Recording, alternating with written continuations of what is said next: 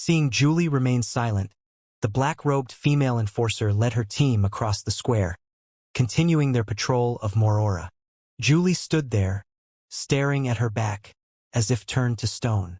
Hidden in the shadows, Lumion watched silently, musing to himself, an old lover? That enforcer had a certain demoness-like charm. Was she the last demoness to infiltrate Morora? Julie's lover, but ultimately became an experimental subject and forgot her past? Yes, the Knowledge Cathedral's Herberg mentioned that in Morora, the past isn't important. Only the present and future matter. Is this implying that after becoming an experimental subject or spending enough time here, ties to the past will gradually disappear, even memories can't be retained? This is somewhat like the people who disappeared in the Trier's catacombs, who were forgotten by everyone who knew them, but the effect is opposite and not as strong. Lumion felt he understood Julie's emotions better now. She might have willingly taken on the task of infiltrating Morora, hoping to find and rescue her lover, only to discover her lover had completely forgotten her. Not betraying her, but simply not remembering who she is. Besides the two untainted demonesses around me, there's actually another who believes in true love. Julie must have another purpose in seeking Celeste, confirming her situation, obtaining untransmitted information, and perhaps items prepared for seizing 0-01. Lumion seriously considered the feasibility of attacking the enforcers without facing punitive consequences. After a while, Julie trudged back towards the carnivore bar, her face plain and her expression sorrowful, like a white jimsonweed swaying gently in the cold night wind. Lumion stayed vigilant, following Julie until she reached the carnivore bar before reappearing in his room using the shadows. A while later, lying in bed listening to the wind, Lumion's thoughts wandered aimlessly. Suddenly, he opened his eyes, noticing a troubling detail. Having become an experimental subject, Celeste's reaction just now was wrong. From previous tests, Lumion knew the enforcers strangely recognized every resident of Morora. Celeste should have asked, "Who are you calling?" Or "What do you want?" instead of, "Who are you?" Whether in a normal state or not, she most likely still recognized Julie but pretended not to. Lumion sat up, narrowing his eyes. Is Celeste not a complete experimental subject yet? Is she pretending not to recognize Julie to protect her or to keep her secrets safe, ensuring the plan continues? What is she using to maintain some clarity and self-awareness, not becoming a complete puppet-like experimental subject? Is it something the Demonist sect prepared based on previous infiltrators' experiences?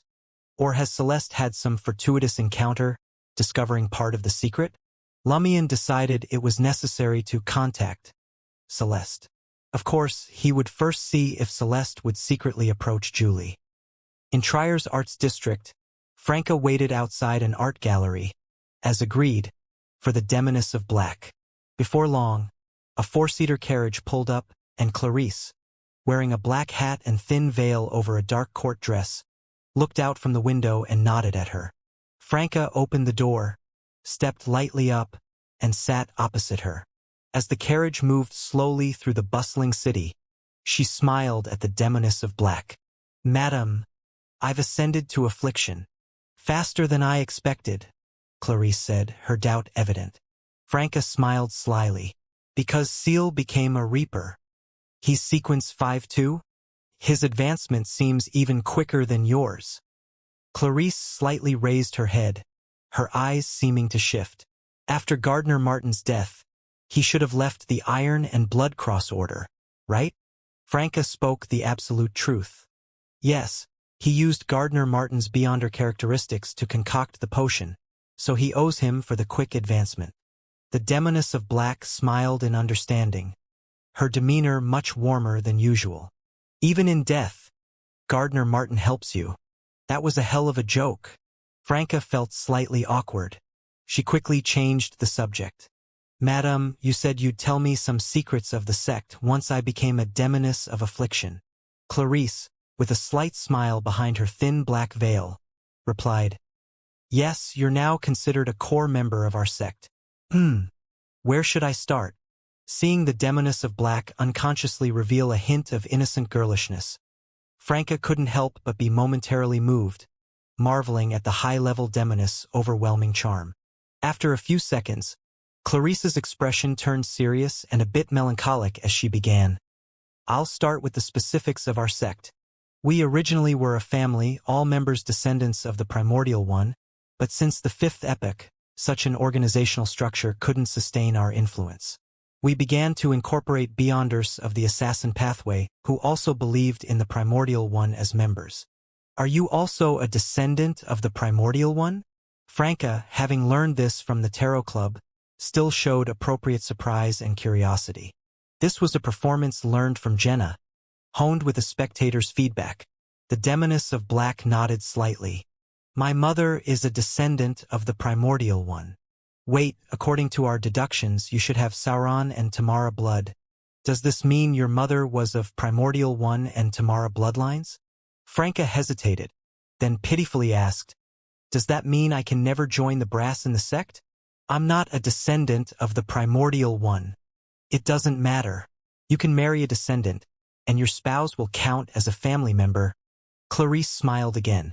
Moreover, in the future, you might truly become a child of the primordial one. We are always getting closer to the primordial one. What do you mean? Franca expressed her confusion. She felt a sudden, inexplicable fear.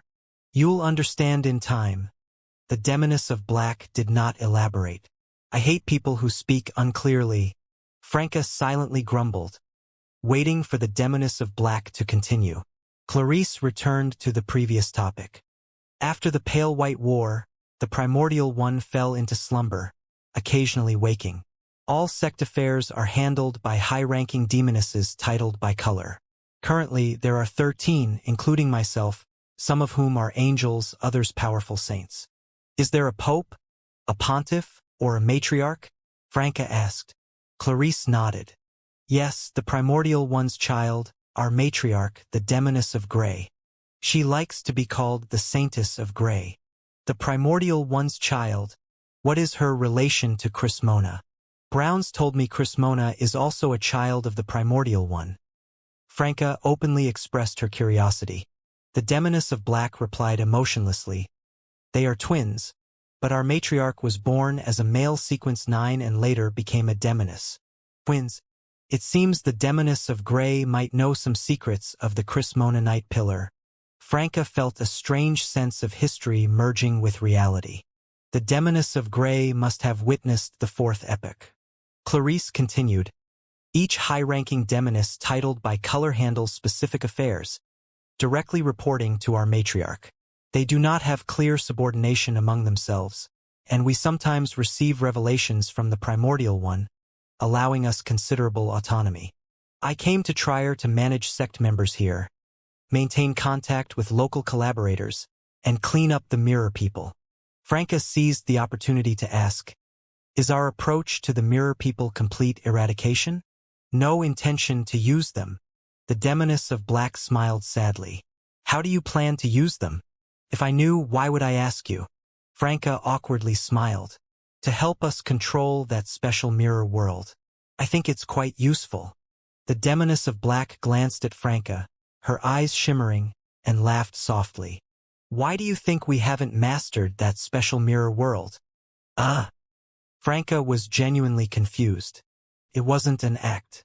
The demoness of black resumed her melancholy, elegant demeanor, smiling faintly.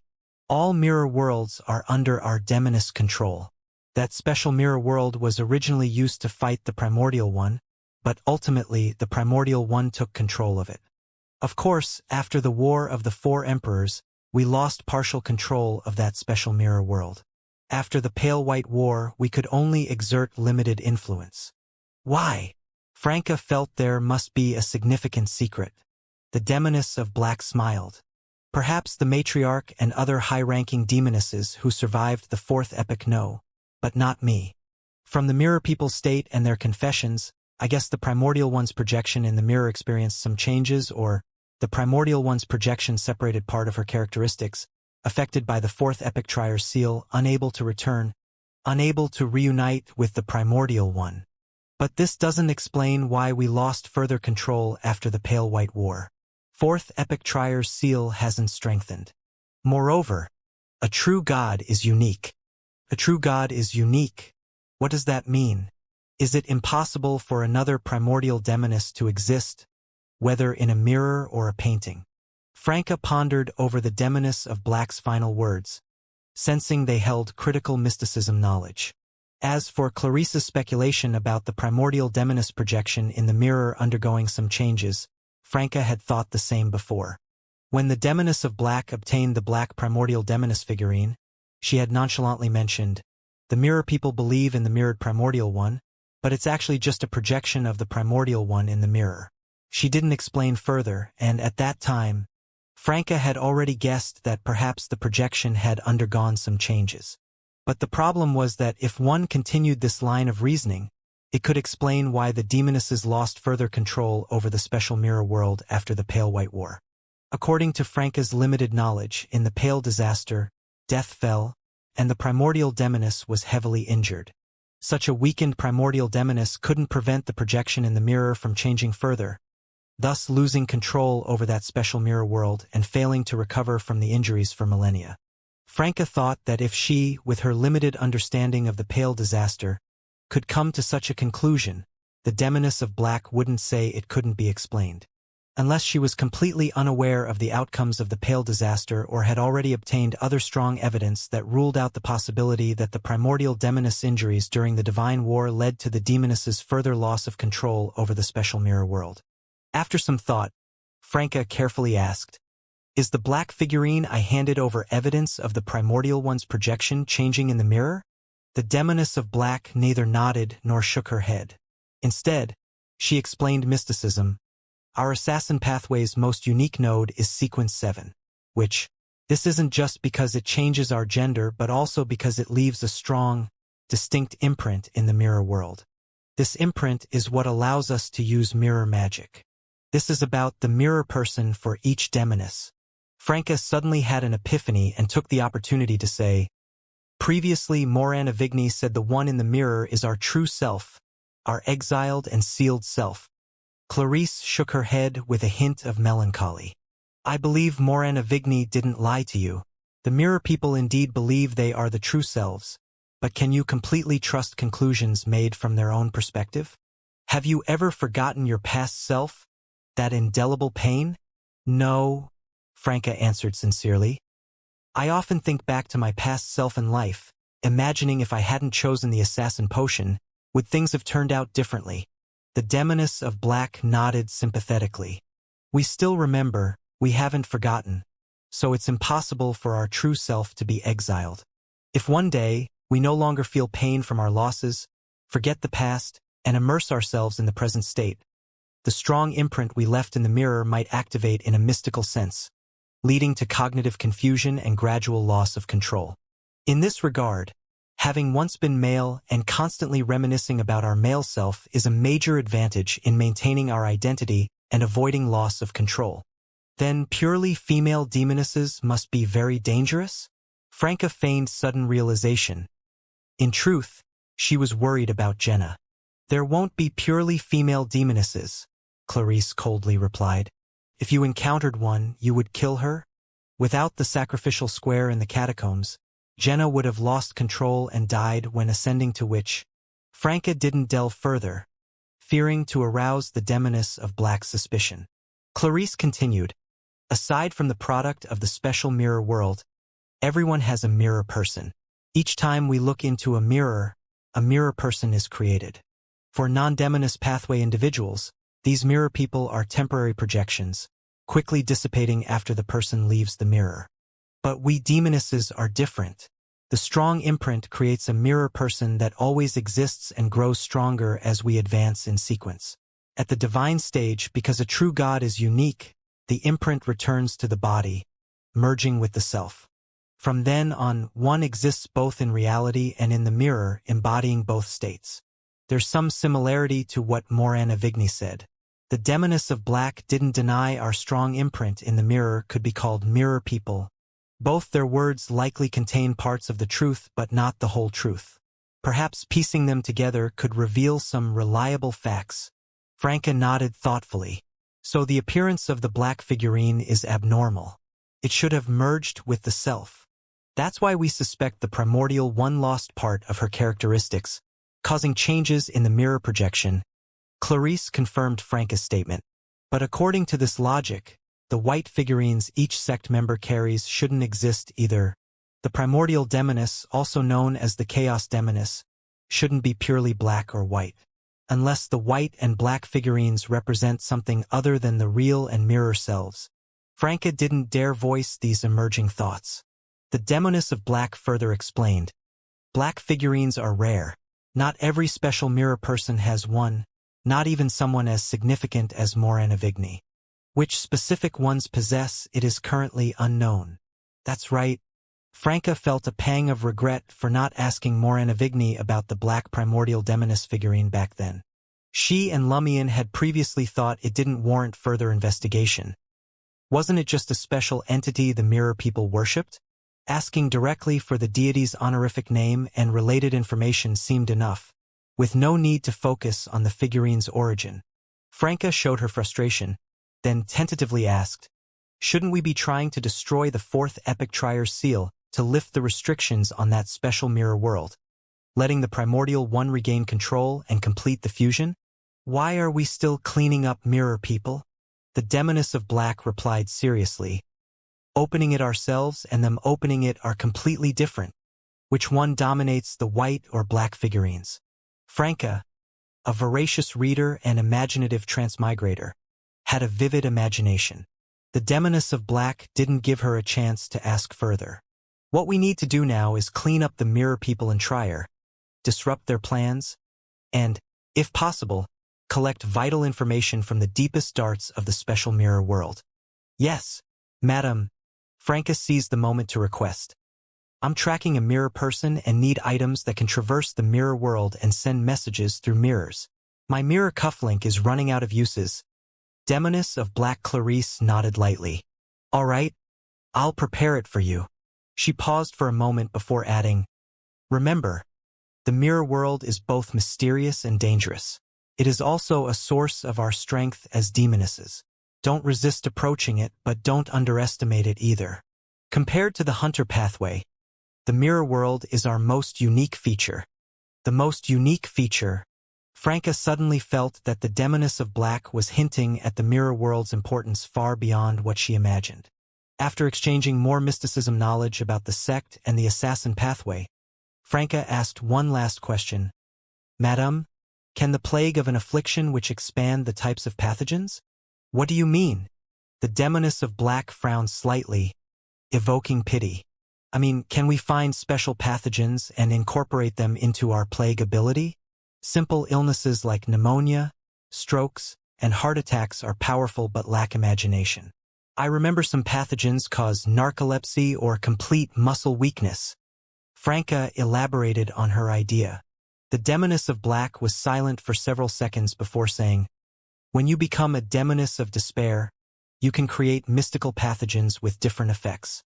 For now, the range of plague is fixed by the beyonder characteristics unless. Unless what? Franca asked curiously. The demoness of black spoke with longing and admiration. Unless the primordial one modifies the scope of plague as a true god of the demoness pathway. So that's possible? This is what being a deity means, influencing one's pathway. Franca was genuinely shocked, realizing the true meaning of the word, true god. Morora in the carnivore bar. Lumion lay on the bed, eyes closed, appearing asleep but actually closely monitoring Julie's movements.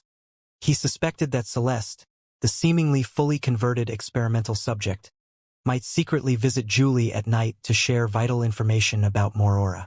As the night deepened, Lumion felt a sudden restlessness, as if the air was filled with amorous energy. His mind couldn't help but recall scenes of temptation he'd witnessed before. Similar experiences were not new to Lumion. He had felt this way before. Whenever Franca prayed to the primordial demoness figurine made of bone, Lumion would sometimes be nearby. Even through doors and walls, through the wall of spirituality, he couldn't help but feel sensations. Is Julie praying to the primordial demoness figurine? Lumion, still with his eyes closed, made a guess about the current situation. It wasn't necessarily due to Julie's extreme piety. It was a daily ritual for members of the demonist sect. Even a believer of Mr. Fool like Franca had to do it regularly. Before long, the amorous energy in the air dissipated, and Lumien's state returned to normal. Suddenly, he remembered something. Where did Julie get a primordial demonist figurine? During the exile to Morora, Lumien noticed that neither Les nor Julie seemed to carry personal belongings. This meant that, except for Lumien, who had special treatment and wasn't searched, all other exiles were handled by the standard procedure. So, Julie shouldn't have a standard-issue figurine from the demonist sect. Even if she wanted to make one herself, she would need to buy materials and set up a ritual, and Lumien's tracking today showed she hadn't done any preparations. So, where did her primordial demonist figurine come from? Or did she directly use the language that can invoke natural forces to recite the primordial demonist's honorific name? But if that were the case, the influence of the power overflow on me would be too weak. Even if it was not as strong as the residual divine power Franca experienced, it shouldn't be just a bit of restlessness. Lumien became extremely alert. He quickly had a hypothesis. Celeste had visited. It must have been this demoness who had become an experimental subject, who gave Julie the primordial demonist figurine or something similar. Why didn't I notice? 2 was monitoring the room Julie was in all along. With that thought, Lumien suddenly sat up and looked at the full-length mirror in his bedroom. Yes, Celeste must have come through the mirror world. She must have communicated with Julie through the mirror, which is why I didn't detect anything unusual until Julie started praying. It's normal for the demonist sect to have items like the mirror cufflink. Silently, Lumien got out of bed and walked to the full-length mirror in his room. He felt it was time to use the mirror cufflink. He put on the glass-like cufflink and pressed his hand against the mirror surface. The button-like accessory lit up with a faint glow, and Lumien's figure immediately penetrated the mirror's surface, entering the deep, dark mirror world. Before the dark, web-like tunnel spread out before him, Lumien clearly sensed the 3 mirror imprints he had left in the outside world and the few he had set up in Julie's and Les' rooms. He didn't rush to the mirror in Julie's room. Instead, he took out an unfinished letter from the traveler's bag. It was a letter to Franca, Jenna, and Anthony. Lumien then activated the black mark on his right shoulder, attempting to teleport to the full-length mirror in Franca and Jenna's apartment. It felt distant and had an invisible barrier. Even if he penetrated the barrier, there was a vast, silent void of darkness that Lumien instinctively believed contained indescribable danger and terror. Does this represent that special mirror world? To leave Morora and return to the outside world, I must pass through it? Even angels would find it dangerous.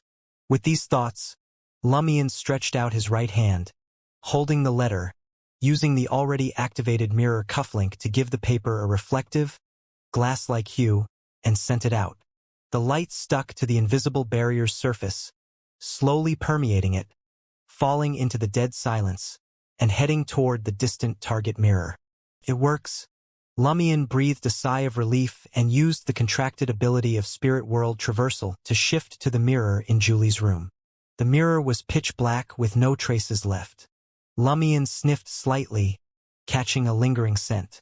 It smelled like a human hormone, coupled with the influence of mystical power, faintly sweet, amorous, and warm. Not Julie's scent. Lumien nodded slightly. Celeste indeed visited. Now the question was, did Celeste use an item to traverse the mirror world and reach Julie's room? An item that escaped the Church of Knowledge's search? Or did she use the special connection of the mirror world to send it through a ritual?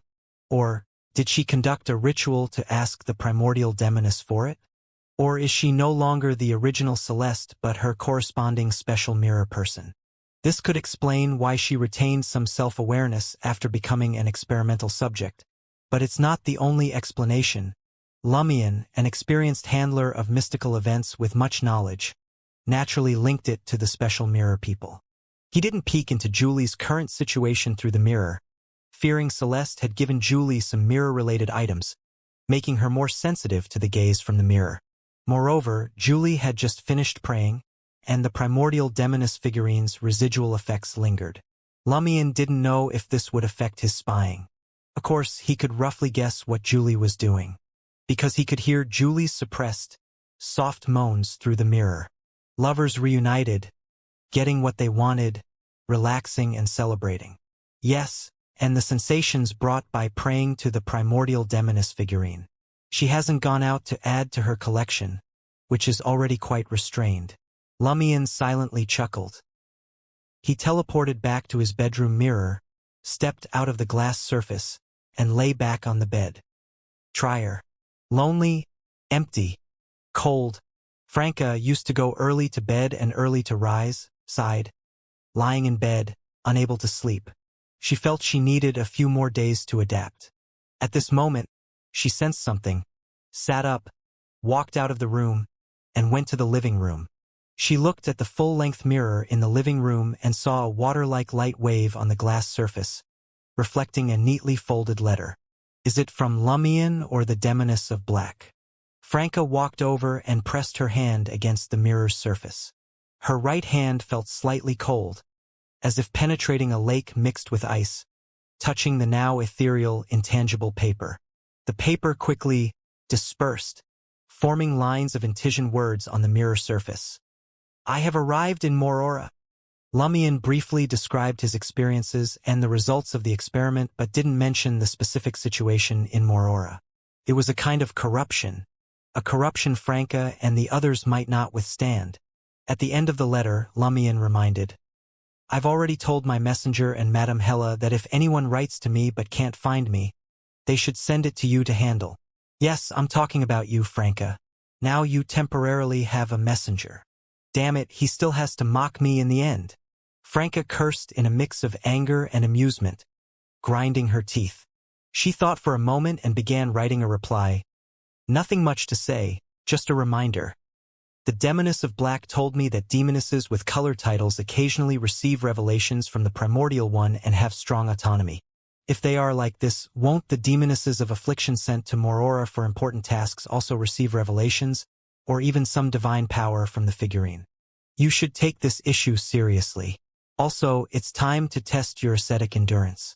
If you get bewitched and lose your manhood, even if it grows back every morning, I'll laugh at you for the rest of your life. After finishing, Franca folded the paper and took out a rectangular amulet from the traveler's bag that looked like it was made of ice. The amulet was entirely transparent, with patterns and motifs like bubbles inside, flowing and gathering continuously. It was the ice amulet given to Franca by the Demoness of Black, allowing 7 traversals through the mirror world or 14 transmissions of information. Franca put on the amulet, held the letter, and returned to the full-length mirror. With a flash of cold light, she pressed the letter into the mirror surface, letting it fall toward the place the previous message came from. Morora. After reading the letter on the mirror's surface, Lumian lay back on the bed again. He anticipated possible surprises, like Wannick, the owner of Dade's agricultural company, coming to kill him at night. This most dangerous criminal in Morora should soon figure out who the exile he confronted in the afternoon was. He must already know that Lumian killed the carnivore bar owner and took over the place. Given his attitude, he couldn't wait to kill Lumian on the spot. Now that he had identified his target and locked in his whereabouts, he would act quickly. Lumian hadn't slept all night, only pretending to, not just to monitor Julie but also for this reason. Now he hoped Wannick would come soon. Then he would teleport away, leaving Julie, the demoness, for Wannick, letting them have an intense duel. That way he could see what cards Julie had, what items she got from Celeste, and whether Wannick could further use the power of 0-01. To Lumian's disappointment, Wannick didn't show up all night. Is there a need to be this cautious? Just come straight here, Lumian muttered, getting out of bed and heading downstairs. Chef Les was already up, preparing breakfast with the kitchen ingredients. We can resume operations by noon today, Les said, glancing at Lumian. But we don't have any beef, lamb, or pork in stock. I'll give you some startup funds, Lumian replied, just about to leave the kitchen when he suddenly heard Julie's footsteps coming down the stairs. An idea crossed his mind, and he casually said to Les, by the way, Let me tell you about a few people you need to be cautious of. Whatever you do, don't provoke them. First, there's Wanik, the owner of Dade's agricultural company. Lumion relayed all of Gusai's warnings to Les and then added, and another one, named Albus Medici. As soon as he mentioned the name, Lumion heard Julie's footsteps pause momentarily. He might not use that name in Morora. I knew him before and saw him again yesterday when he came to the bar to duel with the owner. He has red hair. In Morora, anyone with red hair, no matter the shade, is trouble. Lumion described Albus Medici's appearance in detail. Chef Les nodded. I'll keep that in mind. Are you sure? Do you need me to sketch them for you? Lumion asked earnestly. He wasn't just asking Les but also Julie, who was coming down the stairs slowly. He wanted to give the demoness something to focus on, hoping she'd be aware of Wanik and Albus Medici soon enough, letting trouble collide with trouble to see who was the bigger problem. Les shook his head slowly. No need. I'll remember them like different ingredients with distinct features. Different ingredients? Like a turkey? Lumion imagined Albus Medici looking like a turkey and laughed. He then handed Les 200 Sasson gold coins to restock the bar with meat and drinks. As he turned to leave the kitchen, he saw Julie reaching the bottom of the stairs. The demoness had changed into fresh, clean clothes and elegant white blouse paired with an ankle-length green skirt, highlighting her gentle and graceful demeanor. Lumion suddenly recalled the sounds he heard last night, which contrasted sharply with Julie's current serene appearance. His mouth went dry. Damn it! This demoness is subtly using charm on me. It was normal to react, but this strong reaction wasn't right for an ascetic like Lumion. He looked at Julie and raised an eyebrow. Do you remember the second rule of the bar? Julie, looking more radiant than yesterday, seemed to glow with inner joy. Lumion felt an urge to rub his forehead. Hey gal, are you really not worried about exposing that Celeste visited you last night? Although you don't know that I witnessed you sprinting to Celeste yesterday and suffered a huge blow. Julie smiled gently. Don't harass the boss. You were charming me just now, Lumion stated flatly. Julie shrank back, feigning fear. What? What are you going to do to punish me? She acted scared but her eyes sparkled with amusement, as if she was teasing Lumion. Lumion sighed, half genuine, half deliberate. First-time offense can be forgiven, but don't let it happen again, or else. He didn't finish the sentence, leaving an ominous silence. Yes, boss. Julie beamed. She glanced at the door. The bar won't open until noon. Can I go out for a bit? Sure, Lumion teased. Planning to add to your collection? Do you have a morning exercise routine? No. Julie shook her head lightly. Just want to explore the city more. As she left the bar, Lumion immediately teleported ahead, transforming into a shadow creature to follow her. But Julie vanished. Invisibility, then wiped her tracks and did anti-divination. Lumion emerged from the shadows, frowning slightly. This meant what Julie was doing this morning was very important. She didn't want anyone to know. Also, having finally met her lover and found solace, she was more professional now, unlike her near breakdown last night. This was the normal behavior of a Sequence 5 demoness of affliction. Lumion wasn't too disappointed. At least Julie now knew about Wanik and Albus Medici. Following the nearest path, he walked towards the cemetery but didn't dig any graves or sneak underground. Instead, he went straight into the library-like knowledge cathedral. Today, he was not merely tracking Julie. His main goal was to visit Archbishop Heriberg of Morora. The title of Morora's archbishop was Lumion's creation. After all, this puppet-like clergy member of the Church of Knowledge claimed to oversee all theological affairs in Morora. Lumion felt that since the Church of Knowledge had recommended him into Morora without confiscating his mystical items, direct inquiry about the underground mausoleum might be surprisingly effective rather than probing indirectly. This was also a test.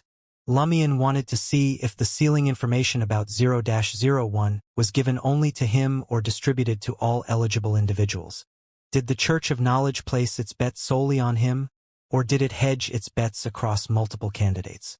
Inside the radiant holy cathedral, Lumion found Heraberg, with his graying hair, kind eyes, and white robe with brass embroidery, standing by a brass bookshelf, quietly reading a thick book. "Archbishop," Lumion called tentatively. Heraberg looked up and asked warmly, "What puzzles you?" Lumion chose his words carefully. "If I want to enter the cemetery's underground section to find something, how can I avoid the dangers?" Heraberg smiled and pointed to the brass bookshelf beside him. This one, and this one. Read them all thoroughly." Lumion followed his gesture, mentally noting the book titles. Morora Residence Code, Doll Crafting and Maintenance, Examples of Mausoleum Construction, Principles of Sealing. What use is this for a hunter like me? I'm not a reader who can wield knowledge directly. Does this mean that by absorbing the knowledge in these books, I can grasp the layout of the underground mausoleum, understand the sealing mechanisms, and find a way to leave my mark on 0-01? Lumion thought deeply as he withdrew his gaze. Heraberg continued, "Once you've read those, complete these test papers. You must score perfectly on each one." Lumion looked at the stack of test papers filling a shelf. His forehead twitched, recalling some unpleasant memories. He maintained a neutral expression, confirming, "So, once I finish reading and acing these tests, I can avoid the underground dangers?" Heraberg pointed to another brass bookshelf. That one, and that one. Master all the knowledge on those shelves, and you'll be well prepared." 3 shelves? Lumion's lips twitched slightly. "That's about 200 or 300 books plus thousands of test papers, right?" Heraberg smiled and sighed. "Remember, knowledge equals power, and knowledge equals wealth. All the answers you seek lie within." Lumion's expression shifted as he bit his lip and said, "I'll start with these." He pulled out the initial books Heraberg pointed out. Heraberg nodded approvingly. "A hunter who learns and pursues knowledge is the most powerful hunter. It's been years since another hunter came to me, willing to patiently read the designated books. The others, with red or thick hair, won't even step into the holy temple of knowledge, let alone approach these bookshelves. It's because Aurora instilled a reading habit in me from a young age." Lumion thought, feeling a pang of sadness. He placed the books into his traveler's bag, bid farewell to Heraberg, and walked towards the Knowledge Cathedral's entrance. Along the way, he saw a familiar figure Gay, who had been exiled to Morora with him. The scholarly-looking Gay, now dressed in thick, cotton clothing, stood by a brass bookshelf, engrossed in a book by the light of the stained glass window. After a few seconds, Lumion walked over, smiling. "What a coincidence. Why are you here reading?" Gay smiled faintly. "Didn't I tell you yesterday? I regret not knowing enough. Now, with such a vast library, how could I pass up the chance to learn?" "What brings you here?" "To ask if it's too late to convert to the God of knowledge and wisdom," Lumion joked, then changed the topic. "Have you found a job yet?" "Not yet." Gay shook his head. "I don't want to work on a farm or in a factory as some exile slave. I'm planning to study for a while. Fortunately, I had some luck yesterday and earned some money, so I don't have to worry about going hungry." Lumion chatted with Gay for a bit before waving goodbye to the secretive serial killer and returning to the carnivore bar. He found a spot by the window and began reading the borrowed books in a comfortable position. Maurora's sunlight alternated between bright and hidden by storm clouds, but it didn't affect Lumion's reading as he had his radiant fireball lamp. Near noon, Julie returned, her steps light, her face smiling, exuding a charm that even made Chef Les steal a few glances at her. Julie gave Lumion a curious look. "You're reading." "Not much else to do," Lumion replied casually. Julie had no interest in the books. She withdrew her gaze and went upstairs, likely looking for waitress attire. Lumion clicked his tongue silently. "Really, knowledge is power and knowledge is wealth. Aren't you curious about what I'm reading?" Les approached and said, "Boss, lunch is ready." Lumion nodded, put away the books, and stood up. He thought for a moment and said to Les, "Find a red cloth and hang it at the door." Les didn't ask why. He went upstairs, found a piece of red cloth, and hung it at the entrance of the carnivore bar. Lumion then sat at the newly rebuilt bar, enjoying the spiced, marinated roast beef with soft, delicious bread. As time passed, more and more customers entered the carnivore bar. Les had put up a wooden stand outside with a new menu and corresponding prices.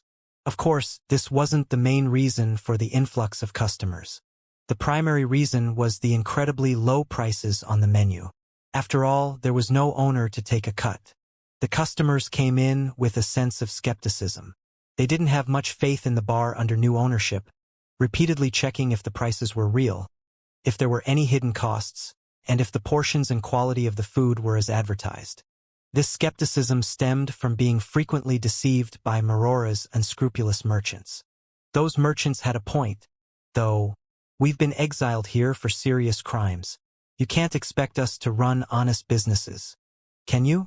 Besides, the Mauroa resident code doesn't prohibit false pricing or inferior goods, and the enforcers won't check the kitchen's hygiene. Most customers were angry but helpless. Those merchants they could deal with had already been eliminated.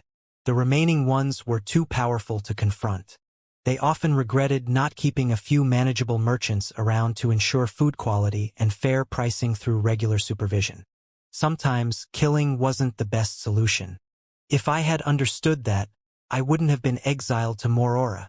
A man in his 40s voiced his opinion while holding a beer with white foam. His gaze kept shifting to Julie, temporarily acting as the bartender, hoping to catch her attention with his words and demeanor. Low prices drew them in, but the pretty bartender made them stay for another drink. Lumion forked a piece of perfectly roasted beef, savoring the combination of Les' secret spices and the tender meat. He wondered if, after leaving Mauroa, he should have Ludwig become a head chef. Can't waste a chef's talent. After finishing lunch, Lumion took a glass of strong liquor and walked around the hall as the bar owner, piecing together the current situation in Mauroa from different customers. Not long after the establishment of this city of exiles, a class division emerged, mainly based on power. Today, the Beyonders firmly controlled all key positions in Mauroa, holding the resources like food, meat, vegetables, dairy products, various minerals, factory goods, sales channels, and street shops. Ordinary criminals without supernatural powers could only serve them, working on farms, in mines, ranches, factories, etc. The better off were employees, the worse off were nearly slaves. For these ordinary criminals, the ultimate dream was to gain the trust of a powerful Beyonder and receive unwanted Beyonder characteristics as rewards after a duel. This is exactly what the Iron and Blood Cross Order dreamed of. Lumion mused with a chuckle after returning to his seat at the bar. As a former member of the Iron and Blood Cross Order, he often mocked the awkward preaching and rituals, but it helped him grasp the core ideology of the Iron and Blood Cross Order. They wanted to establish a world where Beyonders no longer hid but gained status through power. Mauroa seemed to embody this vision. Lumion was about to finish his drink and find a quiet place upstairs to study when he noticed Gusai, the gentleman, entering the bar. You came quickly. Someone's been watching this place? Lumion played with his glass. Gusai sat beside him, removed his top hat, and addressed Julie, who wore a white blouse, black vest, and a dark tie with a unique charm, a Lanty-proof. In Mauroa, the most popular drinks were rye beer, Lanty-proof, and red wine. Lumion took out paper and pen from his traveler's bag and started sketching on the bar counter. Gusai waited until Julie handed him the Lanty-proof, took a sip, and then smiled ahead. You made your decision faster than I expected. I don't want to be tied down like this, Lumion replied with a hidden meaning. His true intention was that he didn't want to stay in Mauroa long, while Gusai interpreted it as him not wanting to remain under the Church of Knowledge's rule. That's a choice all strong people make. Eagles don't mingle with sparrows, Gusai praised. Lumion, still sketching, laughed. Now you need to convince me that you have a promising future. I won't stand with losers. I've incited dozens of riots and haven't been caught by the Church of Knowledge. Isn't that reason enough? Gusai sipped his Lanty-proof. Lumion shook his head. In my hometown, there's a saying, One swallow doesn't make a summer. It means that a single event can't predict a season. Making hasty judgments based on isolated incidents is unwise. What do you need to be convinced? Gusai tilted his head. Lumian chuckled in response. Pass my test. Gusai paused for a moment, then laughed. Normally, wouldn't it be our organization testing new members to see if they're qualified? How did it become the other way around? It depends on the new member's strength and importance, not past experiences, Lumian said, with an expression suggesting he didn't need them to stir up trouble. He could form his own team. Gusai drank his Lanti proof, then said, What do you want us to do? Lumian remained silent until he finished his sketch, then pushed the paper toward Gusai. Find this person. The drawing was of Albus Medici. Although Lumian's drawing skills weren't high, his precise control as a hunter, his deep memory of the subject, and mental reconstruction made Albus Medici's likeness vivid, capturing his aggressive, unpleasant aura. Him? Gusai asked, confirming as he held the drawing. Lumian nodded slightly. His real name is Albus Medici. I don't know if he's using an alias in Morora. Medici. Gusai repeated the last name softly. He folded the drawing, tucked it into his pocket, then picked up his drink. You can test us, but we need to test you too. You must prove your capabilities. Killing the original owner of this bar isn't enough?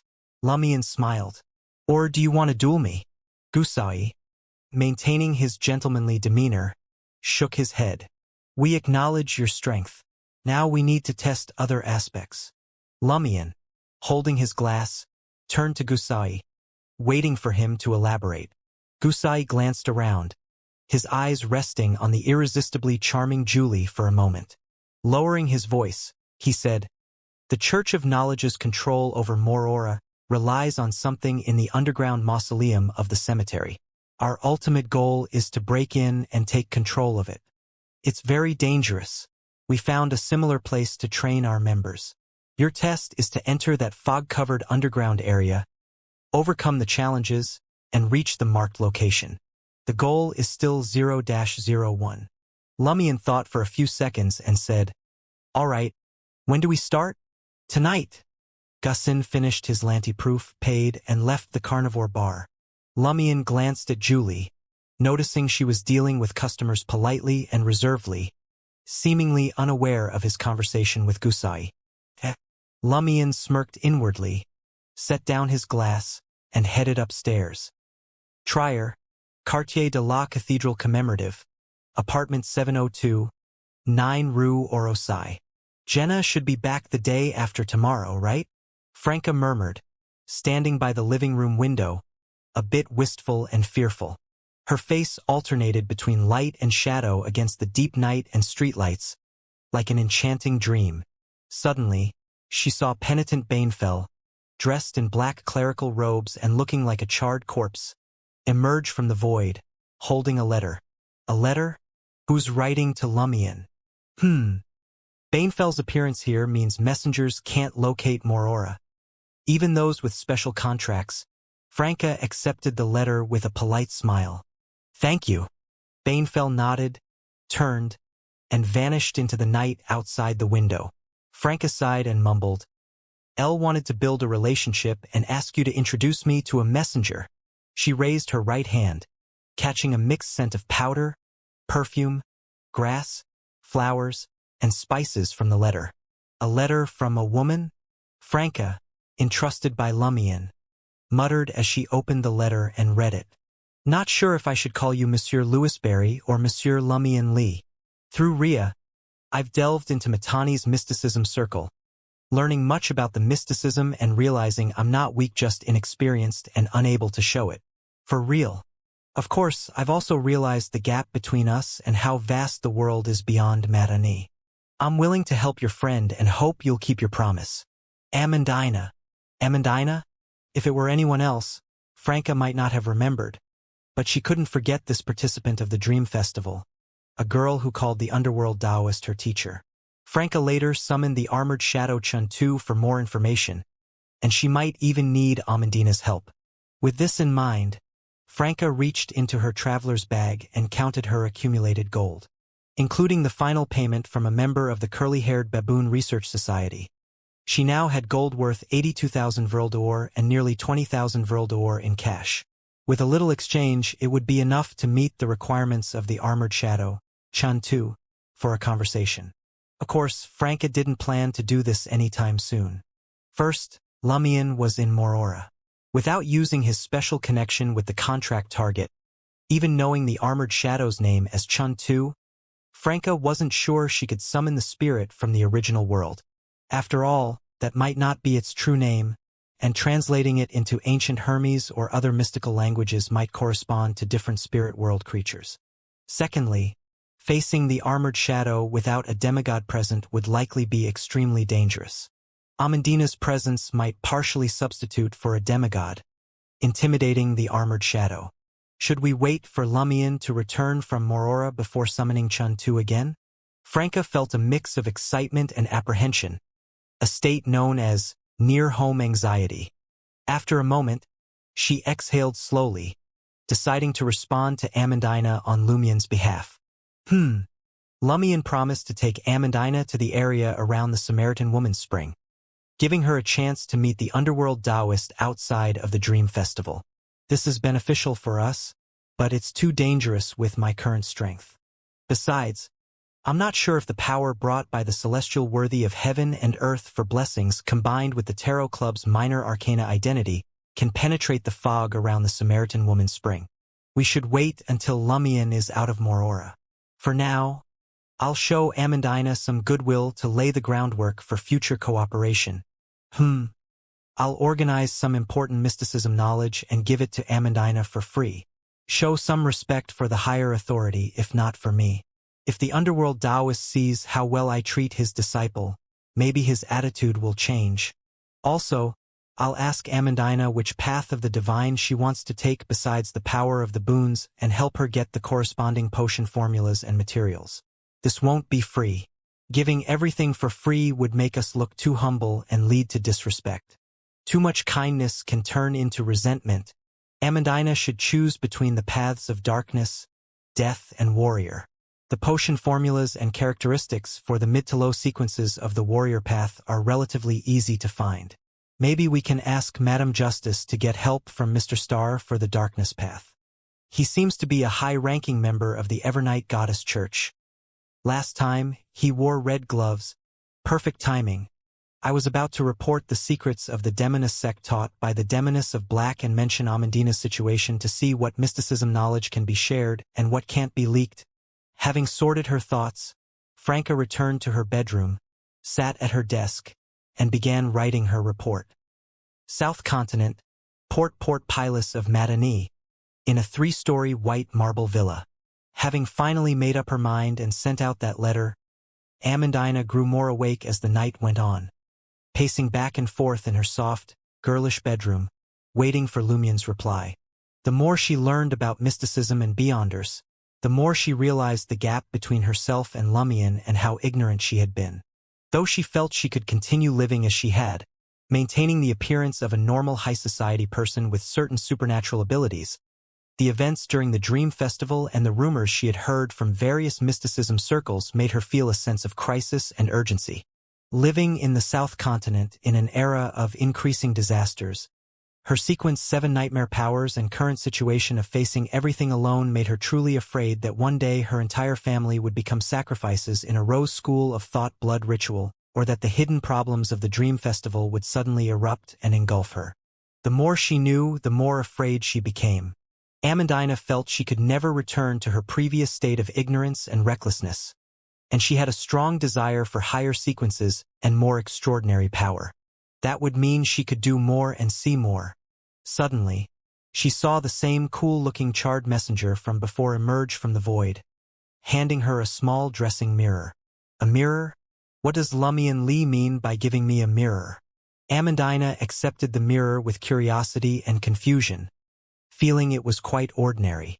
She was about to ask the penitent Banefell when she noticed a dark, aqueous light spreading across the mirror's surface.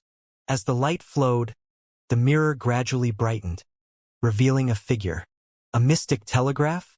And one where you can see and talk to the other person. How fascinating. Amandina didn't notice the messenger leaving, her attention entirely captivated by the mirror. She soon realized that the figure in the mirror wasn't Lumian Lee but a stranger. A woman. The woman had lake-colored eyes, both bright and deep, as if hiding countless words that made one want to explore them. Her nose was delicate and straight, her lips a tempting combination of red and tender white skin, and her eyebrows extended to her temples, with her flaxen hair tied into a ponytail, giving her an air of elegance. So beautiful, Amandina stared blankly, instinctively admiring the woman in her mind. She herself was a girl of outstanding appearance and had always been proud of it. But this time, she felt no sense of competition, entirely immersed in a beauty she had never seen before. Her gaze naturally lowered, seeing the smooth, slender neck and the lace flowers around the shirt collar. For some reason, Amandina felt an urge to see the entire body of the woman in the mirror, to see how beautiful she would look naked. She felt this wasn't her own problem. Even Padre Cali, who only liked men, would surely have a similar urge. Using a bit of charm to enhance goodwill for easier communication, Franca also observed Amandina. This girl had a waterfall of black hair and blue eyes, exuding a youthful energy of free self-expression. All of Lumian's female acquaintances are quite beautiful. Is this a hunter's talent? Franca smiled sweetly through the glass mirror. Lumian is busy right now and can't leave, so he asked me to communicate with you. Amandina snapped out of her daze, shaking off the spell of the woman's beauty. She looked at Franca in the mirror, curiosity and a desire to explore igniting within her. You're Lumian, Monsieur Lumian Lee's friend? The one who might need my help in the future. Yes. Franca smiled and nodded. Humph, and you say you're not lovers. Such a beautiful woman makes even me, who likes men, want to sleep with her.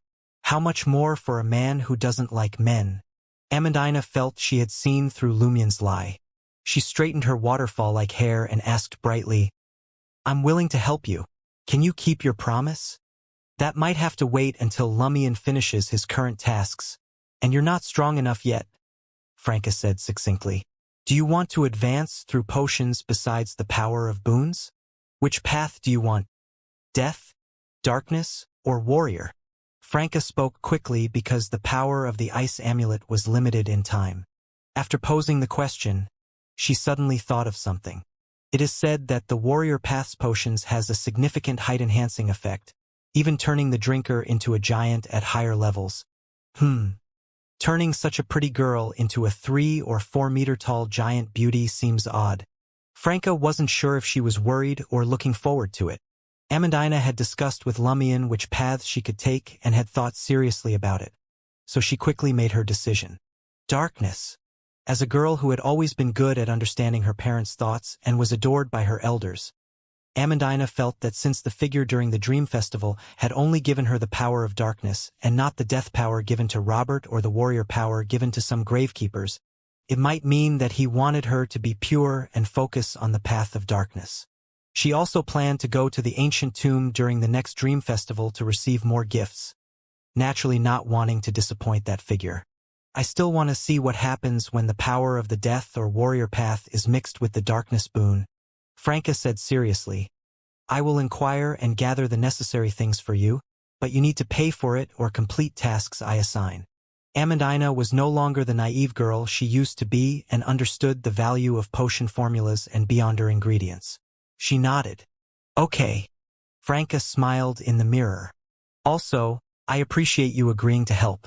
No matter what Lumian promised you, I will provide you with some extra mysticism knowledge for free. Really? Amandina was delighted. This beautiful lady is truly generous. And it's not a trap. The potion formulas and beyonder ingredients come at a cost. Franca didn't answer directly but smiled and said, Remember, my name is Franca. As she spoke, she raised her right hand and pushed a stack of stapled papers forward. In Amandina's eyes, the stack grew larger, eventually penetrating the glass and falling into her hands, while Franca's image disappeared from the mirror. Franca, Lumian Lee and she make a good match. Amandina imagined Lumion and Franca together, suddenly having some romantic thoughts. She whispered to herself, "That must be beautiful. I'd love to see it." Suppressing the images in her mind, Amandina looked at the papers in her hand, glancing over a line of words. Law of Beyonder Characteristics Convergence. W.H. Amandina was both bewildered and deeply impressed. Moreover, late night, after the carnivore bar closed, Lumion exited through the back door and saw Gusai wearing a top silk hat. Gusai slowly smiled. "I'll take you to the place for your test now." Maurora's night was devoid of streetlights, relying solely on the crimson moon high above to provide light, casting deep darkness and dense shadows everywhere. Gusai, dressed like a gentleman, carried a lantern as he led Lumion to a neighborhood near the edge of the city. The area had been completely abandoned due to a small volcano that had erupted, swallowing several houses and leaving a charred wasteland in its wake. "The place you mentioned isn't at the base of the volcano, is it?" Lumion glanced around, adjusted his cuff, and smiled. Gusai nodded slightly. Yes, the volcanic eruption affected the underground part of the cemetery, allowing its power to seep out. The lava receded quickly, leaving behind an empty void. If you can find the right path through the void filled with the fog of war and reach the designated spot, it will prove you have the qualifications to join us in penetrating the underground part of the cemetery. Fog of war. Gusai had been using this term to describe the underground fog, which seemed to have leaked from the mausoleum containing 0-01, which represents the Red Priest. Lumion didn't conjure a bright white fireball for illumination. Instead, he followed Gusai, who carried the lantern, into a building on the edge of the volcanic area. Inside the house, filled with solidified volcanic rock, they descended a precarious staircase into a partially collapsed basement. The basement walls had a gaping crack leading to a void filled with dense fog. You need to reach this point near the cemetery's underground section and light the oil lamp between 4 stone statues. Remember, there are 4 statues facing each other in pairs. Gusai hung the lantern on a protruding stone brick in the wall crack and took out a simple map, pointing to the destination. Lumion studied the map for a minute, then turned his gaze to the dense fog outside the crack. "What's special about this fog?" Gusai pressed his top hat and smiled. "It significantly reduces your visibility, affects your hearing and smell, suppresses your astral projection's interaction with the spirit world, and dulls your spiritual warning and intuition." "And?" Lumion asked, seemingly relaxed. Gusai thought for a few seconds. "The fog of war envelopes the corresponding spirit world area. Some Beyonders, even if they can enter the spirit world, can't locate themselves or escape the fog. If they try to teleport out, they might get lost somewhere in Morora and never return to reality. Seeing means being able to teleport there? With my hunter's vision, I can only see 5 or 6 meters. Lumion roughly understood the fog's effects and laughed. "If I could create a hurricane, could I blow it away?" "We've tried." "You can, but once the wind stops, the fog comes back, and the dispersal is limited to reality, not affecting the part seeping into the spirit world." Gusai explained the previous experiment's results. Lumion asked a few more details, then conjured a bright white flame to hover above his head. He stepped forward, through the crack, and into the dense fog. Unlike normal fog, this one felt like it had been scorched by fire. As Lumion inhaled, his airways stung with a fiery pain, and his mind filled with the smell of burning, blood, and rust. The dense fog churned, and the ground trembled slightly. Lumion saw tall figures emerging from the fog 5 or 6 meters away. These figures were made of black iron, covered in dark red rust, like neglected metal puppets. Some lacked arms, others had disjointed bodies, and some had gaping holes in their chests. They staggered towards Lumion, wielding giant swords that gleamed coldly. Lumion chuckled. "Who dug you out of the trash heap?" "Recycling, huh?" Before he finished speaking, he disappeared from his spot, reappearing behind one of the iron puppets. His eyes turned iron black, and his right fist ignited with bright white flames, crashing down on the puppet's waist. Suddenly, A bright white flame spear shot from the crack in the wall, hurtling towards Lumion. Lumion couldn't dodge or use spirit world traversal in time. He could only fall to the ground, following the momentum of his right punch. At the same time, he prepared to swap places with his shadow. Bang! His flaming right fist struck the puppet's waist, creating a spiderweb of cracks. Then, his fist brushed against the metal surface, pulling his body to the ground, narrowly avoiding the white flame spear, though a lock of his hair caught fire. With a clatter, the white flame spear pierced the puppet and landed 2 meters away, revealing Gusai in his top hat. The Invigilator was the attacker, the second most dangerous person in Morora. Creak, creak. The puppet took a step forward out of inertia, then collapsed into a heap of scrap metal. Lumion, lying on the ground, didn't roll away.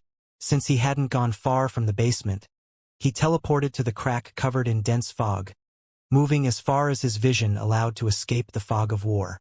Once outside, he could either counterattack Gusai or find a chance to escape, both better options than fighting in a preset scenario. Whenever possible, avoid fighting in someone else's setup. As Lumion's figure appeared in the dense fog near the basement crack, he saw a bright white flaming metal spear rushing towards his heart, as if waiting for him to come. Besides Gusai, there was another ambusher. Gusai's attack seemed to lure Lumion to teleport towards the exit, stepping into a trap. At this moment, Lumion in Morora, far from Franca and Jenna, couldn't use their mirror substitution. He could only swap places with his shadow in a flash of light. The bright white flaming spear pierced Lumion's chest, setting him ablaze. But Lumion's figure turned thin and black, dissolving like a shadow in the firelight. The spear-wielding man stepped through the crack into the fog of war. His hair was tinged with blood, his features aggressive, and he wore a black and red jacket. He was Albus Medici. Albus Medici, whom Gusai was supposed to be looking for, was here. Lumion's figure reappeared in another direction, but due to the fog of war, he was still within 6 meters of Albus, Gusai, and the remaining iron puppets. He saw Gusai's forehead glow red, something about to emerge. Albus's hair was covered in red flames, lengthening as it spread. "Traitor!" Gusai whispered, sentencing him. He then created several bright white fireballs, hurling them at Lumion to cover every corner. He seemed unafraid of affecting himself or Albus, though they were only 5 or 6 meters apart, and the fireballs could flatten the carnivore bar. Hearing Gusai's words and seeing Albus's stance, Lumion understood why he was attacked. He had overlooked the Iron and Blood Cross Order. This secret organization, primarily following the Hunter Path, was also searching for 0-01. Over the years, someone had likely infiltrated Morora. One of them was Gusai. With the core members of the Iron and Blood Cross Order's strange connection to 4th Epic Trier, they could maintain some self-awareness in Morora. Using 0-01 to sense the approaching enforcement team made sense, fitting Gusai's behavior. Now, it seemed Albus Medici was still cooperating with the Lran and Blood Cross Order, using the secret organization. Lumion's attempt to use Gusai's power to find Albus had been turned into a trap. Seeing the incoming bright white fireballs and Albus blocking the exit, Lumion didn't hesitate. His sleeve flashed, and he disappeared again. This time, he left behind a makeup mirror. The mirror fell through the dense fog, cracking as it hit the ground. Rumble! Gusai's fireballs exploded, only affecting a 6-meter range, unable to disperse the dense fog of war, confined to a small area. The mirror shattered into countless pieces, some turning to dust, others melting and reforming. Albus, feeling the impact and heat, muttered in confusion, "Using the mirror world?" Behind the dark void of the mirror, Lumion used the mirror cufflink again, quickly looking forward and finding the fog of war hadn't invaded the dark, web-like tunnels. Indeed, in Morora, the mirror world is special. Lumion dared to trust Gusai and enter the fog of war for the test because he had the mirror cufflink. Of course, with items like the Sword of Courage, he wasn't without fighting strength. But he didn't want to risk it in an enemy's prepared battlefield without knowing Albus's full capabilities. Lumion chose a mirror mark in Morora and used spirit world traversal to leave. As he vanished, the dark void behind the mirror silently collapsed with its shattering. Lumion's destination was Julie's room mirror. Upon arrival, he looked through the glass, finding Julie, the demoness, nowhere to be seen, not even asleep in bed. Lumion's lips curled into a smile. Not far from the abandoned neighborhood, Albus Medici, who had parted ways with Gusai, walked along the shadows by the roadside toward the cemetery. Suddenly, he stopped, as if sensing an undercurrent in the nearby darkness. Albus chuckled, and a dense fog immediately surged out, covering his figure and half the street. After several seconds, the fog gradually dispersed, but Albus was no longer there. He had vanished. From the shadow that had just been enveloped by the fog, Julie, with her hair tied up and wearing a slit dress, emerged, staring at the spot where Albus had stood for several seconds. A golden ring with a blue gemstone adorned her left middle finger. Julie looked away, her expression somewhat grim, and headed toward the few blocks where the exiles gathered. Some time later, in the deep darkness of the night, the sharp, painful screams of a man echoed from a room. Lumion returned to the full-length mirror in his room and stepped out, lying down on the bed. After discovering that Julie had quietly left the carnivore bar, he knew the demoness had been secretly following him and Gusai. This was one of his intended outcomes.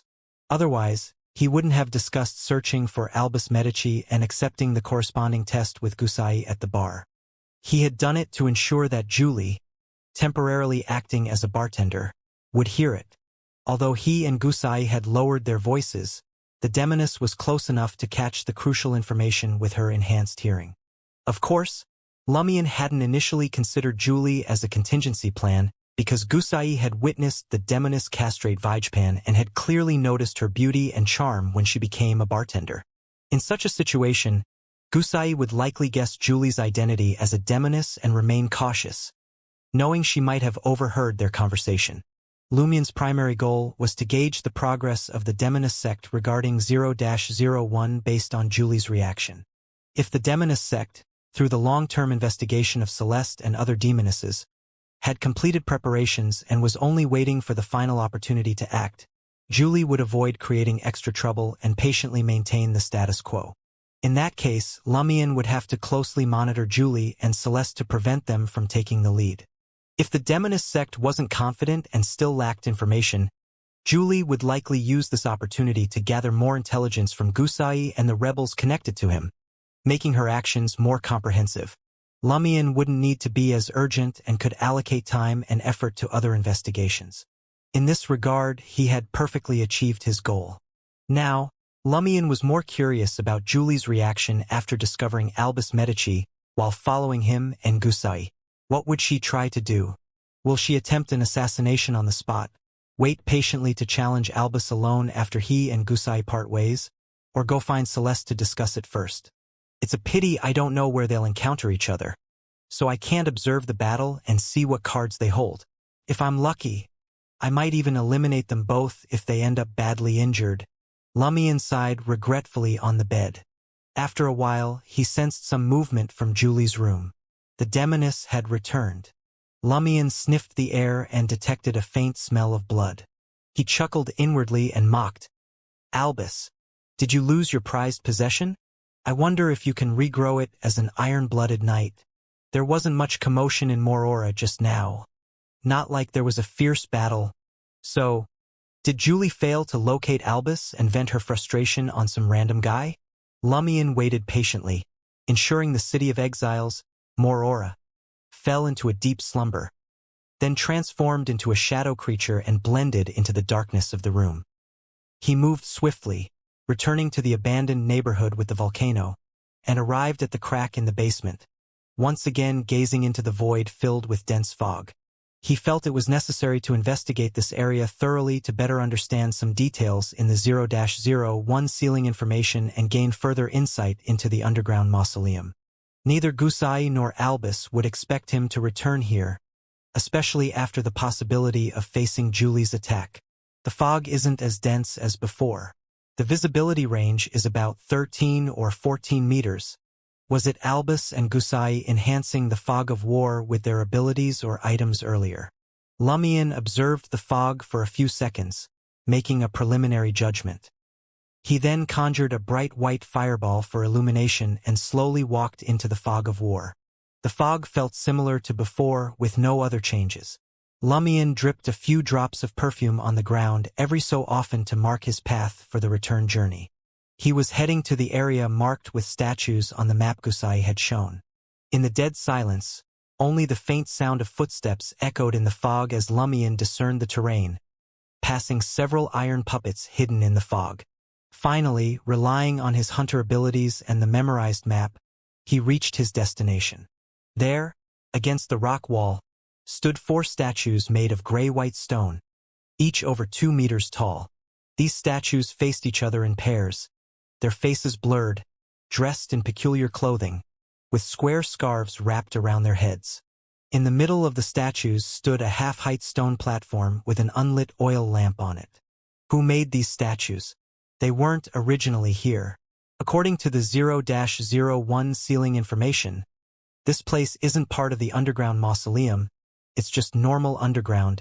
After the volcanic eruption, some of the mausoleum's power leaked out, and someone built these 4 statues and placed the oil lamp here.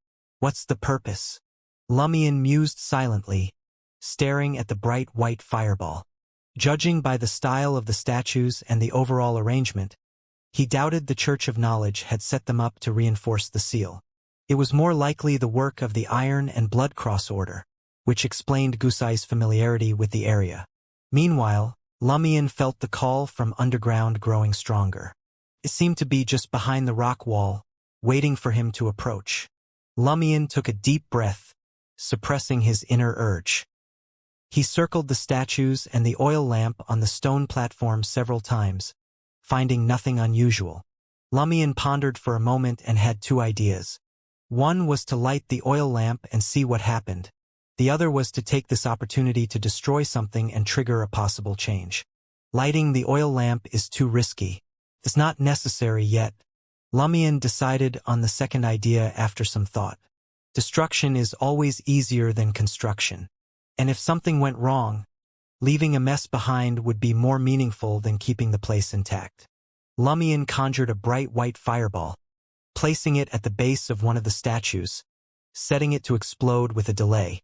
After setting up 5 time bombs, Lumion moved about 10 meters away, hiding in the dense fog, and snapped his fingers. Rumble! The 4 statues and the stone platform simultaneously underwent a violent explosion, cracking from the base and collapsing into piles of rubble. The explosion dissipated some of the dense fog, allowing Lumion to see the statues and the platform. No anomalies or dangers appeared. Good. Now, let's see if Gusai or Albus notice the commotion and come to check it out. I'll be hiding here, ready to strike a fatal blow. Lumion grew more puzzled about the statues and the platform, planning to set a simple trap for Gusai that might be overlooked due to its subtlety. If the statues and the platform were crucial, Gusai would rush to confirm the situation, instinctively thinking the destroyer had already escaped to avoid an ambush. Just as Lumion was about to retreat further into the fog, he noticed the 5 piles of rubble starting to wriggle. They collided and quickly reformed, rising back into their original statue and platform shapes. Identical to before. Lumion's eyes froze. The stone statues and the platform can restore themselves? No wonder the Iron and Blood Cross Order didn't station guards here. They aren't afraid of these things being destroyed. Lumion quickly recovered and tried a new approach. This time, after blowing up the statues and the platform, he used his traveler's bag to collect some of the rubble, waiting a few meters away. The stone statues and the platform restored themselves again, drawing materials from the earth, while the rubble in Lumion's pouch became ordinary stones. Lumion temporarily gave up on destruction, emptied the pouch of rubble, and returned to the statues, picking up the oil lamp with the glass cover. Inside the lamp was a semi-solid, semi-liquid yellowish grease, with a wick seemingly woven from black hair. The more Lumion looked at it, the more familiar it seemed. He began to recall the source of this familiarity. After over 10 seconds, he suddenly reached into his traveler's bag and took out an item. It was a pale yellowish-red, semi-solid substance in a transparent glass bottle, with a thick black wick on top. Corpse wax candle. A candle made from the corpse oils of an iron-blooded knight and a demoness of despair mixed with other substances. The oil lamp on the stone platform resembled it somewhat. Lumion muttered to himself. Magician said that fourth epic trier and a place in Bancy Harbor were the best scenes for the corpse wax candle. What about the underground mausoleum in Morora, which is very similar to fourth epic trier? In the dense fog, Lumion stared at the oil lamp, feeling an urge to light it and see what would happen. Eventually, he controlled himself and refrained from taking the risk. With everything still in a state of chaos and uncertainty, Lumion believed that making any high-risk decisions would be unwise. He also had no intention of taking the oil lamp to trade with Albus Medici for the head of the abscessed hand. Since the Iron and Blood Cross Order placed the oil lamp here without guarding it, they probably weren't worried about losing it or had many similar lamps. Based on his observations, Lumion deduced that the pale yellow grease in the lamp likely didn't come from iron-blooded knights and demonesses of despair. It was different from corpse wax candles and seemed to be a mixture of mid-sequence hunters and demonesses. Though it's less effective than a corpse wax candle, it should still work in the underground of Morora, which is similar to fourth epic trier. Lumion reached into his traveler's bag. Just because he couldn't light it or take it didn't mean he couldn't do anything. He planned to add something extra to the oil lamp, ensuring the Iron and Blood Cross Order would face unforeseen complications during their rituals. Lumion took out some old blood powder from the Demon Warlock, ice lemon fish fillets, a berserk agent from the Night Stalkers, and another bark agent from the same source. He placed them on the half-height stone platform, mixed a bit of each into a brown lump the size of a human finger joint. What do you call this? A cocktail. Lumion chuckled, putting all the materials back into his traveler's bag. He then took out Mr. K's finger, sliced off some flesh, and wrapped it around the brown lump. This was a precaution against the Iron and Blood Cross Order's inspection hunters from the Order would undoubtedly check the oil lamp for any issues before use, as it wasn't always under their strict watch. In Morora, Lumion didn't worry that using Mr. K's finger this way would be detected. Looking at the blood-stained lump, Lumion reluctantly scooped a bit of the semi-solid, yellowish-red substance from his corpse wax candle and smeared it on the lump. A double disguise, combined with a higher sequence, godhood-possessing item, should fool the hunter's noses and eyes. Once the lump was coated with the yellowish-red substance, Lumion examined the candle, reassuring himself, just a idle bit. It shouldn't affect the number of uses. After putting away the corpse wax candle, Lumion picked up the oil lamp, removed the wick made of woven black hair, and carefully submerged the yellowish-red lump into the semi-solid grease, ensuring it stayed in the desired position. Seeing the lump's yellowish-red color blend with the surrounding grease, leaving only faint traces hidden inside, Lumion breathed in relief and slowly inserted the wick back into the semi-solid grease. After several adjustments, the wick's position and condition finally met Lumion's requirements. He could already imagine the scene. The oil lamp would initially burn normally, with the corpse wax having perhaps a hint of godhood, enhancing the ritual's effect and immersing the Iron and Blood Cross Order members in the sensory experience. This would last for 20 or 30 seconds, after which the corpse wax part would burn. This would bring an intense pact-like experience, potentially fatal for some Order members with weaker wills. Of course, this might also benefit some members, causing positive mutations, but the corpse wax portion was minimal, and the burn would soon reach the random materials wrapped in Mr. K's flesh. Lumion wasn't sure what the impact would be, but he was confident it would worsen the situation. Just suck on this one. It hit strong. Lumion recalled how South Continent people described East Balam cigarettes, smiling as he addressed the imaginary Order members.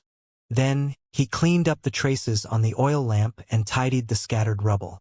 Following the faint scent of various perfumes, Lumion found his way back to the basement crack through the dense fog, leaving the area slowly. He transformed into a shadow creature, silently returned to the carnivore bar, and pretended to sleep to avoid an ambush by Albus Medici, Gusai, and others. At 6 in the morning, Lumion felt refreshed. He rolled out of bed, stretched his neck, and laughed softly. Didn't come? Albus and the others didn't come. Neither did Wannik. Do they think I have teleportation abilities, making it hard to kill me outside a special battlefield or without special items? Hehe, you're too hesitant, too cautious. Now I have shadows again, no longer afraid of sunlight, and can block another fatal attack. Lumion drew the curtains, gazing at the brightening dawn. His eyes falling on the books from the Church of Knowledge on his desk. He instinctively felt a headache, frowning. He resisted reading and learning, struggling with an indescribable inner turmoil. If there were only a few books, Lumion would be highly motivated, reading diligently and focusing intently. But knowing there were 3 whole shelves of books and thousands of scrolls left him feeling defeated, unwilling to start. After several seconds, Lumion rubbed his temples, sighed, and muttered to himself, well, since 0-01 was sealed by the Church of Knowledge, I should respect knowledge. There's nothing else to do now, just waiting for Albus and Julie to take further action. Hoping to seize an opportunity and direction, Lumion sat down, leaning back in his chair, placing his feet on the edge of the desk, reading the books specified by Heraberg in a comfortable but precarious position. He had read the first 2 or 3 chapters before and found nothing noteworthy, but this time he planned to study in depth. As he read, Lumion's expression gradually changed. He became engrossed in the reading, almost forgetting the time until Les knocked on the door, telling him breakfast was ready. Okay, Lumion nodded, setting down the book without any visible changes and heading out of the room. Almost at the door, he saw Les turning towards the stairs and half turned back, glancing at the books on the desk with a puzzled expression. These books indeed contained important knowledge. He was currently reading one thoroughly and had skimmed through the others, already finding similarities with the details in the 0-01 sealing information, along with more detailed explanations. If I read through the 3 bookshelves and pass the exam, I might find a way to approach 0-01 through the overall sealing operation and use the sealing principles to protect myself when touching the artifact. Knowledge is power, knowledge is wealth, knowledge holds all the answers. Lumion withdrew his gaze, his eyes flashing with thoughts as he entered the hallway and turned towards the stairs. The problem now was that this kind of knowledge brought noticeable corruption, just like the 0-01 sealing information. Lumion worried that the more he learned, the closer he got to 0-01, the more likely he would become its puppet. Also, if I focus too much on reading these books, Albus, Julie, Gusai, and Wannik might get suspicious and also borrow a few books from the Church of Knowledge. Then I would lose my advantage. I need to wander aimlessly every day, set traps for them, outsmart them, and make it seem like I'm just reading out of boredom. Lumion's smile gradually widened. He finished the flight of stairs and glanced at Julie sitting on a bar stool at the counter. The demoness wore a white shirt and black skirt, looking quite demure, but she swayed her waist gently, making the stool spin. She glanced back at Lumion and continued talking to Les. I only think about finding what I lost from other men when I'm in a terrible mood. Normally, I just feel jealous and resentful, wondering why I lost it and they still have it. And your cooking has conquered me. I acknowledge your right to keep that thing. As long as you don't come to me when I'm in a bad mood, I won't do anything to you. Is that why you demonesses like turning lovers into witches? Lumion sat beside Julie, smiling at Les. What are you guys talking about? Les licked his lips and replied. She asked if I was curious about the taste of demoness meat and cut a small piece for me. Grilled, it was delicious, rich in fat and very chewy. Then we got to the topic we were discussing. Lumion glanced at Julie and noticed the bandage marks on her left shoulder, with some bloodstains on her shirt. She really cut it. One daring to cut and the other daring to cook. Your mental states and inner worlds are beyond me. Lumion snorted and directly asked Julie, "What are you up to?" Julie smiled, showing 2 shallow dimples. "I want to learn cooking from Les." Her face was full of longing and expectation. "To cook for Celeste? You demonesses." Lumion shook his head and focused on his breakfast. Trier, Quartier de la Cathedral commemorative, apartment 702, 9 Rue Orosai. Franca received a reply from Madame Judgment. The letter began, Mr. Star agrees to provide potion formulas and beyonder ingredients in stages for Amandina's matter, but he doesn't need money or resources. He only hopes you can help with some matters. Me? What can I help Mr. Star with? Franca pondered deeply, thinking that if it were truly dangerous and beyond her ability to help, Madame Judgment would surely protect her. Franca pulled out a sheet of pure white paper and began her reply. Dear Madame Judgment, if Mr. Star's requests are within reason, I have no problem with them. After writing this, Franca read the rest of Madame Judgment's letter. The demoness of Black's description and speculation about the primordial demoness are a common view within the demoness sect. However, if it were that simple, things wouldn't be this complicated. Many high-ranking witches believe the mirror world is vital for the demoness pathway. This isn't entirely inaccurate, but as a collective concept of doors, the mirror world seems incapable of bearing such importance. These are things we need to understand further. Two of Cups, I know this may be harsh, but you still need to continue infiltrating the demoness sect for a while. You are currently our highest-ranked member within the sect. Due to the peculiarities of the demoness pathway, we cannot actively cultivate male assassins, and the existing demoness sect members are mentally twisted, longing to approach the primordial one. We can only passively wait and find people like you who inadvertently enter the assassin pathway. Suddenly feeling a heavy sense of responsibility, Franca muttered to herself, sighed, and continued writing her reply. She wasn't too disappointed, still hoping to obtain the main ingredients for the demoness of despair within the sect, provided she found a way to bypass the cruel requirements of the advancement ritual. After sending her reply, Franca leaned back in her chair, gazing idly out the window at the night sky. Suddenly, the area in front of her grew extremely dark, and a silver skull emerged from the void, holding a letter in its mouth. Another letter? What's going on? Franca took it, thanked the messenger, and watched it leave before opening the letter, inhaling its subtle, enduring fragrance. Dear Muggle, do you remember the previous invitation? We're having an offline gathering in Trier this Saturday at 10 p.m. Are you still interested in attending? If so, please reply promptly, and I'll inform you of the location and participation details. Professor, an offline meeting of the Academy team? Lumien's life is so eventful. I've barely been his proxy for a few days, and I'm already swamped with tasks, one after another. Should he be called 007? Even 007 needs sleep. He doesn't. Franca couldn't help but lampoon. She had already noticed that wherever Lumien went, hidden catastrophes erupted one after another. But since she hadn't been directly involved in most of them, the impact hadn't been as apparent. Now, as his liaison, she felt it keenly. After a while, Franca sighed. She'd have to use the ice amulet to contact Lumien again. Since obtaining it from the Demoness of Black, she hadn't used it for investigating the Mirror People, spending it all on Lumien-related matters. She needed to ask Lumien if he wanted to attend the offline gathering of the Academy team, which might include members of the Moses Ascetic Order. If he did, he'd need to designate a substitute and try to send out the lie earrings. Franca quickly wrote a letter regarding the matter, wrapping a copper coin, some wraith dust, and her rarely used Beatrice's necklace in the paper. She had noticed that after passing through the seal of Morora, Lumien's letters lost their physical form, leaving only pure information. So, she planned to experiment, seeing if ordinary items, highly spiritual items, and beyonder items could all pass through the seal and in what state they would exist. The experiment's results would determine if the lie earrings could be sent out.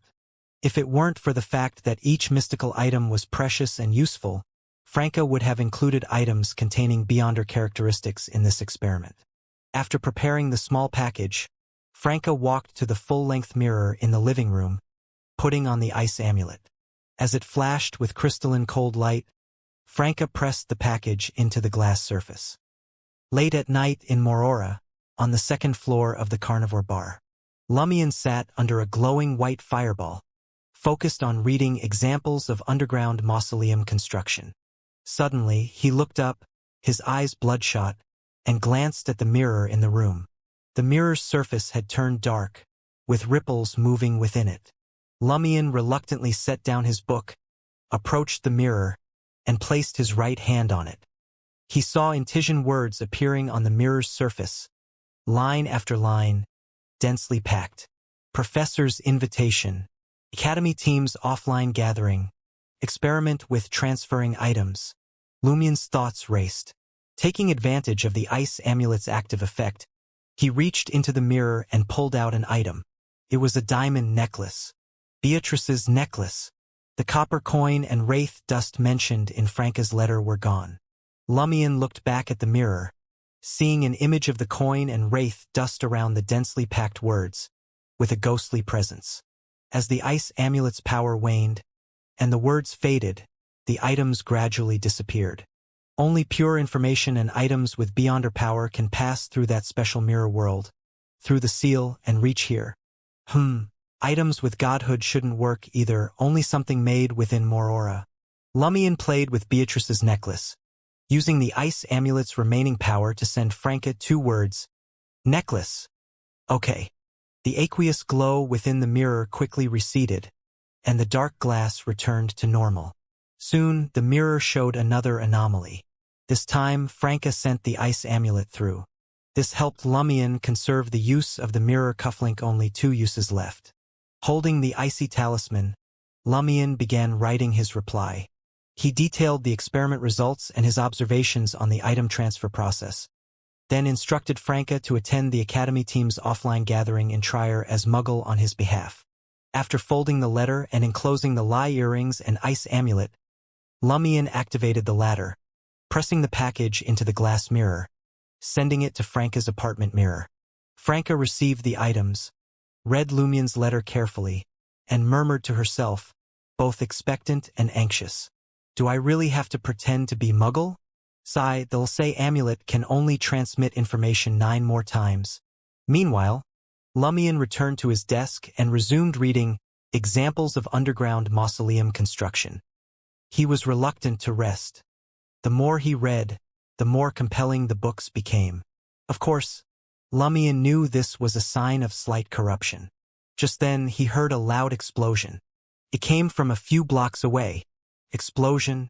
Lumion used his ascetic endurance to break free from the compulsion, extinguished the fireball, and moved to the window to observe outside. The explosions continued, with brilliant flames illuminating the streets hundreds of meters away. It was on the route from the carnivore bar to the Church of Knowledge. Lumion saw Julie jump out of her room, landing lightly like a feather, then blending into the shadows, disappearing. Hunters causing explosions and fires? Lumion rubbed his temples, looking reluctant. He grumbled to himself, I really don't want to get involved in your schemes and fights. I just want to study peacefully. Since discovering the important knowledge in the books specified by Harroburg, he had become increasingly focused, spending all his time reading except when acting outside. If not for the risk of exposing the book's importance, he would have used his special abilities to study all night. The more seriously he studied, the less he wanted to do anything else, often relying on sheer willpower and even his ascetic abilities to break free from that mental state. After a moment, Lumion's expression calmed, and he muttered to himself, when I find the opportunity to eliminate you all, I can finally study in peace. Suppressing his abnormal emotions, Lumion transformed into a shadow creature, slipping into the darkness between buildings and heading toward the explosion site. Soon, he reached the destination and saw a half-collapsed building, Dade's Agricultural Company.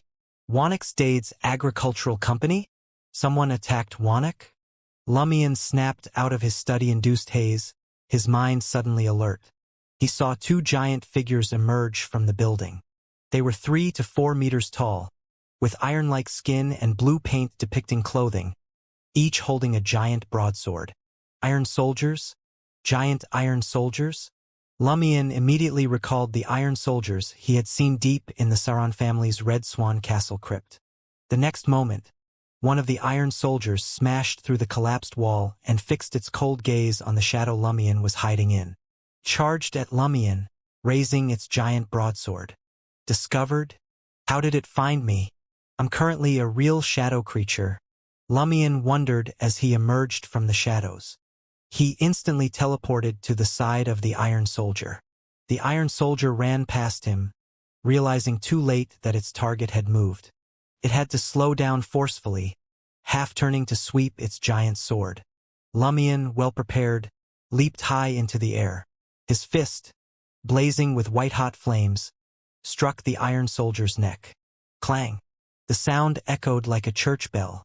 The tall, heavy, and hard Iron Soldier was pushed back a step.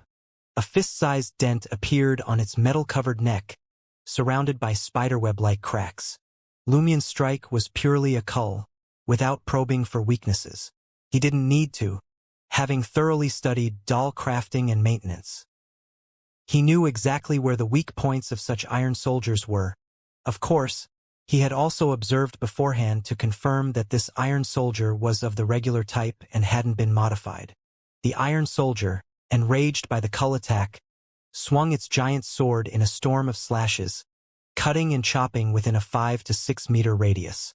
Lumion teleported several meters away, watched the Iron Soldier, and raised his right palm, still with one hand in his pocket. One after another, white-hot fireballs formed and flew towards the Iron Soldier. The dark red glow in the Iron Soldier's eyes brightened as it locked onto Lumion and charged at him. Rumble! It cleaved through the fireballs in its path, enduring the rest as it advanced through the smoke and flames. Almost simultaneously, Lumion vanished from its sight again. Lumion reappeared on the soldier's shoulder, half-crouched, and delivered a powerful punch to the previous dent. Whoosh! White-hot flames erupted from his fist. Clang! The sound was like a hammer striking a large bell. Lumion's figure quickly faded, dodging the Iron Soldier's left hand as it released its giant sword to grab him. A moment later, the dent in the Iron Soldier's neck shattered completely. The cracks spread rapidly to its head and body. The Iron Soldier staggered forward, its metal fragments falling piece by piece, like an iron rain. Lumion's figure swiftly outlined not far away. He scoffed and said, "Didn't you learn from the last time? Making the same mistake again. Oh, I forgot you don't have a brain." As Lumion finished speaking, the struggling Iron Soldier collapsed into a pile of metal debris. Lumion then turned his attention to the other side of the Dade's agricultural company. The remaining Iron Soldier was silently burning with pitch-black flames, moving slower and accumulating more rust. Clang! It fell to the ground, motionless, losing its oppressive aura. Julie, wearing a cotton nightgown with a hint of spring, stood leisurely beside it. She watched as the Iron Soldier quickly shrank back to the size of a children's toy. The metal fragments near Lumion were also shrinking, soon reduced to mere scraps. Julie looked at him, smiling gracefully. "Boss, you're even more impressive than I imagined. Compliment me all you want, but why stare at my crotch?" Lumion scoffed. "You're not bad yourself." Julie blinked and said, "But why don't you look at me when you speak? Because you don't have anything down there?" Lumion replied, ignoring Julie and heading towards the Dade's agricultural company. Julie's expression turned dark, her face flickering in the firelight. After a few seconds, she muttered through gritted teeth, "Soon you won't have anything either." By then, Lumion had reached the half-collapsed building and started inspecting the battle traces. Explosions, high temperatures, fire, attacks directly hitting key structures. Definitely a battle between hunters. Multiple injuries, more than one, but all blood traces burnt to scorches. Lumion quickly circled the explosion site, discovering several corpses. Some were ordinary, like night shift employees caught in the blast, suffocated by smoke, burned by flames, or crushed by debris.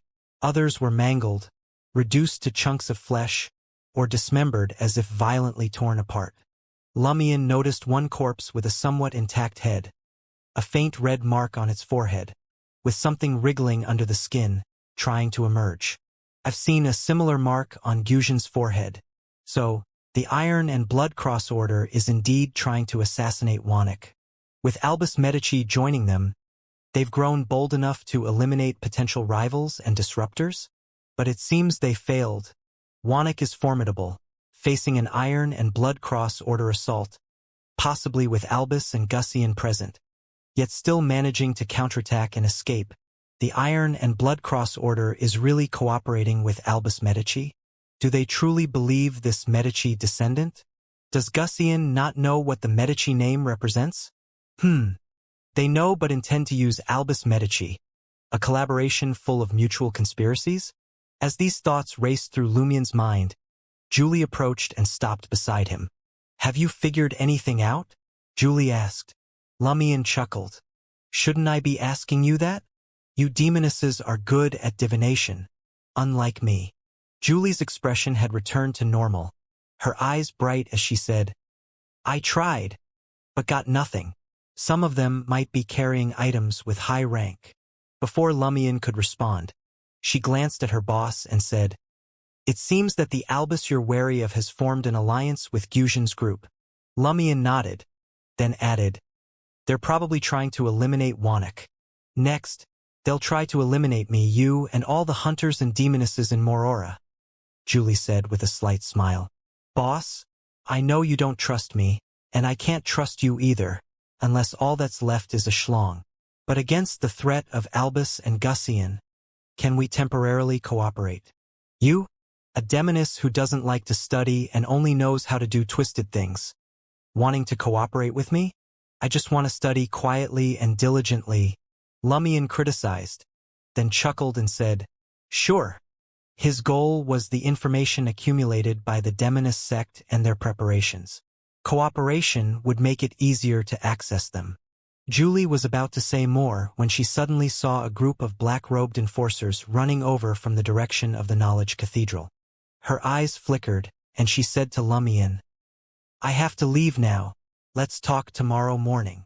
Lumien glanced at the leading enforcer and noticed it wasn't Celeste. He replied thoughtfully, All right. Julie immediately stepped into the nearby shadows and vanished from his sight. Lumien stared at the corpses in the ruins for a few seconds before turning and leaving Dade's agricultural company, heading into the nearest alley. In the darkness, he walked at a steady pace, pondering a troubling question. Aren't there too many Iron and Blood Cross Order members infiltrating Morora? Just to deal with Wanek? 4 or 5 have already died.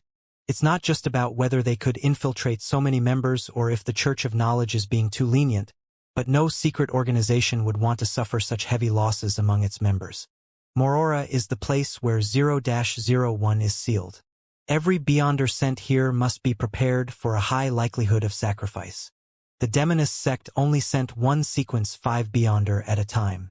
Unless the previous Demonist lost contact and no longer responded, they wouldn't send another. Does the Iron and Blood Cross Order really not care about mid to low-level Beyonders, treating them as cannon fodder? For a war, that's not too strange, but a sensible commander would only sacrifice soldiers at critical moments, not let them die on the way. Or has Gussian developed a large number of new hunters in Morora? Lumien suddenly thought of Gussian, the bloody mark on that corpse's forehead, the stone statue, and the oil lamp in the depths of the underground fog. Or are the true Iron and Blood Cross Order members only Gussian and a few others, while the rest are mass-produced through a special secret ritual? As he pondered this, Lumien smiled. If that's true, when Gussian and the others hold their next ritual to create soldiers, something very interesting might happen. The oil lamp I tampered with should bring about a different outcome. I wonder what kind of soldiers will appear. Lumien's pace quickened, and soon he returned to the carnivore bar. He sat at his desk, forming a white-hot fireball to serve as a gas lamp. He wanted to finish reading Examples of Mausoleum Construction, so he could take the exam at the Knowledge Cathedral tomorrow morning and borrow more books. Don't let anything interrupt my studying again, Lumien muttered as he buried himself in his reading. Amidst the occasional sound of flipping pages, he suddenly turned his head, his sharp gaze focusing on the mirror in the room. The surface of the mirror rippled, revealing a figure with iron-black eyes, bright red hair, and a chiseled face. Wanek, the same Wanek who was attacked earlier? Lumien narrowed his eyes slightly, waiting for the figure to speak. The figure of Wanek swayed lightly, as if affected by water waves. He asked in a deep voice, "Do you want to kill Gussian and Albus Medici?" Hearing Wanek's question, Lumion, who was already a bit irritated from having his study interrupted, laughed out loud. "Can you find them?" "No," Wanek admitted frankly. Unlike Lumion and Wanek, who had fixed residences, Gussian and Medici moved around in secrecy, making it hard to pinpoint their exact locations. Wanek continued, "But I can use myself as bait to lure them out." "Lure them out? What kind of hunter path is this?" "It sounds more like the path of a fishing master." Lumion mocked both Wanek and himself internally, gradually calming down. He looked at the man with iron-black eyes, chiseled face, and suspected 0-01 corruption who had tried to kill him at their first meeting, and sneered. "Bait? If you dare to wander the streets of Morora, Albus and Gussian would likely think it's a trap and not make a move. Of course, they might send someone to test if you're bluffing, but that won't help you ambush them." Wanek's eyes remained sharp as he replied in a metallic tone. "I won't treat them as fools. I'll leave some traces, give them clues, let them find my hiding place on their own. They must act within these few days. They can't wait for me to recover, or it'll be a headache for them." Lumion, using a hunter's tone, laughed. "Confident, aren't you? Why not wait until you're fully healed to seek revenge one by one? Why take the risk now and set traps, even choosing to cooperate with me? In 5 days, if they don't find me, those 2 rats will scurry back into the sewers and hide. I can kill any one of them, but finding them is still difficult," Wanek said, his tone full of murderous intent. Lumion didn't ask more questions, pondering a few things. This most dangerous figure in Morora, who seemed to have submitted to 0-01 and gained boons along with the corruption, has the power of a pseudo-demigod. Does his current attitude imply 0-01 dislikes Red Angel Medici and the Iron and Blood Cross Order? Or does 0-01 resist anyone trying to control it, as evidenced by Wanek's initial hostility towards me?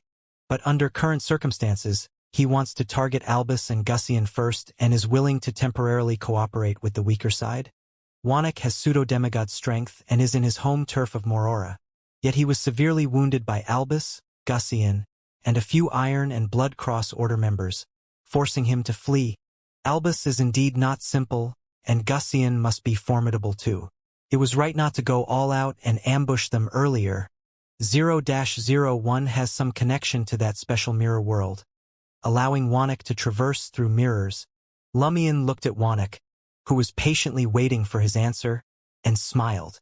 Why me? Since arriving in Morora, he hadn't gone all out or used any powerful items.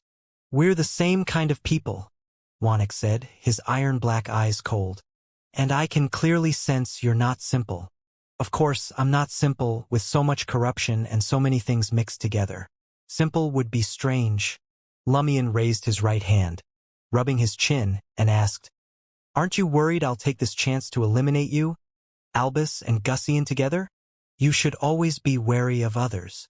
"You don't have the capability," Wanek stated bluntly. "And in Morora, truly killing me isn't easy."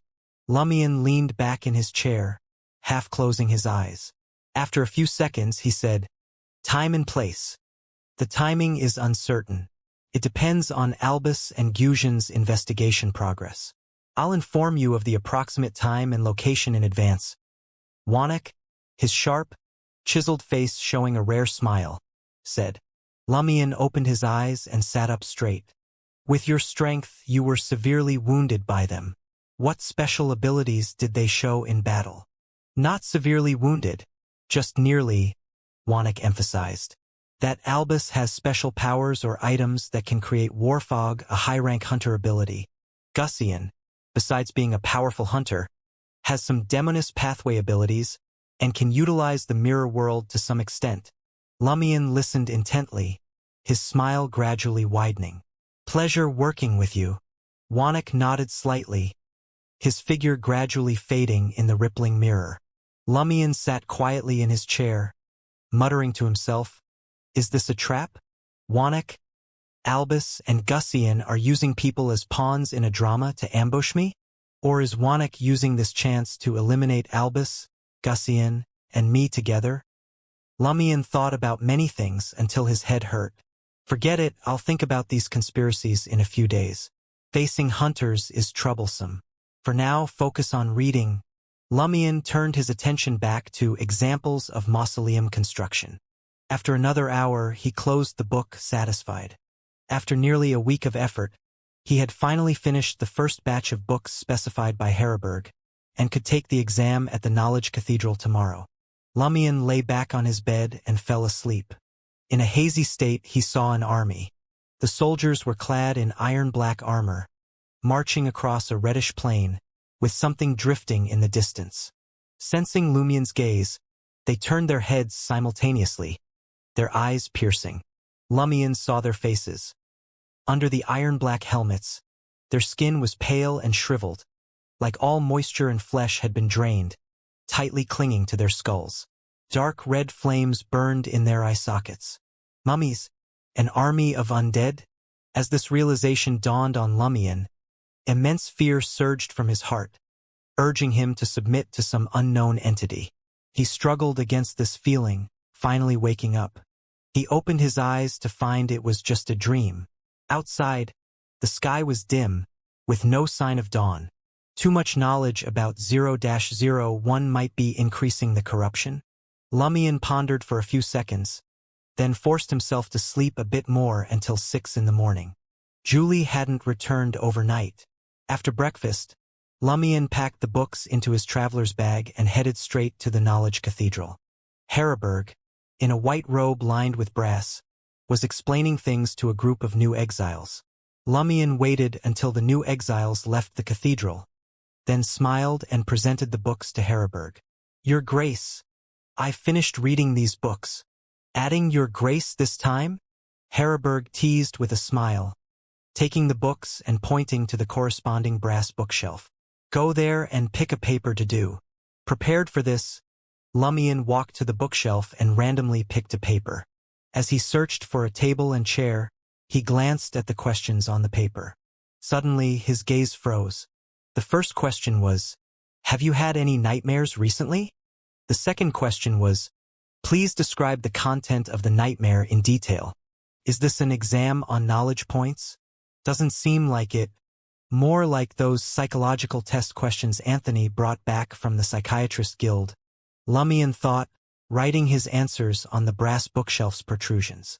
He answered the entire paper truthfully. Done.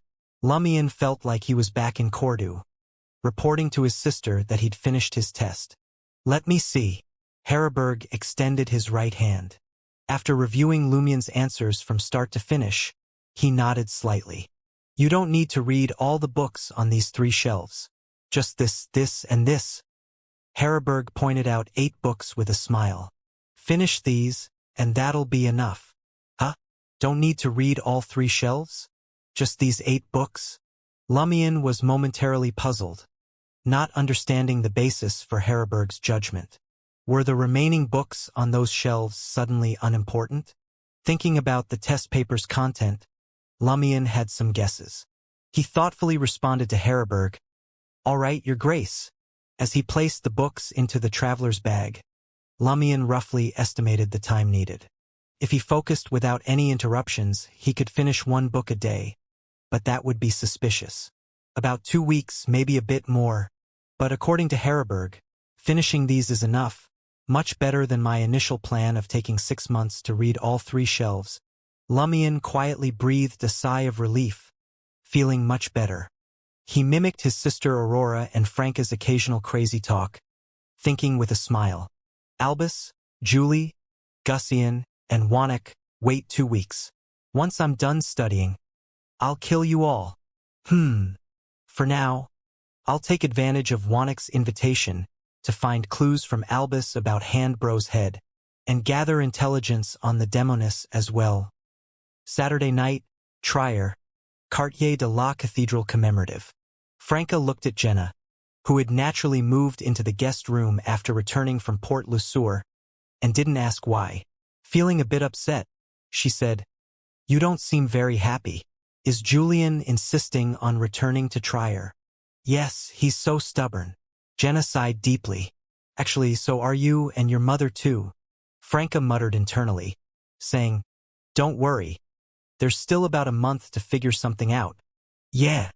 Jenna glanced at Franca, who had changed into a warlock's cloak. Are you filling in for Lumion at that mysticism gathering? Yes. Franca tossed the silver lie earring into the air and caught it again. Compared to her initial reluctance and anxiety, now she felt more anticipation. It's quite exciting, isn't it? Franca walked to the full-length mirror and put the silver lie earring on her left ear. Her skin immediately turned semi-transparent, and tiny meat tendrils seemed to grow beneath it. These meat tendrils squirmed and shifted, gathering together again. In just 20 to 30 seconds, Franca transformed into the appearance Lumion used to disguise as Aurora.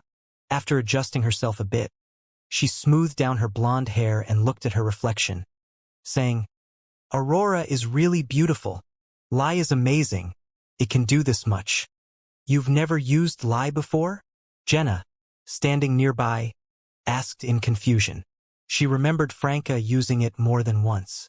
Franca chuckled and explained, it's been a while, just feeling nostalgic. Plus, after becoming a demoness of pleasure and using Lie to tweak my appearance, I didn't dare do it again. Afraid I'd fall in love with myself and get lost in my own beauty. Now I've just made a slight adjustment to Aurora's face, and she looks so beautiful. A natural beauty like her taking the demoness pathway. I can't imagine how stunning she'd become. Lie and the demoness. They're a perfect match, but it's too easy to lose oneself, preferring to live in lies than face the truth. Seeing Franca still able to joke around, Jenna quietly breathed a sigh of relief and nodded with a smile. For us demonesses, Lie is the most delicious poison. Franca murmured in agreement and turned back to the full-length mirror to adjust her height. Before leaving, she looked at Jenna and thoughtfully asked, you need a few more good acts to fully digest your witch potion, right? Yes, if I rely on similar performances as before, it will take time and repetition, Jenna replied, knowing what Franca was about to say. Just like she often did, Franca was about to impart some digestion experience. With Aurora's enhanced beauty, Franca smiled. I think your acts have overlooked the black magic aspect of a witch. Think about it, isn't black magic an essential part of many witch legends? And many of those legends were likely left by real witches. You could try finding a scoundrel, someone who deserves to be hanged, collect their hair and flesh, and as a witch predict their doom. Use black magic to torment them daily until they die. Jenna pondered for a moment. I can give it a shot. But I do hope you becoming a demoness of pleasure would change things. Franca sighed inwardly but maintained her smile, pulled up her hood, walked out the door, and disappeared into the hallway shadows. The scheduled offline gathering was at 6 Rue Belfort on Avenue du Boulevard, a 4-story mansion with a garden, located in a luxurious area. Despite its opulence, it was always rented out for 15,000 Vril d'Or a year, having housed dukes, bankers, and diplomats. Now, it had no long-term tenants and was temporarily rented for a week by the gathering's organizer, Professor. Passing through the garden lit by gas lamps and circling a fountain with statues, Franca reached the mansion's entrance, where a table with a sign-in book was placed. This was the simplest form of identity verification to prevent some odd Trierians from wandering in. Franca recalled Aurora's notes, mimicked the handwriting, and signed Muggle with a deliberate slant. It felt like an unseen gaze lingered on the sign-in book for 2 seconds. Silently, the mansion door opened, and Franca stepped inside. She slowed her pace, seriously recalling the mannerisms of Muggle from the curly-haired Baboons Research Society gatherings. Franca, highly professional in her role-playing, had previously used dream divination to retrieve those buried memories. Now, she quickly captured Aurora's walking style. She shortened her steps and lightened her waist movements. The mansion's living room was homely, with red and yellow decorations bringing an indescribable warmth. 8 members of the curly-haired Baboons Research Society were disguised as they had been in the Nation of the Evernight to indicate their identities. Some sat in the sofa area, drinking and chatting, while others played darts in a corner. Professor, wearing a black butterfly mask, left the sofa with an orange cocktail in hand and approached Franca. With a faint smile on her lips, she said, "Let's chat first, catch up on recent events. Then we can drink, play board games, sing, and play cards. How does that sound?" "Great. If offline gatherings were just for trading items and exchanging mystical knowledge without any entertainment, what's the point?" One reason Franca was willing to attend was that it had been a while since she had fun with her fellow countrymen. Teaching Lumion and Jenna to fully understand certain things was too troublesome. Franca gracefully pulled up a high stool and sat next to Professor, casting a glance at familiar faces like Periodic Table and Isotope, wondering if there were any hidden Moses Ascetic Order members. "Muggle, are you settled in Trier?" The Academy team member with a periodic table painted on his face curiously asked Franca. Franca restrained her overly active side, showing just a bit to match Muggle's usual behavior, smiling as she answered, "For now, yes. But considering Trier's situation, I don't plan to stay long. I might move in a while." She subtly reminded her countrymen that Trier was dangerous, like living on an active volcano that could erupt any time. "Why do you say that?" Professor keenly asked the question Franca hoped for. Franca curved her lips into a smile and pointed to the floor. "I encountered some things in underground Trier that made me think great dangers are brewing below. They could erupt at any time." "Like the mirror people?" Professor asked thoughtfully. Franca nodded gently. "Yes." She didn't say much. It was confidential, and even if she did, others might not believe it without evidence. Professor, Isotope, and others fell silent, pondering something. Associate Professor and others playing darts returned to the sofa area, steering the conversation elsewhere. During the exchange, Franca was more active than Lumion had been, understanding many codes and familiar with many things, not afraid of making mistakes or missing memes. Professor glanced at her, pleased. "It seems you've recovered from the April Fool's incident. Back to your usual self, not as silent as before, mostly just observing." Franca suddenly felt she might have messed up. Not that her disguise as Muggle was bad, but rather too good. If Lumion returned, the Academy members would surely wonder why she seemed post-traumatic again. Can't just say she was hurt again, right? Franca's mind raced, quickly finding a reason. "Actually, I haven't fully recovered. Some wounds might never heal. But chatting with everyone just now made me feel like I was back in the past." Professor expressed her understanding. She was about to say more when her face, not covered by the black butterfly mask, suddenly twisted in pain, her eyes bulging as if enduring great agony. She bent over, clutching her head. Franca paused, quickly scanning the others, noticing Associate Professor, Isotope, and Periodic Table with similar reactions. Only 2 non-Warlock members were unaffected. "Oh, I'm a Warlock now too." Franca mimicked their reactions, recalling the pain from her advancement ritual, displaying a headache-like state. After 2 or 3 minutes, Professor straightened up, slowly exhaling. The non-Warlock member code-named Griffin asked, "What happened to you all?" Then, a realization struck Griffin. The evil god Hidden Sage was injecting knowledge again? Associate Professor in the brown paper bag laughed bitterly. "Yes. In broadcast format? I thought it was one-on-one," Griffin marveled. "Both happen." Periodic Table massaged her head, addressing Franca and the others. "Have you noticed the Hidden Sage has been injecting knowledge more frequently since that terrifying rainstorm?" "Yes." Periodic Table nodded solemnly. Seeing the Warlocks agree, Franca nodded too. She pondered, could this anomaly be related to the Celestial Master? When 4th Epic Trier's seal was briefly opened, some powers leaked out, making the already insane Hidden Sage even crazier. Franca knew the terrifying rainstorm referred to the time when the Hostile Project briefly opened the 4th Epic Trier seal. Franca couldn't talk about the Celestial Master at the moment, nor could she ask the professors what knowledge the Hidden Sage had imparted. She could only note this anomaly silently and planned to report it to Madame Judgment later, so the major arcana card holders could determine what was wrong.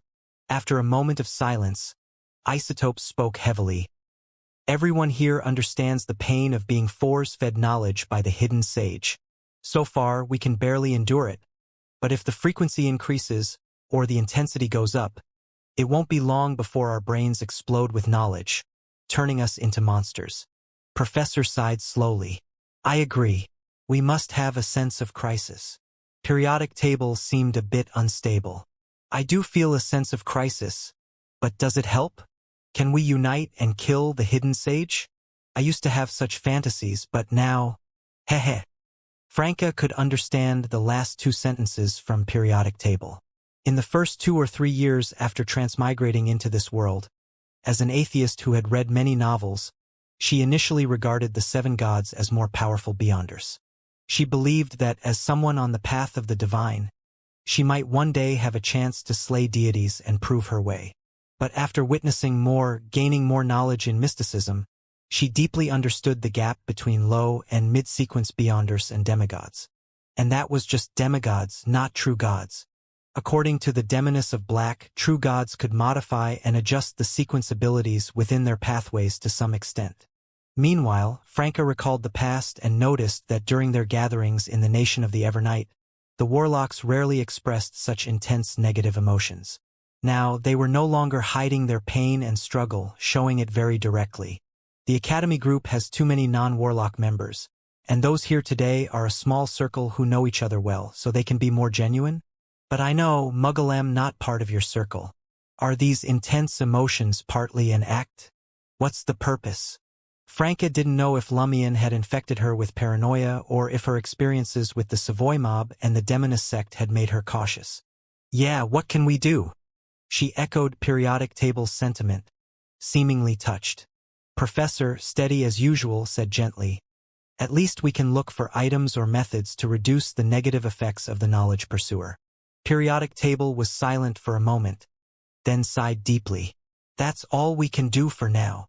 The warlocks, along with Griffin and Eagle, discussed this issue, proposing various ideas and rejecting most, leaving a few for further verification. Franca also used her imagination. Eventually, she said thoughtfully, it's a pity we can't predict exactly when the hidden sage will go mad. Otherwise, I know a place that might effectively reduce the impact. What place? Associate Professor asked quickly. Franca didn't intend to hide it. She felt that if Lumion were here, he would definitely reveal that location to the professors. Based on her understanding of Lumion, she had long noticed that Lumion was especially empathetic towards those with similar experiences and sufferings as his. Although he spoke harshly, he couldn't help but provide some assistance. Similarly, he also empathized with those who had similar experiences to Aurora, often putting himself in his sister's shoes. Franca sighed slightly. The small sacrificial square at the entrance of the 3rd level of the catacombs. It seems to have remnants of the powers of the eternal blazing sun and the god of steam and machinery, which can shield most of the external influences. Professor's eyes brightened slightly under the butterfly mask. I've been there, but I didn't know there were remnants of divine power. She paused, adding, this is actually very useful. When we are on the brink of breaking, I will take a box of white candles and enough food. Stay at the sacrificial square until the accumulated effects dissipate and my body and soul recover, then come back up. Exactly. Franca was happy for these curly-haired baboons research society members. Professor continued to say to periodic table and the others, we can also seek help from beyonders of the apothecary pathway to produce medicine that quickly restores the body and soul. Temporary enhancement of brain capacity, learning ability, and soul strength would also work. Isotope and the others chimed in. Their spirits finally lifted a bit. After another half-hour of chatting, Professor and Associate Professor called a few people to fetch the board games from the study, while Franca stood up and went to the small bar in the opposite living room to get a drink. As she hesitated between fruit beer and soda, periodic table came to her side, looking over the drinks and lowering his voice. Muggle, weren't you looking for members of the Moses Ascetic Order? Seeing Muggle with her hood pulled up turning to him, periodic table's chemical symbols on his face shifted as he smiled. I am one. So finally you're admitting? Franca wasn't surprised at all. She even suspected all the warlocks in this small circle were members, and Griffin and Eagle, who were not warlocks, might be as well. You guessed it a long time ago? Periodic table noticed Muggle had no emotional fluctuation. Franca chuckled softly. It's not strange. I'm also a member of another secret organization. Many in the Research Society should have backgrounds in secret organizations or Orthodox churches. It's not a problem as long as it doesn't violate our contract. Periodic table smiled. That's true. You mentioned a mirror person named Griffith secretly replacing one of our members? I have a suspect now. Franca had been tracking the whereabouts of the scholar, Jasmine, suspected to be mirror people Palia but had no leads.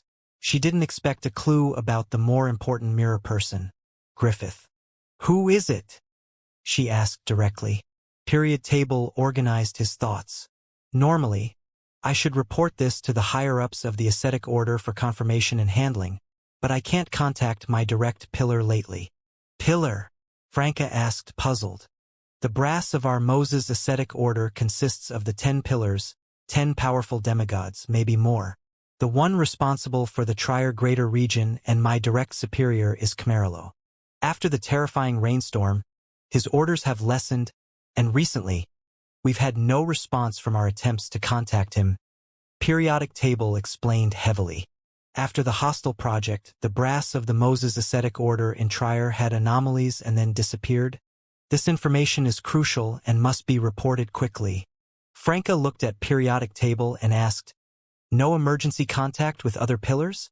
Period table sighed. No. Normally, we should pray to the hidden sage, report the anomaly, and he would give a revelation. But we tried, and there was no revelation, nor did any other pillar contact us. Because the hidden sage has gone crazier? Franca nodded. Go on. Periodic table laughed bitterly. This situation isn't bad. Though lacking high-level guidance and resources, we also don't have dangerous tasks, unless Nikila is the mirror person Griffith. Nikila? Franca pressed. Periodic table tersely acknowledged. He's Camarilo's deputy. Recently, his behavior makes me suspect he might be a mirror person. What behavior? Franca asked in confirmation. Periodic table thought and said, he gets angry more easily, has more negative emotions, and I noticed he seems awkward using his right hand, though he's right-handed. What's his real identity? Franca's eyes lit up. Periodic table hesitated. I can't be sure he's a mirror person. It's normal to have uncontrolled negative emotions after prolonged knowledge infusion. Before telling you his identity and possible residence, I hope to sign a notarized document with you, ensuring if he's not the mirror person, you won't kill him and must let him go. As he spoke, he took out an expensive notarized document from a hidden pocket. Seeing Muggle's slightly surprised look, periodic table laughed self-deprecatingly.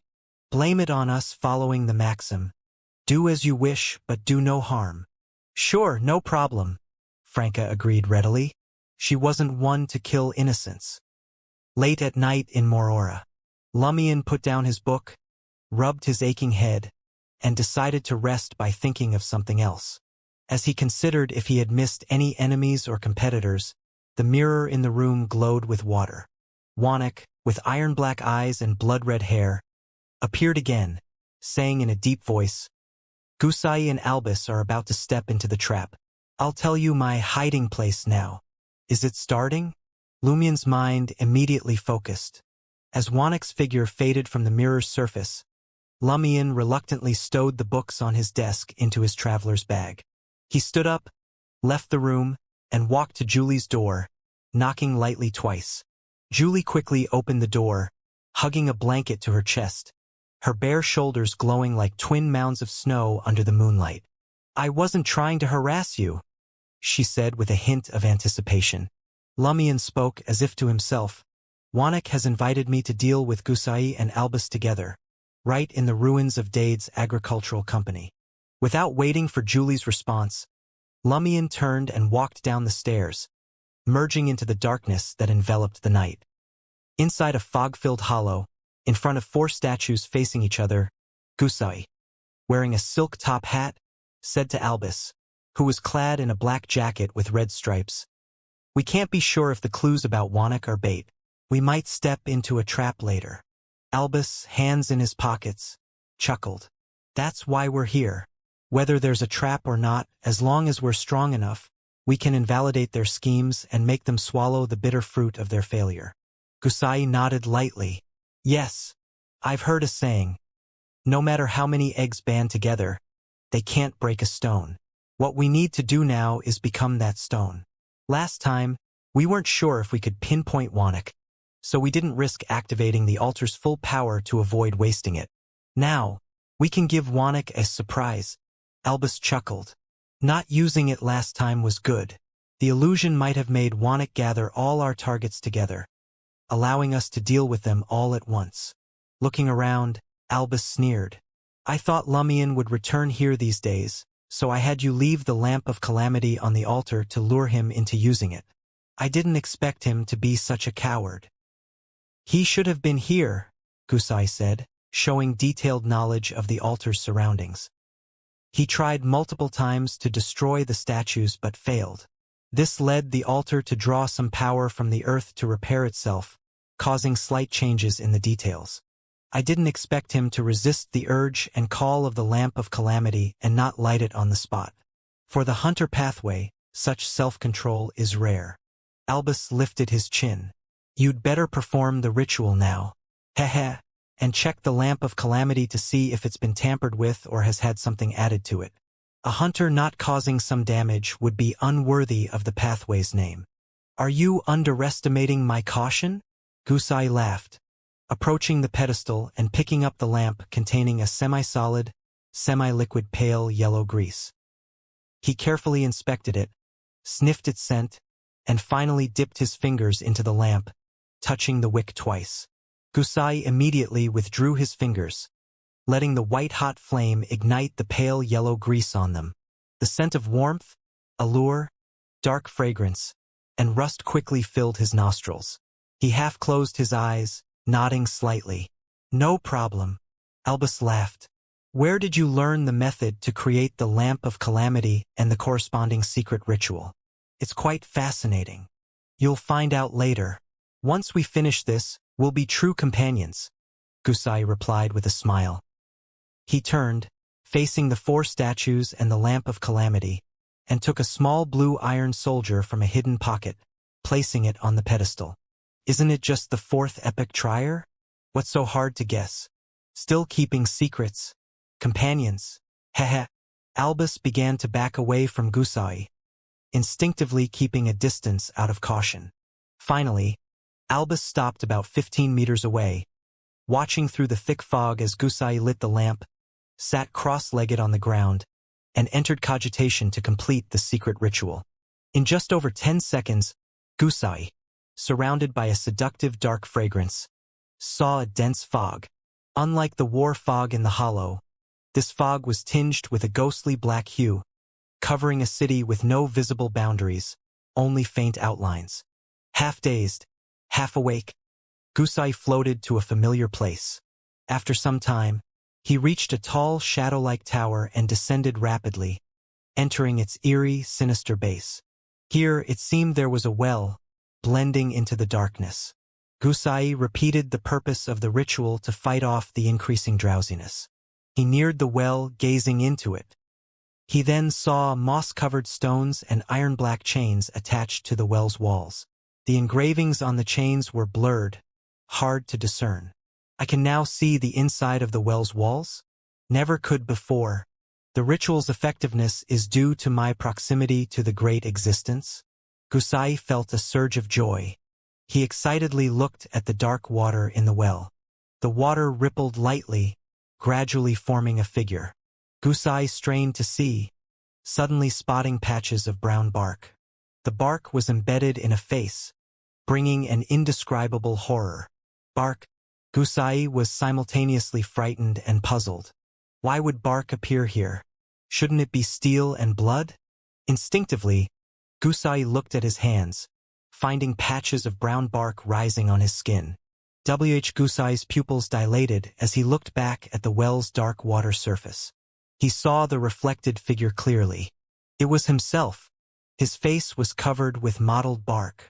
The next moment, the bark squirmed, sinking inward and turning flesh-colored. They became wet spores embedded in flesh, blooming to release countless tiny naked figures. Gusai's terror broke its limits. He abruptly opened his eyes, breaking free from the ritual experience. Panting heavily, he saw the iron soldier on the pedestal rapidly expanding to 3 or 4 meters tall, its eyes iron-black instead of the burning dark red. The iron soldier's spear was quickly covered in white-blue flames. Success! Gusai steadied himself, no longer tense. He thought the anomaly was due to his proximity to the great existence, deepening the ritual experience, thus showing more details. I'm stronger now. Gusai stood up, extinguishing the lamp of calamity. This is a soldier puppet with some of the iron-blooded knight's power and status? Albus walked back from a distance. Yes, treat it as a weakened iron-blooded knight. It's not something Wanek can compare to, Gusai answered confidently. He hadn't yet examined the benefits and knowledge gained from the ritual. Albus took a few steps and then stopped, looking at Gusai with a playful smile. Your hair has grown. My hair has grown? Gusai turned his head, seeing his brown hair had grown to his cheeks from above his ears. He suddenly had a guess. Did this ritual bring me closer to the demoness pathway? With this suspicion, he lowered his head. Sure enough, his chest was slowly bulging, stretching his shirt, sweater, and coat. At the same time, Gusai smelled a faint milky scent. Milky scent. Gusai was stunned. Does the demoness mutation cause this? He was about to ask Albus about his changes when he saw his collaborator backing away. Immediately, Gusai felt the iron soldier behind him bending over, its head lowering to his ear with the sound of metal clashing and rubbing. The iron soldier spoke with a metallic voice, softly calling, "Mother! Mother!" Me? Gusai, confused, looked down to see his abdomen swelling visibly. Seeing this, his mind buzzed, feeling as if he was reborn. Albus, retreating slowly to avoid triggering anomalies, saw Gusai looking at him, smiling with maternal radiance, his blue eyes icy and sinister. Rumble. A massive explosion occurred in a district with a volcanic crater, sending a white fireball rolling into the sky, turning red, creating thick smoke. In the ruins of Dade's agricultural company, hidden in the underground chamber, Lumion and Wanek felt the near-earthquake-like disturbance. From the direction of the tremor, Lumion quickly guessed. The hollow filled with war fog. A fierce explosion happened there? Did Albus and Gusai make some preparations before dealing with Wanek, lighting the lamp I tampered with, causing an accident? Lumion immediately shouted to Wanek, "The situation has changed." Then, he left the shadow state, teleporting to the corresponding district. He didn't choose the hollow entrance with war fog as his destination, fearing the explosion was a bait by Albus and Gusai. Only a hunter knew how treacherous a hunter could be. On the edge of the district destroyed by the volcanic eruption, Lumion's figure swiftly emerged, his gaze fixed on the site of the violent explosion. The ground had collapsed into a massive crater, thin wisps of fog rising from it, though not yet dense. Albus Medici leaped out of the crater, followed closely by a 3 to 4 meter tall iron soldier wielding a white-blue flaming spear. Lumion transformed into a shadowy creature again, blending into the darkness untouched by the firelight. He decided to observe the scene before taking action. Almost simultaneously, he saw a figure emerge from the crater, half blending into the night, half illuminated by the firelight. Long hair draping over shoulders, a chest protruding prominently, and a stomach appearing swollen as if from excessive beer. At a glance, Lumion recognized the figure from its now feminine, motherly face. Gusai. Gusai turned into a woman, and is pregnant? Lumion was initially stunned, then quickly pieced together what had likely happened. He remembered adding a bit of Berserk Agent and Bark Agent to the altar's oil lamp, both sourced from the Night Stalkers which were imbued with the power of the Great Mother.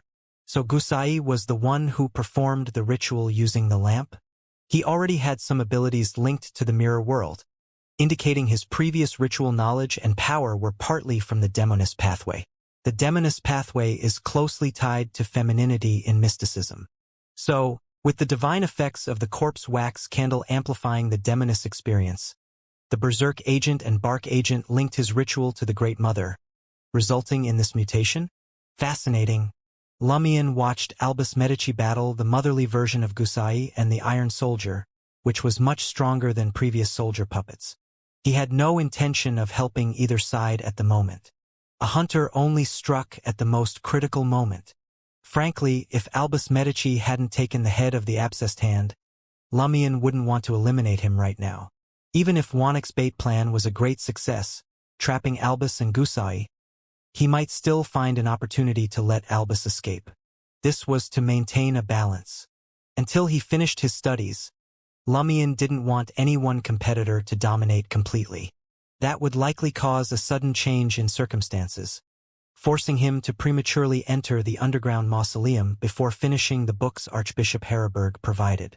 So, Lumion observed the fight, patiently waiting for an opportunity to get clues about the abscessed hand's head from Albus Medici, while casually admiring Gusai's transformation and the terrifying Iron Soldier.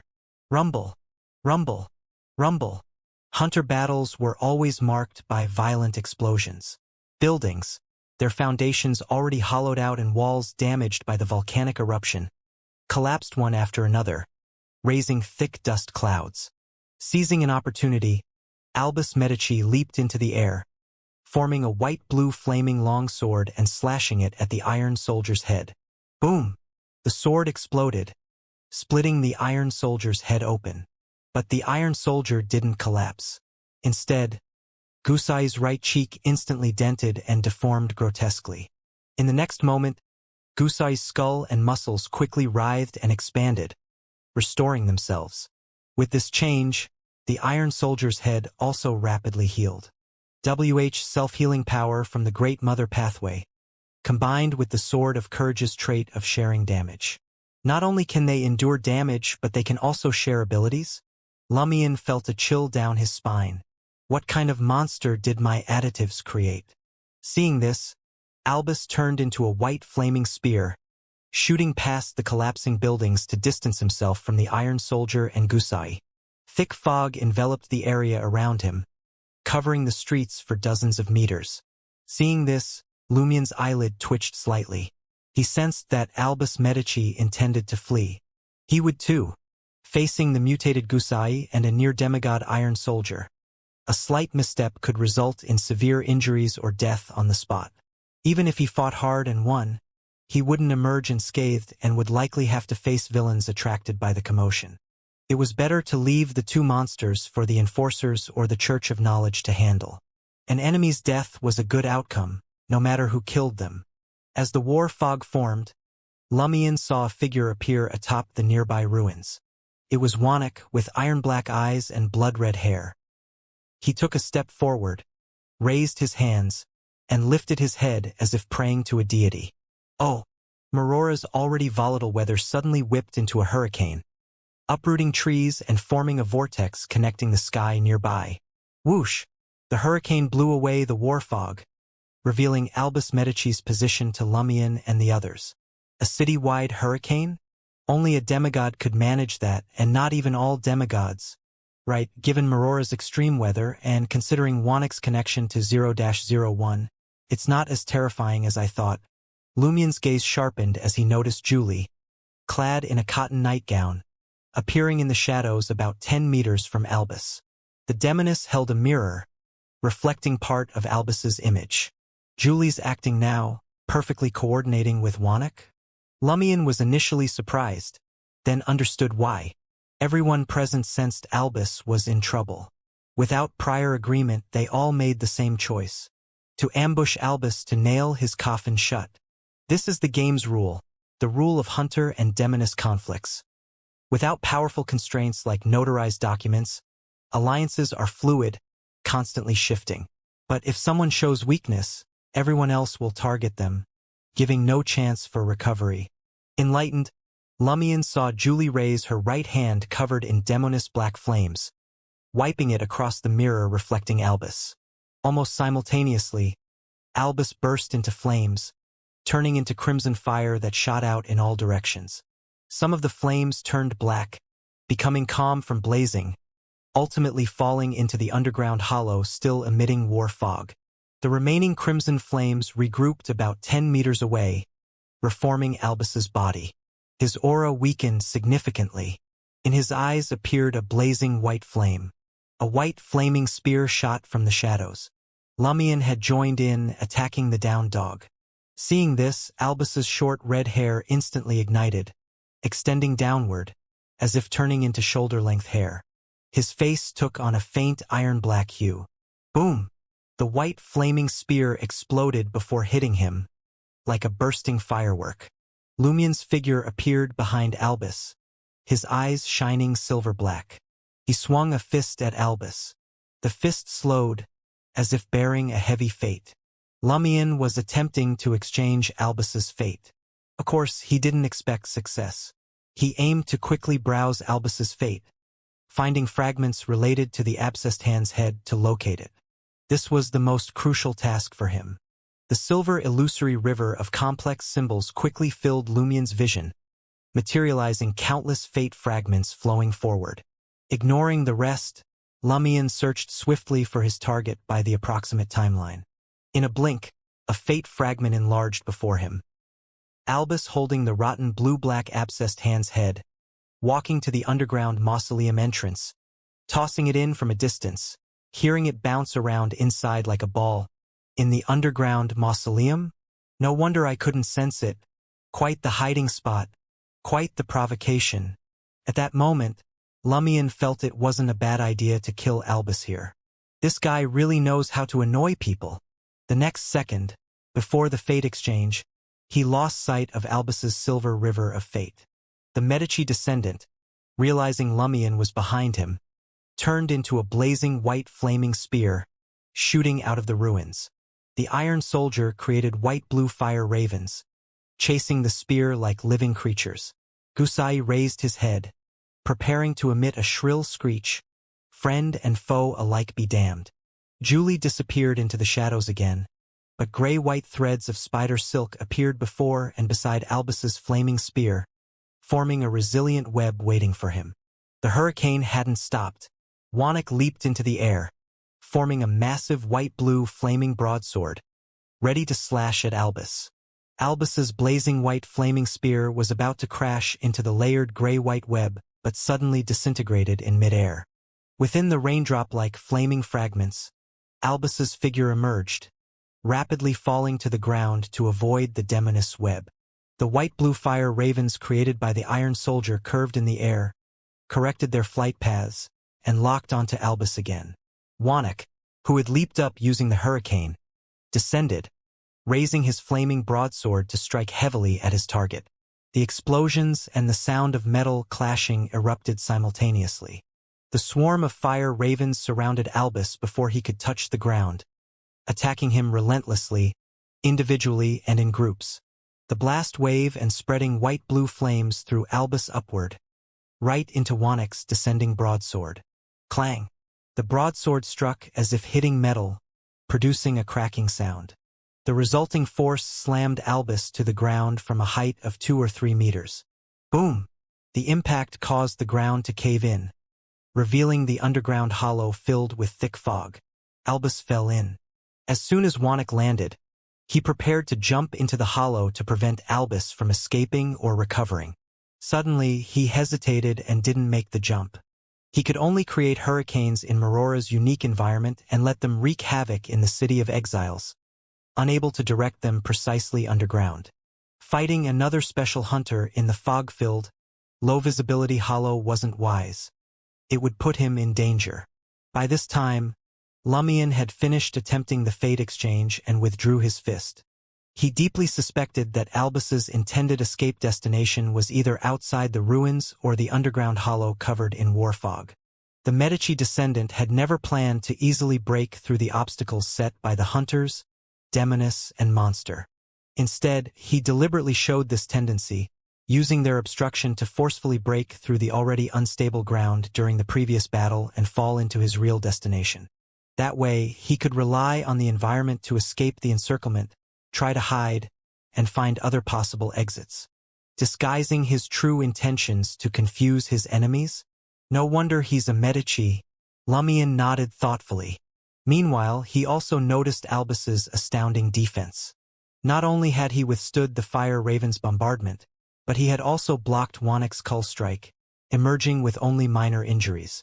Simply metallizing his body to some extent couldn't achieve this.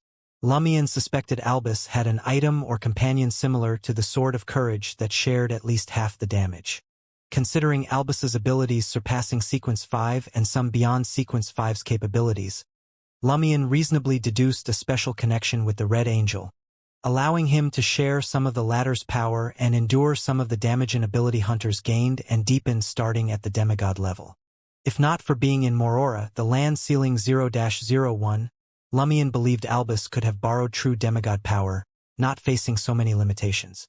As the Iron Soldier prepared to jump into the fog-filled hollow to chase Albus, the motherly Gusai raised his head and let out a sharp, piercing howl. Lumion and Wanek's minds buzzed simultaneously, their thoughts shattered, life force rapidly draining, causing weakness in the very depths of their souls. Crack!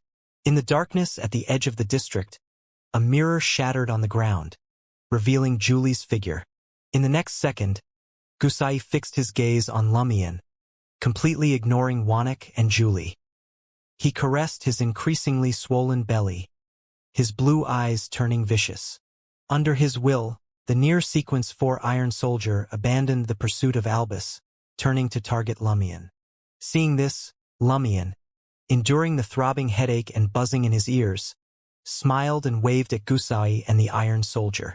His figure then disappeared, leaving Gusai and the Iron Soldier to Wanek and Julie. Bye-bye. Lumion teleported to the entrance of the Church of Knowledge, just as two teams of black-robed enforcers rushed out.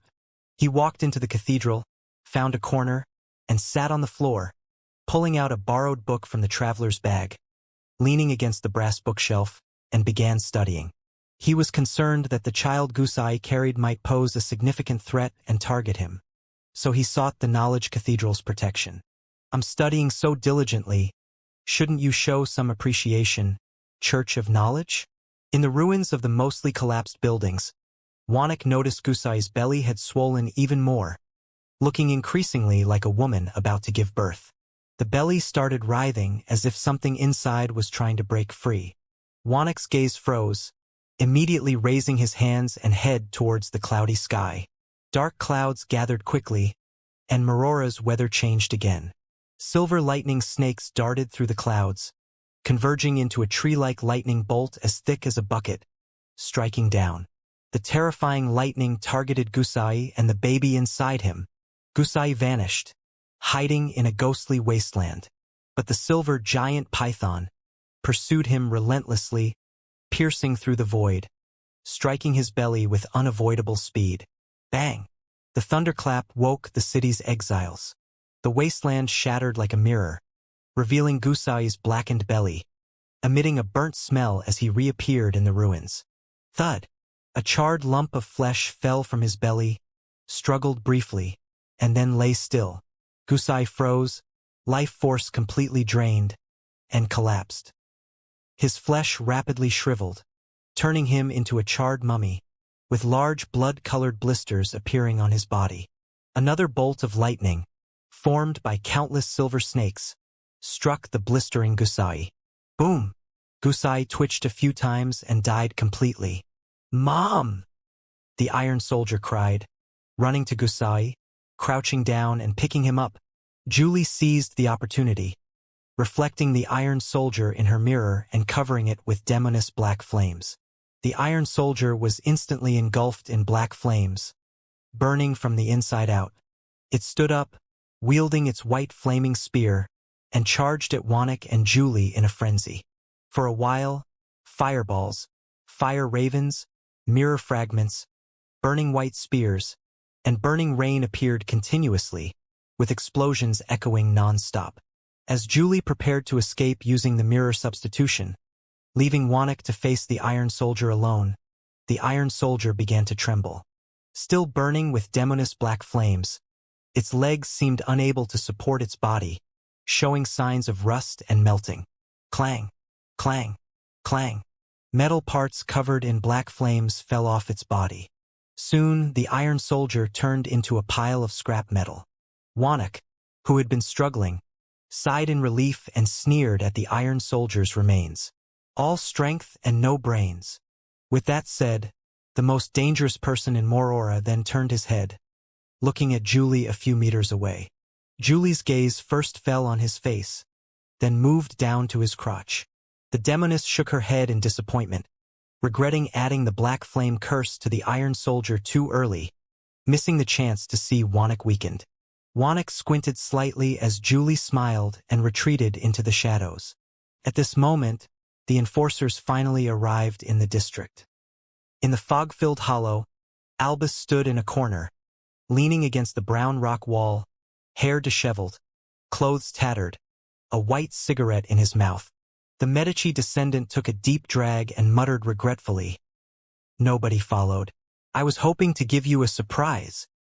After the explosions subsided and the enforcers returned to the Church of Knowledge, Lumion left and headed for the carnivore bar. Archbishop Heriberg of Morora hadn't appeared, seemingly not on duty. Lumion didn't hurry to sleep.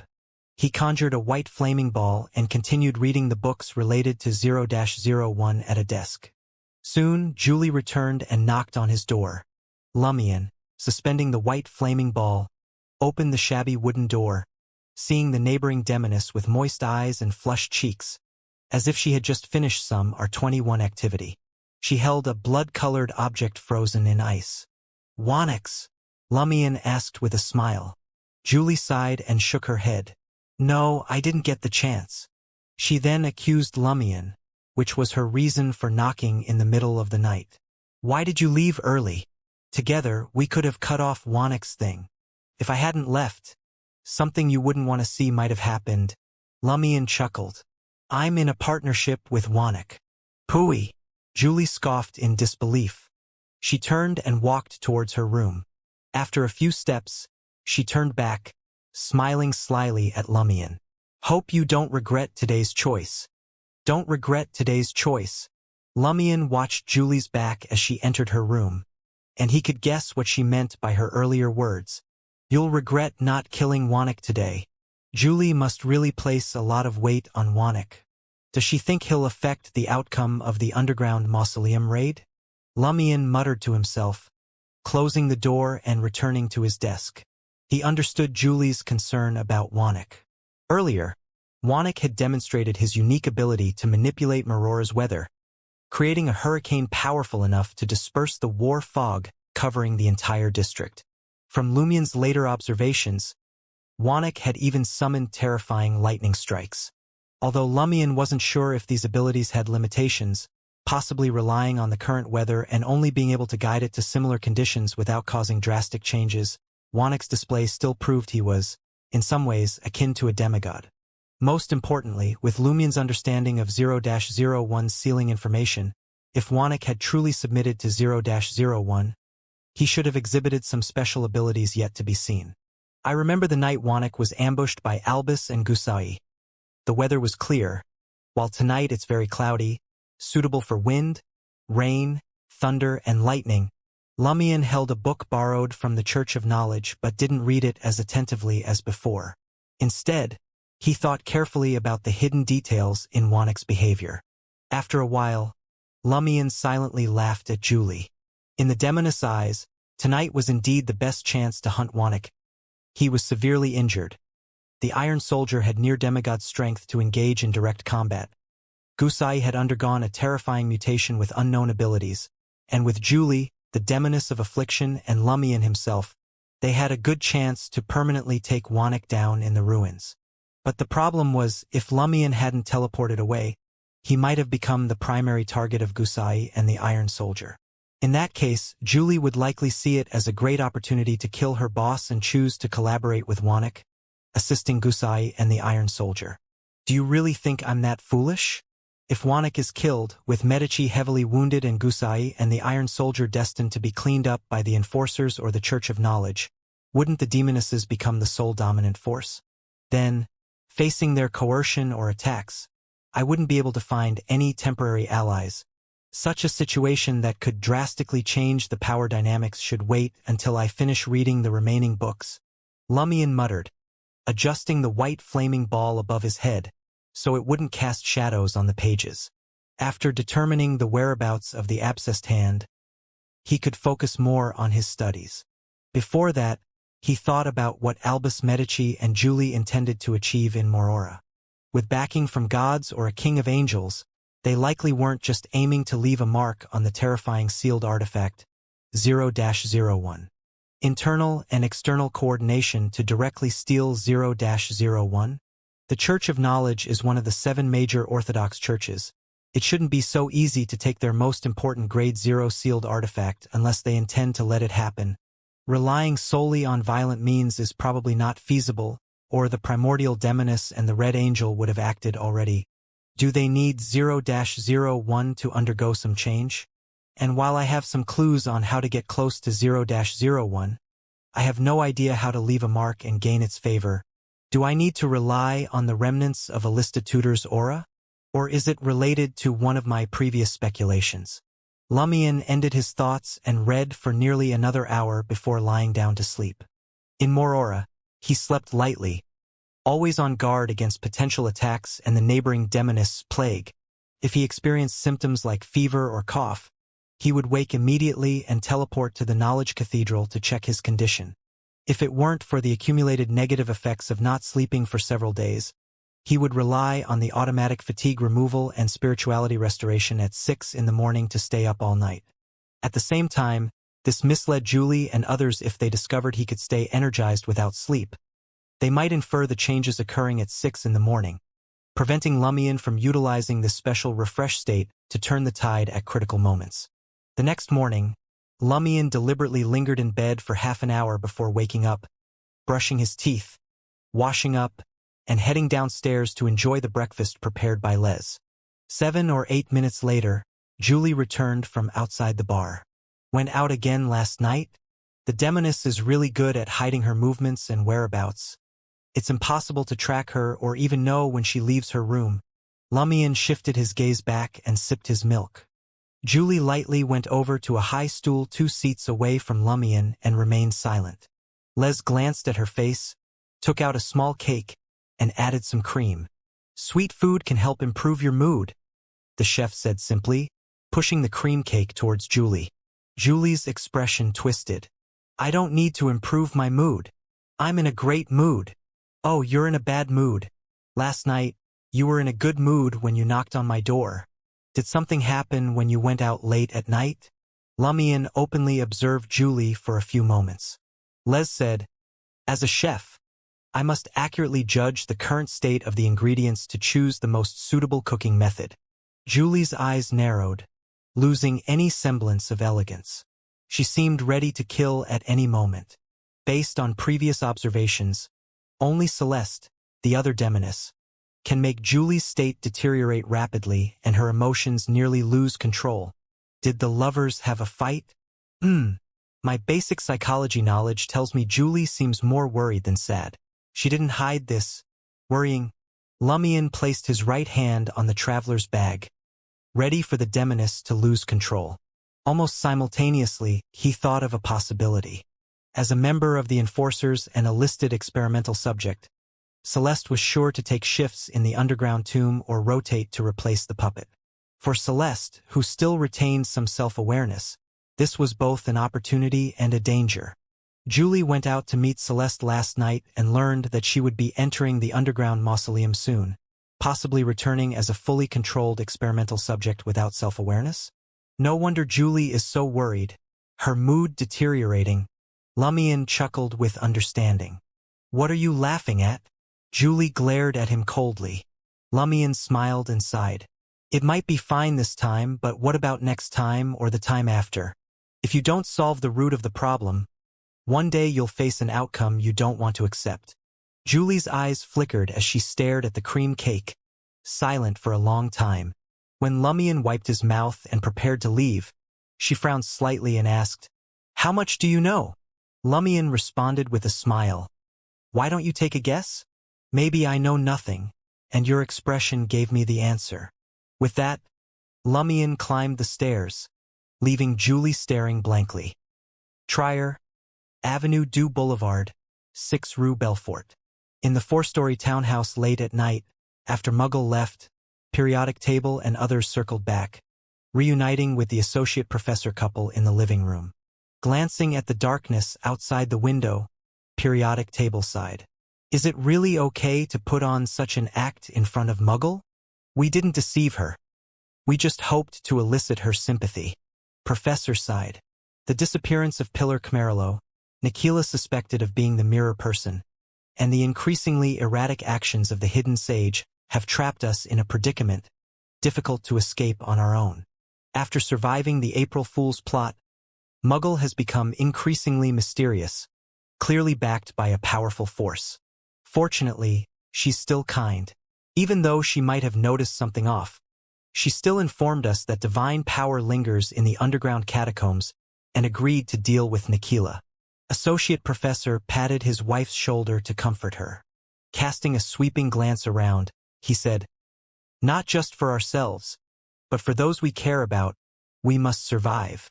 Periodic table gave a self-mocking smile. Half a year ago, I never thought we'd end up like this. How did the powerful and secretive Moses ascetic order end up in such a state? The next morning, Franca received a reply from Madame Judgment after breakfast. The operation against Nikila of the Moses ascetic order can commence as soon as possible. The high-ranking members of the Moses ascetic order are already aware of Camarilo's disappearance. Another pillar will arrive in Trier soon to handle this, but it won't affect your mission against Nikila, if he is indeed the mirror person, Griffith. The Moses ascetic order knows Camarilo is missing? How did they find out so quickly? Was it because of my report, or did they just notice something? Our Tarot Club's mole in the Moses ascetic order seems to be quite high-ranking, able to provide intel about the arrival of a pillar and the judgment that it won't affect our mission against Nikila. Such a certain judgment. Could that pillar be one of our Tarot Club members? Franca pondered, growing more curious the more she thought about it. In the evening, in Trier, at 35 Rue Saint-Nornez in Quartier 20, known for its public cemetery. In different states of invisibility, Franca, Jenna, and Anthony stood outside room 6 on the 5th floor, checking the details of the environment and making final preparations for their operation. According to the information provided by periodic table, Nikila, a suspected member of the Moses ascetic order and possibly a mirror person, was an ordinary employee of a grain company, living a very regular life, leaving home punctually every day and returning on time.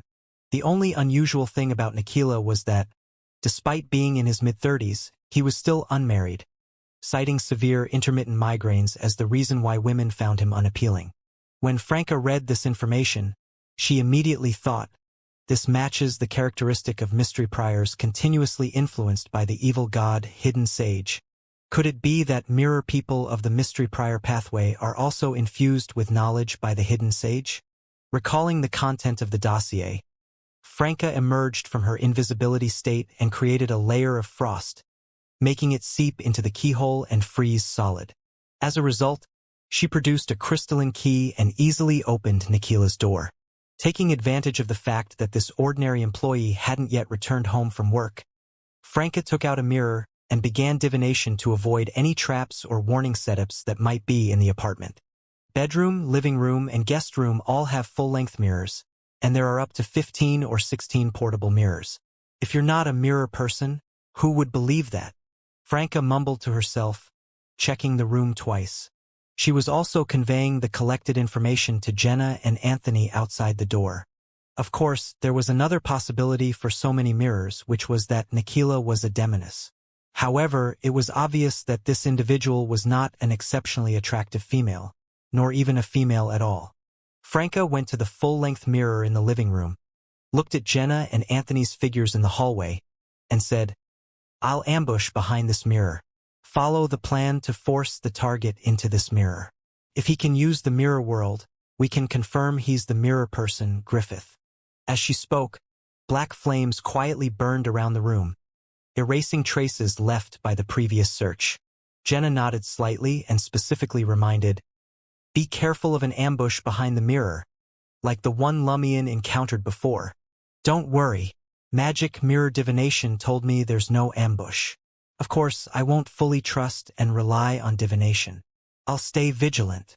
Franca felt Jenna's concern, smiling as she took out the 7-stone bracelet from the traveler's bag, now with only 2 diamonds left, and tossed it outside.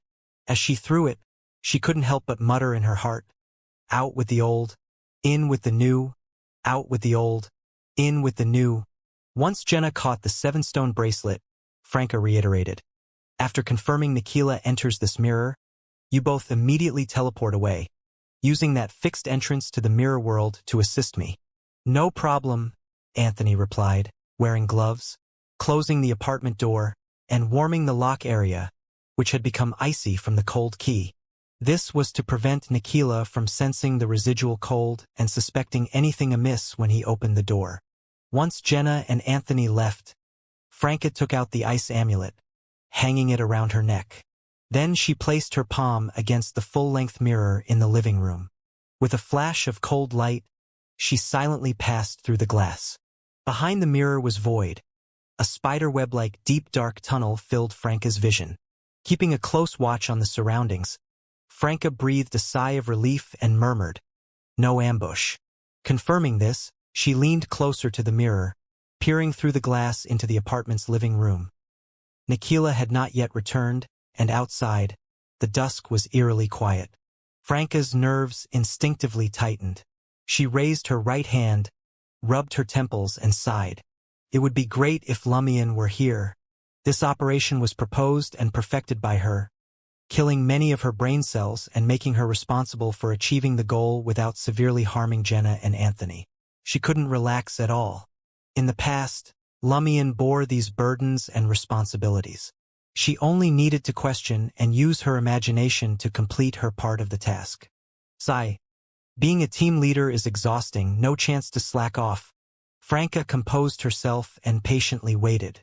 In the cafe diagonally across from 35 Rue St. Nornes, Jenna, now a girl in a black dress with her hood removed, sat by the window, chatting with Anthony about various Trier anecdotes. Suddenly, she propped her left elbow on the table, using her palm to press down her original flaxen hair, her voice dropping slightly. "The target is back." Anthony, while acting attracted to the beautiful woman opposite, glanced with his peripheral vision at the apartment building. A double-decker public carriage had stopped by the roadside, and a man in his 30s wearing a black wool coat and a half-high silk top hat got off.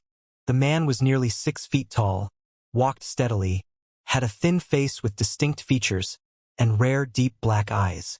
"It's definitely Nikila." Anthony nodded slightly to Jenna, confirming she hadn't mistaken the target. Jenna then straightened her head, withdrew her left hand, and glanced at the cuckoo clock on the cafe wall. She smiled lightly at Anthony and said, 3 minutes to go." She meant that in 3 minutes, the operation would officially start. The reason for waiting 3 more minutes in the cafe was to avoid Nikila's instinctual investigation as a mystery prior after returning home. This was a detail discussed and decided by Franca, Jenna, and Anthony. Nikila, wearing a half-high silk top hat, walked step by step up to the 5th floor and stopped outside room 6. He didn't open the door immediately but raised his right hand and rubbed his temples. Then he closed his eyes briefly and reopened them, his pupils now a deep purple with a mysterious aura. Eye of mystery prying. Usually, Nikila used special warlock spells to weaken the effect of the Eye of Mystery prying to avoid sudden death, but it couldn't be completely sealed. Now, he was using it to its full potential to observe the surroundings inside and outside the room. Bugs on the ceiling, hairs in the cracks, the neighbor cooking in front of the coal stove, dust floating in the air, children running up and down the stairs, rats hiding in the shadows, pedestrians passing by on the streets. All these scenes overlapped in Nikila's deep purple eyes. At the same time, he saw shadowy curtains around him and dark aqueous light on the surfaces of all mirrors. Before the gaze behind the shadowy curtain could become more pronounced, Nikila ended his observation abruptly, closing his eyes. He knew if he continued looking, something unpredictable might happen, filling him with fear. Phew, the eye of mystery prying is truly dangerous. Listeners on the secret suppliant pathway hear things, we see things, and both are equally likely to encounter the forbidden and die mysteriously, Nikila muttered, pulling out a brown leather scroll from an inner pocket of his black wool coat. Softly chanting a word in Hermes-myopia, the scroll immediately ignited with black flames, quickly turning to ash. The mysterious deep purple in Nikila's eyes faded into the black depths of his pupils. After doing this, Nikila took out his key and opened the door. He had confirmed there were no suspicious individuals or enemies hiding in the shadows, nor were there any signs of abnormalities around the apartment or the street. Entering the living room, closing the door behind him, Nikila unbuttoned the top of his wool coat and white shirt, relaxing on the sofa with his arms stretched out. Franca, watching from behind the full-length mirror, took advantage of Nikila's forward movement to grab a beer from the coffee table, extending her right hand slightly through the mirror, pressing it tightly against the glass. When Nikila sat back on the sofa, Franca immediately withdrew her hand. Gulping beer, Nikila read the newspapers he had brought back, behaving like any ordinary employee. Time passed slowly, and as 3 minutes elapsed, Jenna and Anthony left the cafe, turning into a nearby secluded alley, preparing both their shadow hiding and psychological invisibility techniques. They quickly returned to the target apartment and hid in their prearranged positions. At this time, Nikila was still reading the newspapers, considering whether to go out for dinner or cook something simple. Suddenly, Nikila's throat felt dry and itchy, as if he hadn't drunk water for a long time. He coughed once and thought, I drank half a bottle of beer. Why is my throat so dry? As this thought crossed his mind, he couldn't help but cough again. Immediately, a strong sense of unease washed over him. Something's wrong. Just as Nikila became alert, Jenna, hearing 2 consecutive coughs from the target through the wall, emerged from the shadows without hesitation. With her hood still on, she inserted the arrow of the bloodthirsty into her own heart. Her flaxen hair seemed to lengthen slightly, her contours became more refined, and her facial features more stunning. Previously, Jenna's beauty highlighted her feminine charm, an expression of femininity. Now, her beauty seemed to become a more independent concept, alluring by sheer virtue of its existence. Through the door, she made the shadows beneath Nikila's feet and the surrounding darkness coalesce into illusory yet solid black chains, wrapping around the target. As Jenna used the Abyss Shackle spell from the arrow of the bloodthirsty, shadows and darkness came to life beside the coughing Nikila.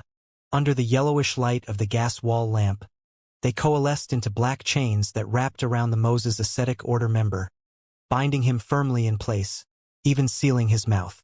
Nikila, experienced in combat, immediately formed a slowly rotating mass of stardust in his right palm. The light in the room dimmed as if night had fallen outside. In the dimness, numerous bright stars appeared, not densely packed but numerous enough. They cast beams of light that converged into a thick column, illuminating the entire room and enveloping Nikila. The black chains formed by the Abyss Shackles disintegrated like shadows meeting sunlight, and Nikila dissolved rapidly in the light column, shattering into countless glass shards. Mirror substitution. Using his unique abilities, Nikila escaped the Abyss Shackles by attacking himself. As a mystery prior pathway beyonder, many of his spells required incantations. With his mouth sealed, his abilities were significantly limited.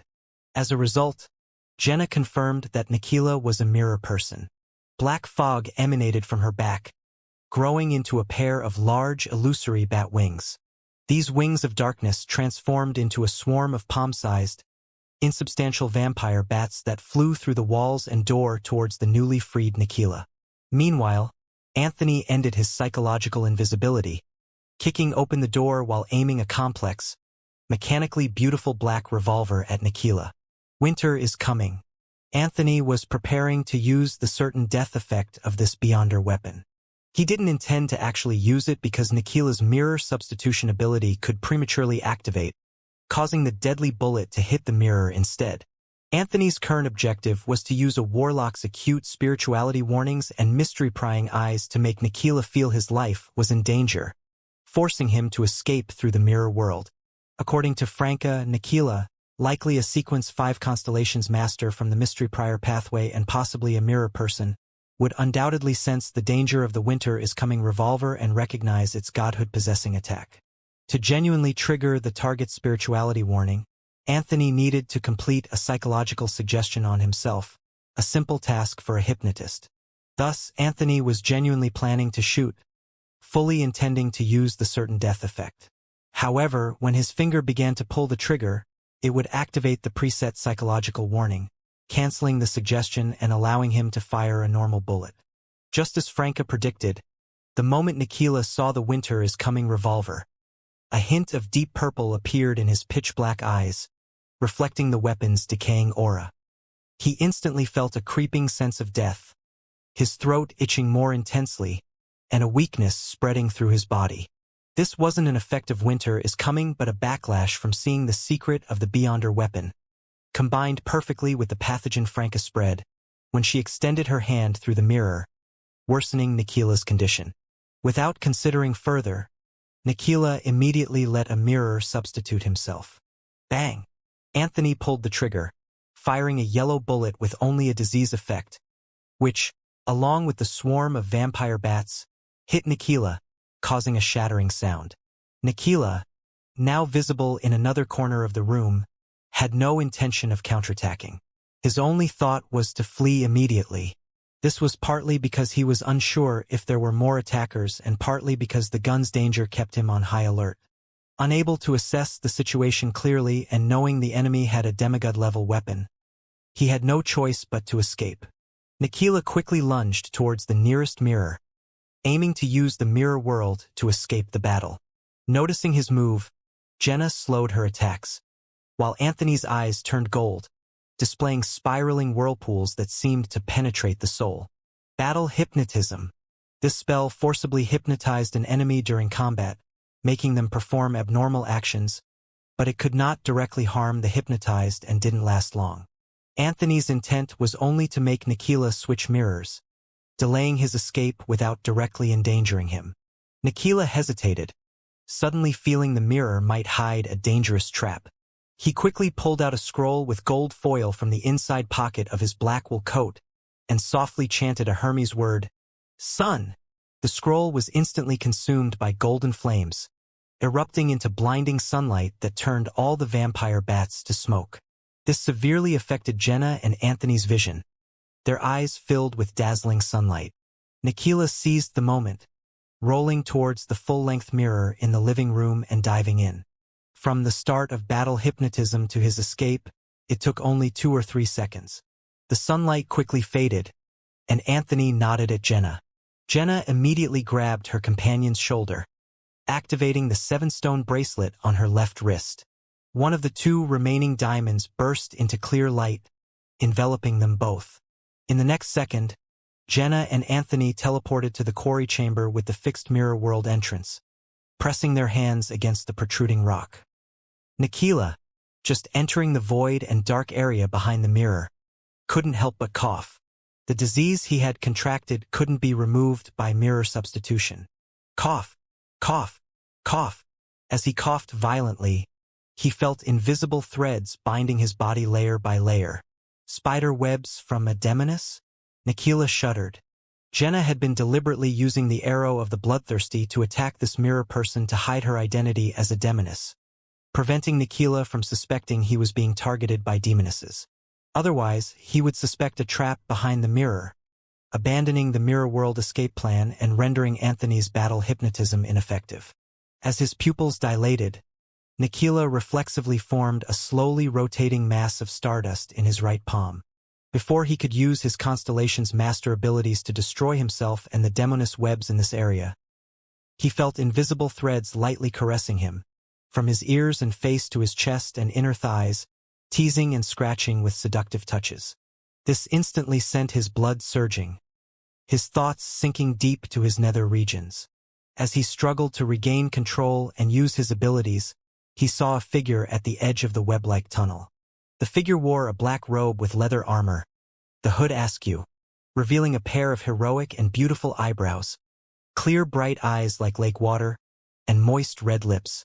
This indescribable beauty and soul-stirring charm made Nikila instinctively hold his breath, forgetting to resist, forgetting to break free. Demoness of Affliction's charm. The intense danger warning allowed Nikila to barely break free from this bewitching beauty. Clenching his teeth, suppressing the desire from the teasing and seductive touches, he was about to activate the stardust whirlpool in his hand. Franca continued her charm, a slight smile on her lips, stunning Nikila while changing the action of some webs. They started tickling him. Ha! Ha! Ha! Sensitive spots on his neck, armpits, and waist were attacked, making him laugh uncontrollably, tears streaming down his face. If not for the invisible threads binding him tightly, he would have retreated, twisted his body, or rolled on the ground. In this state, it was nearly impossible for Nikila to use any of his abilities. Of course, his desire also faded because of this. Right now, I really do feel like a black widow spider, methodically dealing with prey caught in its web. At the Demoness of Affliction stage, if the prey is truly ensnared without help, they'll be constantly affected, unable to escape by their own means. It's a pity this doesn't work on hunters. They can ignite flames to burn the web. I wonder when I'll be able to directly transmit genuine pleasure through the webs. Franca maintained her vigilance, watching the frantically laughing Nikila, muttering to herself. Her strategy was clear. Restrain the enemy, continually interfere with his efforts, and delay him until his illness flared up or he was completely charmed. During this process, even if Nikila used mirror substitution, he would be limited by the distance, with his body reappearing within the area covered by the demoness webs, repeating the initial experience. Previously, Franca had already turned this place into a demoness nest. On one side, he was continuously tickled, while on the other, his desire was stoked by teasing touches. Nikila oscillated between hell and paradise, in extreme agony. The beautiful figure, seemingly forever out of reach, became a symbol of all his hopes and dreams. Nikila knew he couldn't continue like this. Resolving to endure the laughter, he bit his tongue hard. The pain pierced his mind, momentarily freeing him from all influences. He tightened his grip on the stardust whirlpool. In the void and darkness behind the mirror, one brilliant star after another lit up. Above the dark and low void of the mirror world, numerous brilliant stars shed beams of clear light. These beams converged into a column of light, illuminating the mirror world and engulfing Franca, the demoness webs, and Nikila himself. Franca and Nikila both shattered into countless mirror fragments. These shards, along with the invisible webs, quickly dissolved into nothing under the starlight. The starlight quickly faded, and Nikila and Franca's figures reappeared in different corners of the mirror world. Seeing the entrance to the tunnel of webs now unobstructed, Nikila felt a surge of joy. He pulled out a dark gray scroll from the inner pocket of his black wool coat. Suppressing the urge to cough, he whispered a Hermes word, "Wind!"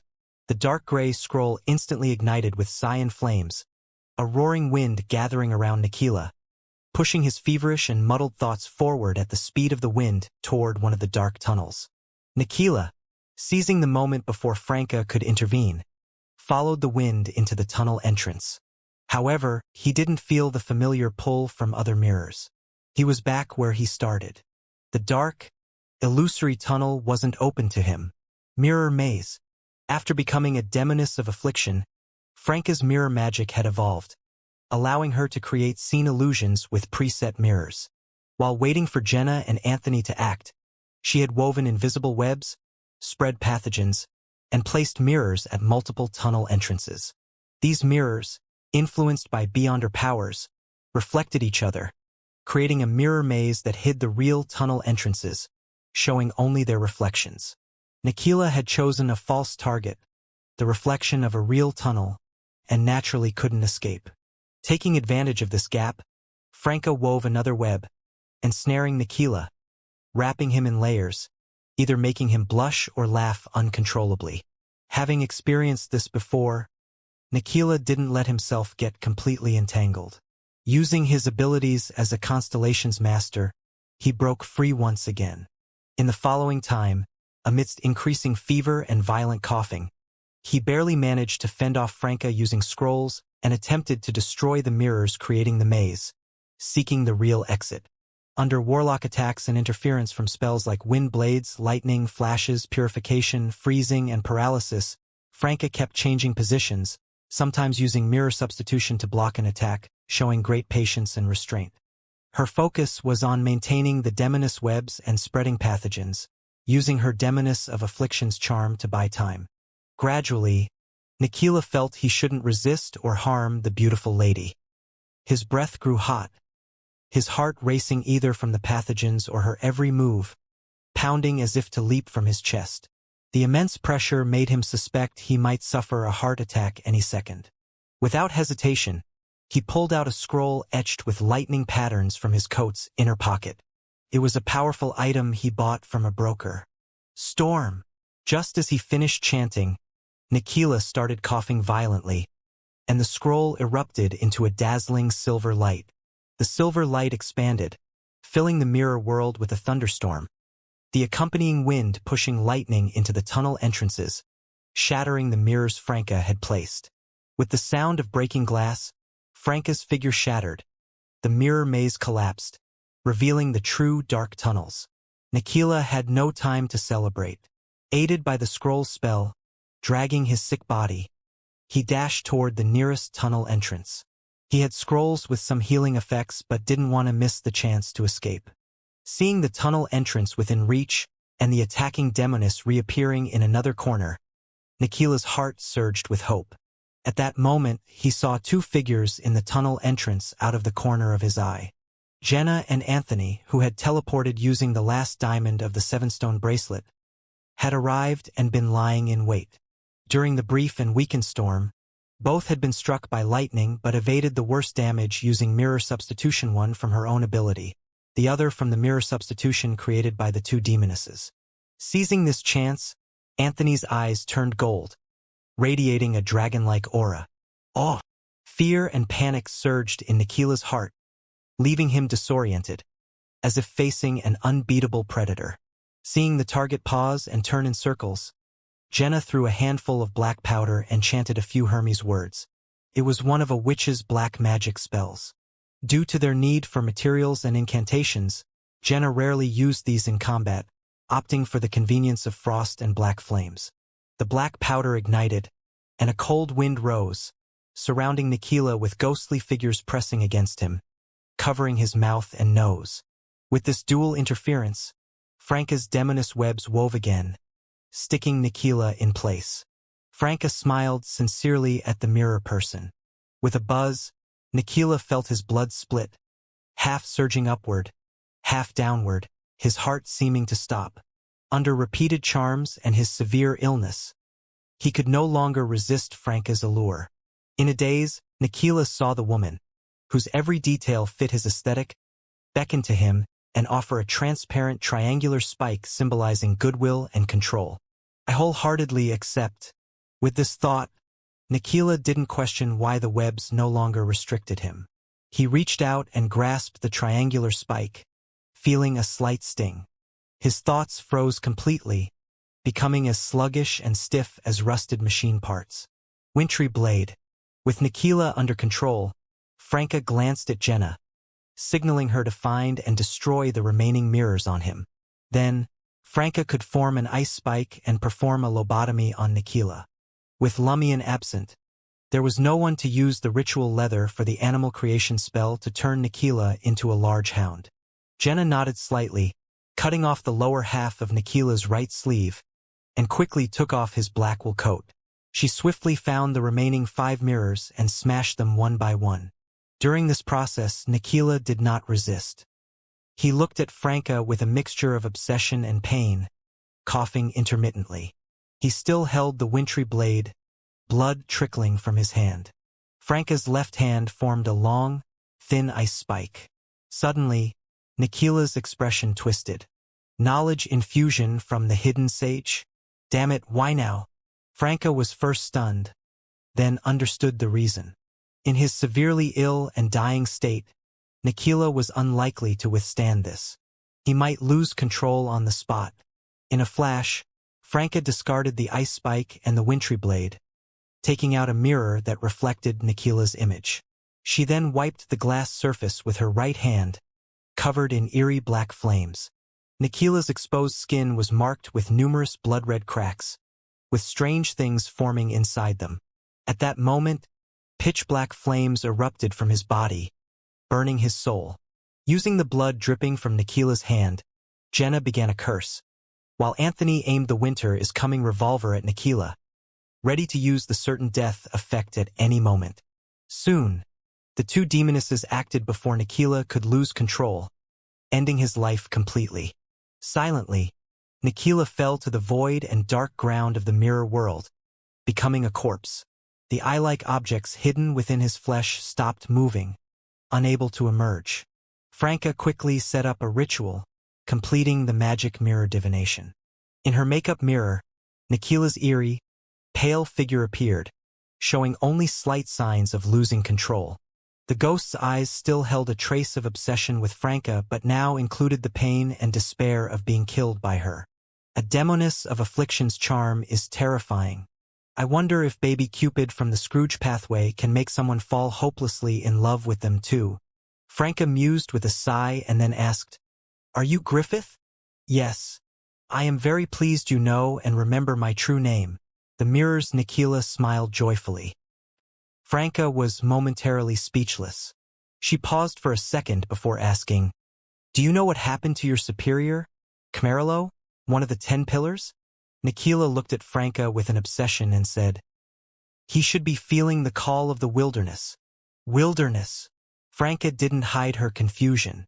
Nikila eagerly and thoroughly explained. In 4th Epic Trier, near the ruined palace of Alista Tudor, beside his remains, no on his remains, no under them, there's a wilderness there. All mystery priors and savants will eventually return to that wilderness. All mystery priors and savants. The only thing powerful enough to influence both pathways must be the Celestial Master.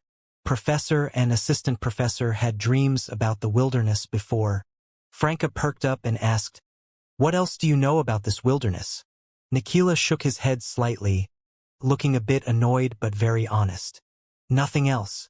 According to our leader, the higher the sequence of a mystery prior or savant, the more likely they are to hear the call of the wilderness. The hidden sage should stand atop the mystery prior pathway, so during the hostile incident, when the seal of 4th Epic Trier was broken, the leak of wilderness power greatly affected him, driving him madder. Is Camarilo in a similar situation? After all, he's in Trier. The demigods of the Church of the God of Steam and Machinery in Trier might also be affected? Franca swallowed and asked, "Has Camarilo returned to that wilderness?" Nikila smiled gently but painfully. "Not yet. He's probably just deteriorating, unable to maintain himself well, and resisting the call in some extreme way. If he were to return, he'd have to pass through our mirror world. It wouldn't escape our leader's notice. If our leader knew, so would I. For Trier, Camarilo returning to the wilderness might not be a bad thing. According to Nikila, no. Griffith Camarilo is like a powerful bomb that could go off at any time." Franca thought for a moment and asked, "Do you know where he's hiding now?" Nikila sighed and said, "He hasn't contacted me for a while. The last time we met was near the catacombs." Near the catacombs? Franca then asked, "Griffith, what was your goal in infiltrating the Moses ascetic order?" Nikila emphasized seriously, "I am the original. Our goal was to make the higher-ups of the Moses ascetic order gradually aware of the wilderness and help us unseal 4th Epic Trier at a critical moment." Franca had an epiphany and asked, "Did Camarilo, with your help, already know about the wilderness and its exact location? Was it knowing too much and possessing godhood that made Camarilo lose control gradually, becoming unable to resist the wilderness call? The Church of the God of Steam and Machinery hasn't shown similar issues, at least not as severe." Yes. Nikila shared his feelings with his dream lover. "So this is both good and bad for me. It took me a lot to gain Camarilo's trust and interest in the wilderness without arousing suspicion. but now all that effort is wasted. I have to figure out how to gain the trust of another of the 10 pillars. Why is it also a good thing? Franca was puzzled. Nikila smiled and said, if Camarilla returns to the wilderness, I might get the mysticologist beyond her characteristics someday. Mysticologist is sequence 4 of the mystery prior pathway? Can you mirror people ascend by drinking potions? Franca quickly asked 2 questions. Nikila nodded. Yes, I can ascend to mysticologist by drinking the potion. I am the original. Have you ever drunk a potion? Franca glanced at Griffith's body, which had not produced any beyonder characteristics. No, Nikila replied candidly. Man, no beyonder characteristic drops. Franca cursed inwardly in pre-transmigration gaming terms and then said, Morana Vigny has been dead for a while. Your leader can't leave the seal and frequently get feedback or give orders. Who's handling day-to-day matters and contacting the mirror people in Trier? It's Palia. She received instructions and information from the leader. Nikila replied but didn't elaborate like before. The mineralogist, Jasmine. I'm tracking. No wonder she appeared twice in Underground Trier despite being wanted. She's rebuilding the Mirror People network in Trier? Franca asked quickly. Can you contact Palia? Nikila shook his head again. She contacts us one way for now. This way, if any one of us is exposed, it doesn't affect the others. According to the previous arrangement, Palia contacts me through the mirror world once a week to check on my situation and exchange new information, usually on Sunday evenings between 8 and 10. Don't you find this troublesome and inconvenient? Well, it is quite safe. Franca criticized silently and saw Nikila's image fading, about to disappear, and quickly asked the last question. Besides 4th Epic Trier and current Trier, where else does your mirror world connect to? This question came from Lumian's letter. He confirmed Morora exchanged information with the outside world through this special mirror world. Nikila thought for a moment and said, a strange place, much like 4th Epic Trier, also sealed, with many living people inside, but we can't enter. Mirror people can't use the special mirror world to go directly to Morora. Franca nodded slightly and asked, did some of your companions go to Lenberg to find that sealed strange place? Yes, although we can't go directly, if we can enter normally, we can use the mirror world's power. Nikila said as he began to lose his soul's integrity. He looked at Franca, lingeringly and painfully scanning her beautiful face. Franca's skin prickled with goosebumps. Watching Nikila the mirror person Griffith disappear completely, Franca sighed inwardly. Short-term, high-intensity, high-frequency charm can last so long. It might take a day or 2 to fade. Repeated charm in daily life, maintained long-term, can indeed make someone fall deeply in love with me. I wonder how long this love lasts without supernatural influence. A year should be fine, but it's hard to say for the 7-year itch. Hunters can form teams, and so can demonesses. But the loyalty and rapport will be higher. The only issue is team members might not truly cooperate and could hate each other. What a mess. Franca put away the mirror and said to Jenna and Anthony, no need to wait. This guy doesn't have any beyonder characteristics. By then, Jenna had finished collecting the loot, getting 460 Verl d'Or and 9 scrolls from Nikila. The scrolls' effects and incantations required magic mirror divination to reveal. Anthony glanced at Nikila's body and the 9 scrolls, considering. Should we have someone use lie to disguise as Nikila and wait for that mirror person Palia to contact? We can, but it's unlikely, Franca said after some thought. We can bury the body and carry out anti-divination and anti-prophecy measures, but there are many days until Sunday. The mirror people leader might notice something wrong. Still, it's worth a try. After carrying out anti-divination and anti-prophecy measures, and seeing Nikila's body turn into a few broken mirror shards, Jenna frowned slightly. Still none of those special mirror world shards. Morana Vigny didn't leave any either. The shards in Jenna and Franca's possession came from Gardner Martin and the Tamara family's crypt. What kind of mirror person leaves special mirror world shards? What's special about the fake Martin? Next time we catch a mirror person, we must ask. Franca muttered to herself. The three quickly tidied up the scene, and Franca activated the ice amulet to teleport to the fixed mirror world entrance. During this process, Franca used the amulet's power to send Lumion the intelligence gathered from this operation. Morora, second floor of the carnivore bar. Reading a book comfortably, Lumion glanced at the room's mirror, seeing water ripple and a line of incision appear. Reading it, Lumion suddenly froze. He realized he had overlooked something.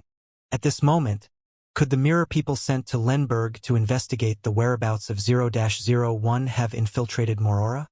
And the mirror people produced by the underground mausoleum's incident could use that special mirror world unlike him. If the mirror people have infiltrated Morora, what would they do? Lumion pondered for a while, placed the book back in the traveler's bag, and stepped down the stairs to the hall. It was dinner time and the bar was bustling. Julie flitted between tables like a butterfly, serving drinks and meals to the customers. The patrons were well behaved. No one tried to act inappropriately by grabbing Julie's ass or touching her chest. They weren't being moral or civilized. None of them had clean hands. Those who entered Morora were all hardened criminals.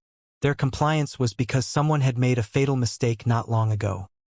Julie had been unstable lately, often in a daze. Unlike her usual self, she couldn't always gracefully avoid wandering hands and arms amidst the laughter and noise. One evening, someone found an opportunity to give her a hard pinch in the ass. Julie's suppressed fury and rage exploded instantly. If Lumion hadn't intervened in time, reminding her it wasn't a legal duel, that drunkard would have ended up in the kitchen missing a vital part of his anatomy. In the end, since the drunkard refused Julie's duel challenge, after much negotiation, he voluntarily chopped off his hand as an apology. Otherwise, he might have lost control and attacked the repugnant bar owner, forcing him into self-defense. Lumion glanced at Julie, whose face was devoid of smiles, and walked into the kitchen, where Les was finally taking a break, enjoying his dinner. He picked up a caramelized finger, put it in his mouth and chewed noisily. Lumion sighed quietly and said, "I need to step out for a bit. Keep an eye on Julie." "No problem," Les replied, pointing to the plate of now missing fingers. "Boss, want some? I found a new cooking method. First deep fry, then steam in a seasoned broth for 20 minutes. "No thanks." Lumion turned and left the carnivore bar, walking through the dark, unlit streets to the Knowledge Cathedral. He found a corner where he could see the graveyard and the entrance to the underground mausoleum through a window. Pulling over a wooden chair, he sighed and patted the backrest. The Church of Knowledge is getting more considerate. There hadn't been chairs by the brass bookshelves before. Too bad there's nowhere to rest my feet. Lumion sat down, gazing at the graveyard through the stained glass, using the crimson moonlight to observe the entrance to the underground mausoleum. According to his information, Celeste, who had been on duty in the underground mausoleum for 2 days, would return to the surface at 9 tonight. Lumion's goal was to make others believe he was at the Knowledge Cathedral to study, while actually observing the mausoleum's entrance and the experimental subject's activities. His true purpose was simple: to mask his love of studying with the guise of observing the mausoleum and experimental subjects. With this excuse, he wouldn't have to waste time idling around the bar, drinking and boasting. He could finish the remaining books sooner. By the cathedral's bright candlelight, Lumion read for a while, then forced himself to lift his head and observe the mausoleum's entrance for a couple of minutes. After repeating this several times, he suddenly thought of his sister. Back then, Aurora always urged him to study but would occasionally drag him from his desk, forcing him to look at the trees outside the window and the distant mountain pastures. Now he had to rely on himself. Time passed, and the cathedral's clock chimed loudly. A group of black-robed enforcers left the Knowledge Cathedral, crossed the graveyard, and reached the mausoleum's entrance. Soon, the previous group of enforcers emerged from the gray-white stone steps leading to the mausoleum, moving in an orderly fashion. With his hunter's vision and the crimson moonlight, Lumion saw that the leader was Celeste, wearing a black robe and a blindfold. The demoness emerged from the entrance area slowly and expressionlessly, removing her blindfold. The line behind her was long, each person carrying a lantern. At that moment, Lumion felt a sudden, eerie sensation as if the deep darkness at the mausoleum's entrance had come to life. The darkness instantly swallowed the last experimental subject in line. Lumion blinked, seeing no movement in the darkness. The anomaly seemed like an illusion. Frowning slightly, he counted Celeste's team members again. Quickly, he concluded one person is missing, and one lantern. Lumion watched Celeste's team until they returned to the Knowledge Cathedral. Near the stairs, Celeste turned her head slightly, glancing in Lumion's direction. Lumion crossed his right leg over his left knee, leaning back in the chair, calmly meeting her gaze. He felt Celeste had likely noticed his observation. This meant she probably still retained some self-awareness.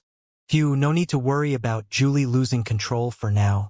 Lumion sighed quietly, watching Celeste and the enforcers disappear at the stairwell.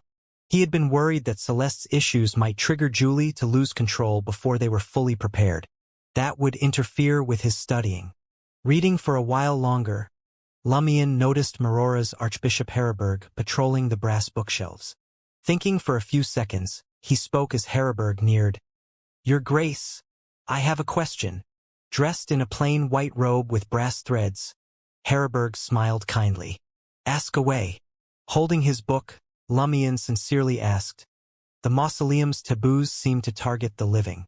What if an undead or an immortal creature enters?" Heriberg gave Lumion a deep look and smiled. "The dead should remain in eternal slumber. What do you think?" Meaning, an undead would fall into eternal sleep upon entering the mausoleum? As expected, 0-01 has death and darkness characteristics. So, I can't exploit any loophole with the Eggers family's golden mask. Lumion sighed regretfully. "I think so too." Heriberg, with his white hair and beard, spoke like a teacher. "While studying, remember to take care of your health and stay mentally sharp. Don't stay up late reading. Maintain your usual pace. Is he worried I'll degrade and succumb to the book's inherent corruption? Need to control the corruption rate?" Lumion pondered, then stood up and responded, "Yes, Your Grace." He immediately tucked the book into his traveler's bag and left the cathedral under Heriberg's approving gaze. Crossing the square outside, Lumion saw Julie stepping lightly out the cathedral's side door, looking relaxed. "Here to check the situation first, huh?" Lumion watched her disappear into another alley, heading back to the carnivore bar. Approaching the bar, he heard a pained, agonized scream not far away. "Julie's doing?" Lumion chuckled to himself. "Feeling bad, cut a finger. Feeling good, cut another. Can't she find another hobby?" Luckily, there were enough exiles in Maurora. Still, Lumion knew their presence had tripled the daily death toll since they arrived. They couldn't stay long, or the exiles' replenishment wouldn't keep up, and Maurora would face a shortage crisis. The bar was closed. Lumion went behind the counter, poured himself a glass of liquor, and sipped it slowly, as if waiting for something. After a while, Julie appeared at the door in a shirt and skirt, her cheeks still flushed. She glanced at Lumion and smiled. "Boss, were you waiting for me?" She played with a frosty, bloody object in her hand. Lumion took a sip of Lanti-proof and asked, "Do you know my name?" Julie approached the counter, shook her head, and smiled. "I only know you're my boss. Celeste, as an enforcer, should know the names of every Maurora resident," Lumion said directly. Julie's expression changed slightly, then she sighed and smiled. "But she said Lewis must be a fake name. I don't believe you didn't ask someone on the outside to investigate my real identity," Lumion said, leaning on the counter and sipping his drink. Julie pouted, not answering directly, only saying, "It doesn't matter." "True." Lumion nodded with a smile. "I caught a mirror person from Underground Trier who told me his companions went to Lenberg to find Maurora. Now, new intel suggests they might be here." Julie's smile faded, replaced by a serious look. Lumion finished his Lanti-proof, set the glass down, and headed upstairs. Julie sat in silence for a while, then left the carnivore bar. In an empty house in Morora, the demoness put on a gold ring set with blue gems and sat before a half-length mirror. The reflection wavered slightly, showing some changes. Julie watched her reflection in the mirror gradually become blood-stained, her expression turning cold and her eyes filling with malice. She wasn't surprised. Instead, she smirked with a hint of sarcasm. The reflection became agitated, clawing at the glass as if trying to scratch out an escape. Her face twisted quickly, and the malice in her eyes seemed almost tangible. Before long, another figure appeared behind her, a man with short brown hair, bearing a strong resemblance to Julie, also covered in blood and exuding a sinister aura. Julie rubbed the blue gem-encrusted gold ring on her thumb, watching as the female and male versions of herself shrank and faded, revealing their current surroundings. It was a dark, almost lightless world. Beyond this world, countless points of light representing different mirrors dotted the surroundings. Most were affected by Maurora's seal, appearing hazy and unreachable. Julie's gaze swept across the few clearer points of light, her intuition as a demoness guiding her to one particular mirror. Inside that mirror, a shadowy figure appeared. Sensing Julie's gaze, the figure recoiled and left the mirror. Julie immediately reached into the mirror, pulling herself through it. Ignoring the curses and anger from her two reflections, she directly transported to the mirror that had shown the shadow. She emerged from a small mirror into a long-abandoned room, the traces of occupancy wiped clean. Julie turned to the window beside the mirror, observing the outside environment. She saw a graveyard bathed in crimson moonlight, a cathedral-like library, and the clearly visible entrance to the underground mausoleum. After a brief silence, Julie muttered to herself, "The mirror people have indeed infiltrated." Upstairs in the carnivore bar, Lumion reclined in his chair, feet propped up, engrossed in his book. There was still time to study. He had told Julie about the mirror people to leverage the demoness sex power to confirm and search for them. As a hunter, he couldn't utilize the mirror world on his own, and the mirror cufflink could only be used twice more. Remembering Archbishop Heriberg's advice to not overextend himself, Lumion decided to end his studies early and get some extra sleep tonight. Just as he was about to close his book, someone knocked on his door. It was Julie. She nodded slightly at Lumion, saying, "I found a mirror person spying on the mausoleum but couldn't catch them." "Only one?" Lumion asked for confirmation. Julie tersely acknowledged his words. "Only one." She turned and headed to her room. Lumion chuckled and said, "Not only did you not catch them, but you didn't even see what they looked like?" His voice was low, almost to himself, but loud enough for Julie to hear. Julie turned around and sneered. "At least I found traces of the mirror people. Better than someone who needs me to confirm it." Lumion pretended to be stung, retorting, "I was just letting you fulfill your pitiful, insignificant purpose." Julie ignored him and went into her room. Lumion smirked to himself and closed the wooden door. Now, Julie should be less wary about him being capable of using the mirror world, right? In a daze, Lumion saw a blood-stained land, collapsed grand structures, and towering iron-black pillars, many of which were broken.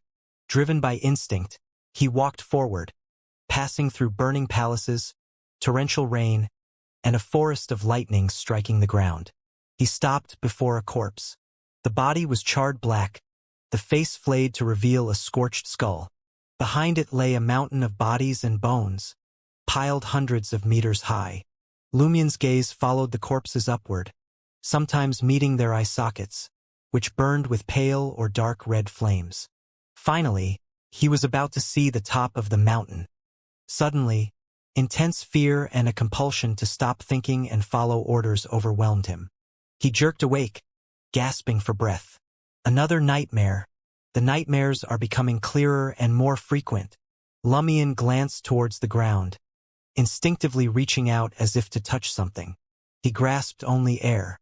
Quickly calming himself, he murmured, "At this rate, when I finish reading the remaining books, these nightmares caused by the corruption might transform drastically.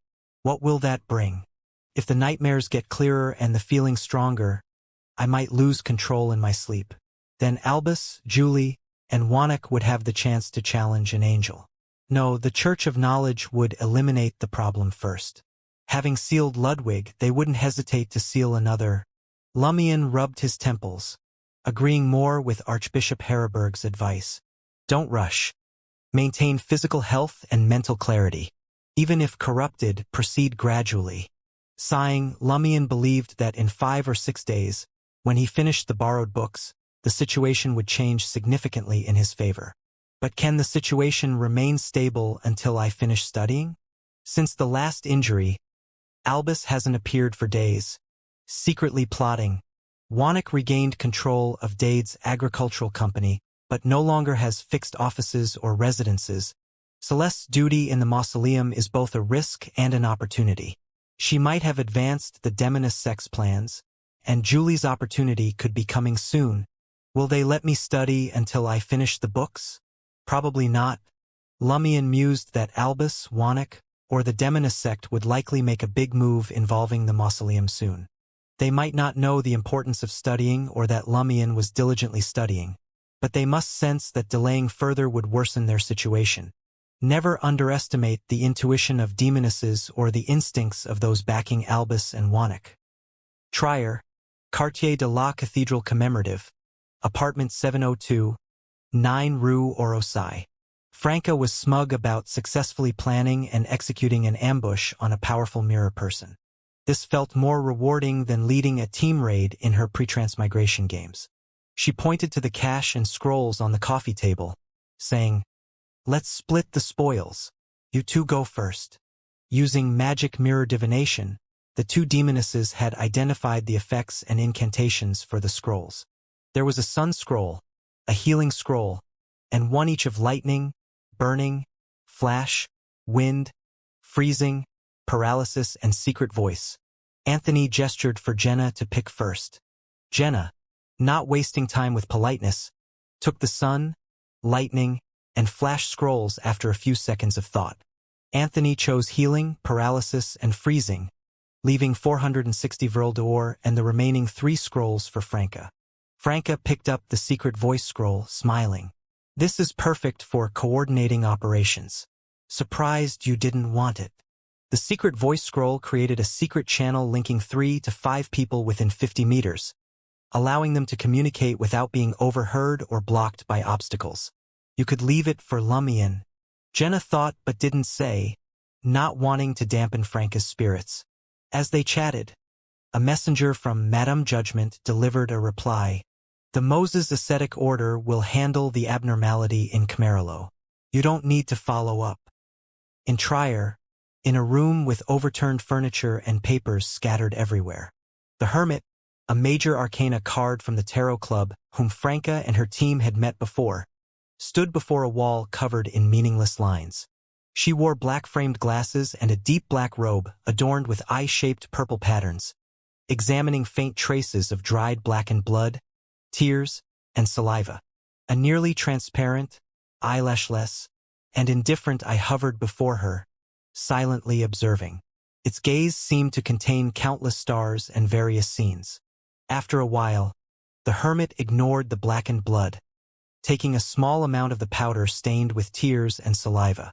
A dreamlike pumpkin carriage appeared before her, altering her appearance, aura, and physique. The Hermit calmly sat in the carriage. A group of mice pulled the pumpkin carriage into a tunnel outside the Trier catacombs. Still seated in the pumpkin carriage, the Hermit conjured a vibrant, slightly unreal ball of yarn. She infused the powder from before into the yarn and threw it into the tunnel's depths, leaving a bright thread on the ground, pointing the way forward. The Hermit followed the vibrant thread of yarn through the dark tunnel in her pumpkin carriage. She didn't know how long she had been descending when she arrived at a naturally formed cave. The vibrant yarn ball had stopped here. The swarm of mice and the pumpkin carriage vanished, and the Hermit floated down, her feet touching the ground. She didn't need to remove her glasses to see the pools of pus-like blood on the ground, eroding the soil in the extreme darkness. For a moment, the Hermit seemed to see a scene from the past. A blurry figure staggered towards the cave, each step leaving a splatter of pus-like blood that sizzled as it corroded the rocks and soil. The hermit weaved through the pools of blood and entered the cave, but it was empty. The trail of pus-like blood ended abruptly. It was as if the figure had exhausted all its flesh and blood, leaving no trace, or had evaporated entirely. He had vanished. As Camerolo disappeared like this, the hermit immediately conjured 9 blazing suns. The intense heat caused the pools of blood to show signs of evaporation. Then, the major arcana cardholder removed her glasses. The pus-like blood changed immediately. It wasn't blood but dense, intertwined, complex symbols or letters. These symbols or letters were grouped together, eroding various rocks and soil, bright red and dazzling. Even with her knowledge of mysticism, the hermit couldn't identify what they represented. Camerolo's flesh and blood transformed into this? The hermit pondered for a moment and decided to strip away all the bloody symbols and letters and take them to a high-ranking cryptologist. Morora? Carnivore Bar, 2nd floor. Lumion had another nightmare, but this time he was clearly aware that he was dreaming. He dreamed of walking through a dark, lightless tunnel, with stone slabs beneath his feet and bricks in the walls, with rusty iron wall lamps every so often, none of them lit. Lumion wandered aimlessly, sometimes turning right, sometimes descending stairs, and sometimes resting against the wall. Suddenly he saw a yellowish light ahead. In the glow, figures in black robes appeared, carrying quietly burning lanterns, their eyes covered with thick black cloth. Law enforcement, experimental subjects. Lumion instantly understood. Am I dreaming of the mausoleum? This matches the ceiling information of 0-01 and the book's descriptions. Using my knowledge and the corruption I've suffered, did I recreate a tunnel of the mausoleum in my dream? The experimental subjects, despite being blindfolded, walked steadily, maintaining a straight line forward. I don't seem to be blindfolded. Will something abnormal happen? No, I'm just dreaming. Although lucid dreaming, Lumion's thoughts were sluggish, seemingly influenced by the dream. As he was about to pass by the experimental subjects with lanterns, his gaze naturally fell on one of the lanterns. The lantern's glass case, framed in bronze, reflected a black shadow. The shadow, human-like in shape, flickered and leaped to another lantern. That shadow isn't mine, nor the lantern-bearer's. It's one of those mirror people corrupted by the mausoleum's power? Or perhaps the mirror person that infiltrated Morora. Lumion shivered, feeling more awake than ever. He focused his gaze and saw the slightly distorted, human-like black shadow pause and look back at him from the lantern's glass, illuminated by firelight. As their eyes met, the shadow vanished instantly. Lumion's vision wavered, the entire tunnel, lit by the lanterns, shaking violently. Within seconds, Lumion woke up, his eyes snapping open. The shaking continued, and his bed creaked while the house clattered. An earthquake. Lumion judged calmly. In Morora, he had already experienced 4 earthquakes, 1 volcanic eruption, 5 torrential rains, for hurricanes, 3 tornadoes, 2 hailstorms, and 2 snowstorms. Often, more than one extreme weather event occurred in a single day, though sometimes it was just ordinary weather fluctuations. Based on his physical assessment and experience, Lumion judged that this earthquake wouldn't collapse the sturdy carnivore bar building. So he lay there calmly, with no intention of getting out of bed and escaping to the street. If worse came to worst, he could still teleport to the Knowledge Cathedral. Staring at the still swaying ceiling, Lumion recalled the nightmare. Was I woken up by the earthquake? Or did my nightmare trigger the earthquake? After pondering for a while, Lumion believed it was the latter. But this meant his nightmare had truly connected to the underground mausoleum. Earlier, was I wandering through the mausoleum in some peculiar form, not needing to be blindfolded or carry a lantern? Was everything I saw and experienced real, actually happening in real time? Was the mirror person on the lantern real too? Right, that didn't look like the lantern-bearer's mirror person. Their physical condition was noticeably different. Could it be the mirror person from Trier?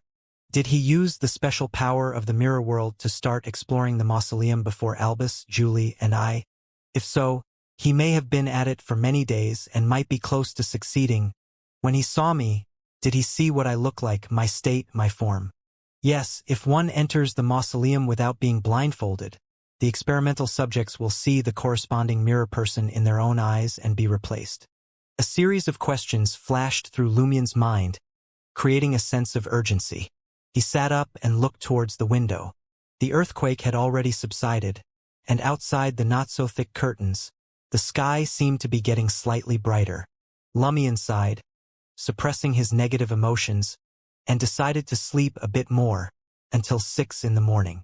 He needed to be in his best condition to complete the remaining 3 days of study, otherwise he might lose control or even die from it.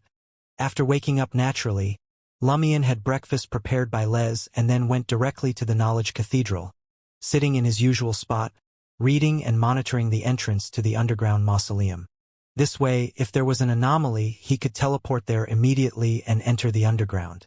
After alternating between thunderstorms and clear skies, Lumien finished his morning studies and headed back to the carnivore bar for lunch. About a third of the way back, he heard a painful yet slightly pleasurable scream from the direction of the bar. Is Julie at it again? She wasn't in a bad or good mood today, and it's the bar's busy time. Did someone bother her? Lumien shook his head, thinking Julie was quite unprofessional.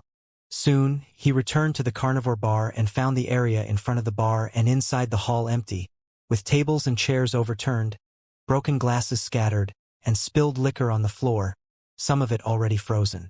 It looks like Julie went berserk, attacked all the patrons and drove them away. What happened? Lumien became highly alert.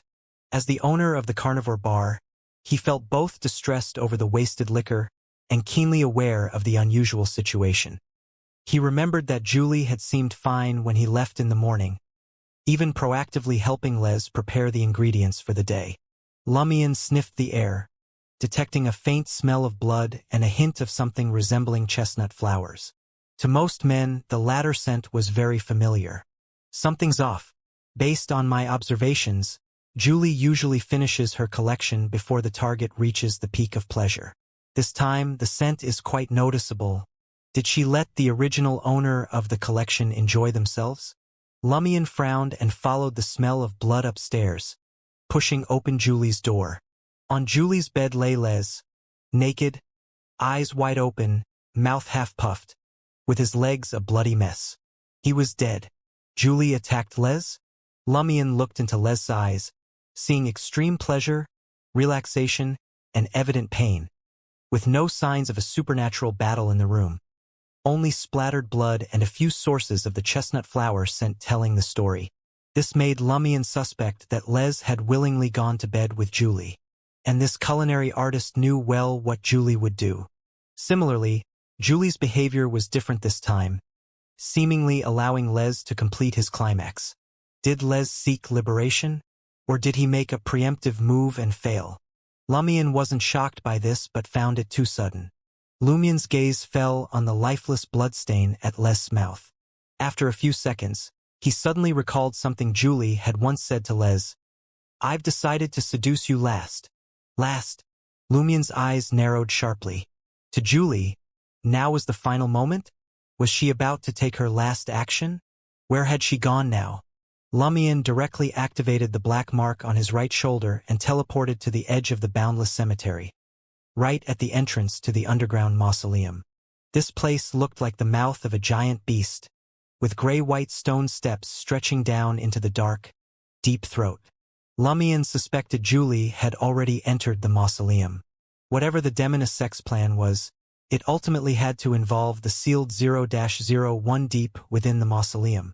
Lumien sniffed around the entrance, detecting only the scents of grass, trees, and the earthy smell after rain. There was no trace of Julie's fragrance. At the same time, he scrutinized the gray-white stone steps descending into the darkness. Looking for fresh footprints, there had been a thunderstorm earlier. No signs of Julie.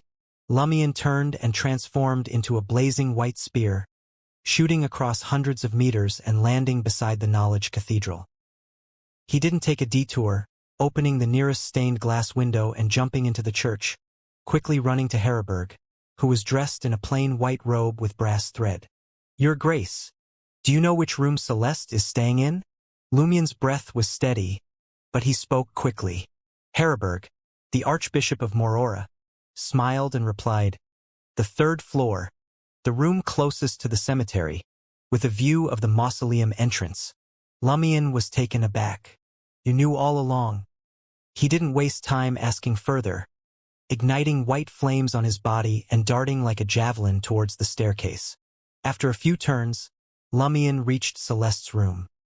He grasped the brass handle, gently twisted it, and pushed open the wooden door. The room was tidy, with minimal furnishings: a single bed, a desk, a chair, and a shelf for books and miscellaneous items, giving off a monastic austerity. "Indeed, Celeste is gone as well." Lumien confirmed his suspicion. He didn't immediately enter the room, sensing it was filled with invisible, pathogen-laden webs, like a poisonous spider's nest. While preparing to burn the unseen webs, he observed further.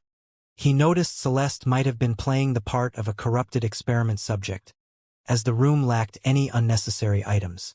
With her disappearance, even the spare black robes were gone, leaving the room empty, save for a mirror on the desk by the window.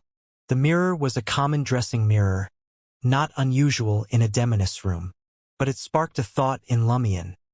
Did Celeste leave through the mirror world? The law enforcers usually entered and exited together. She couldn't have bet on the knowledge cathedral turning a blind eye and walked out alone. Is she meeting Julie somewhere in the mirror world? Did Julie and Celeste use the mirror world to enter the mausoleum, leaving no traces at the entrance? With this in mind, Lumien's thoughts raced, forming a web of connections from various bits of information and ideas. He quickly made a guess. Did Celeste patrol the mausoleum as an experiment subject several times to place mirrors at key points or obtain coordinates of similar reflective items? When I used the mirror cufflink before, I couldn't identify which mirrors were in the mausoleum or if they were dangerous. This was the demoness sex preparation, and now Celeste has control over the mirrors in the mausoleum and can start the operation. Why not act immediately after her last patrol?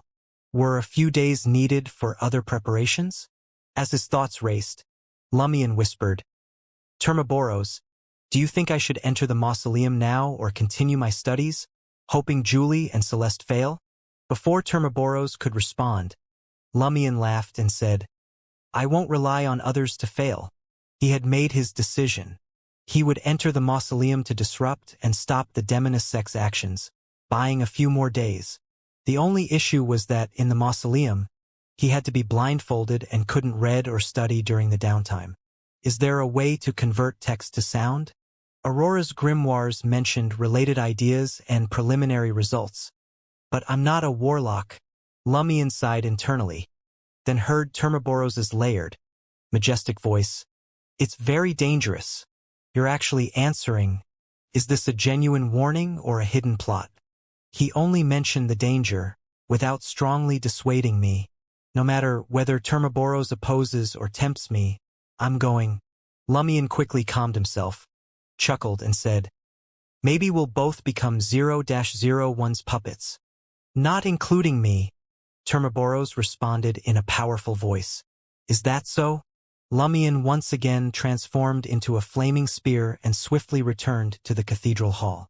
He approached Harburg, holding 3 books, and smiled. "Your Grace, I still have 2.5 books left to read.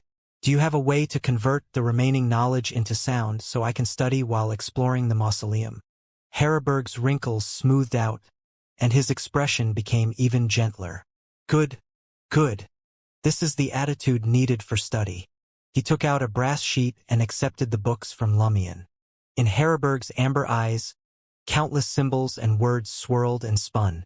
Lumien saw tiny glimmers rising from the books, converging into a river that flowed into the brass sheet. What kind of mystic art is this? Lumien was mesmerized.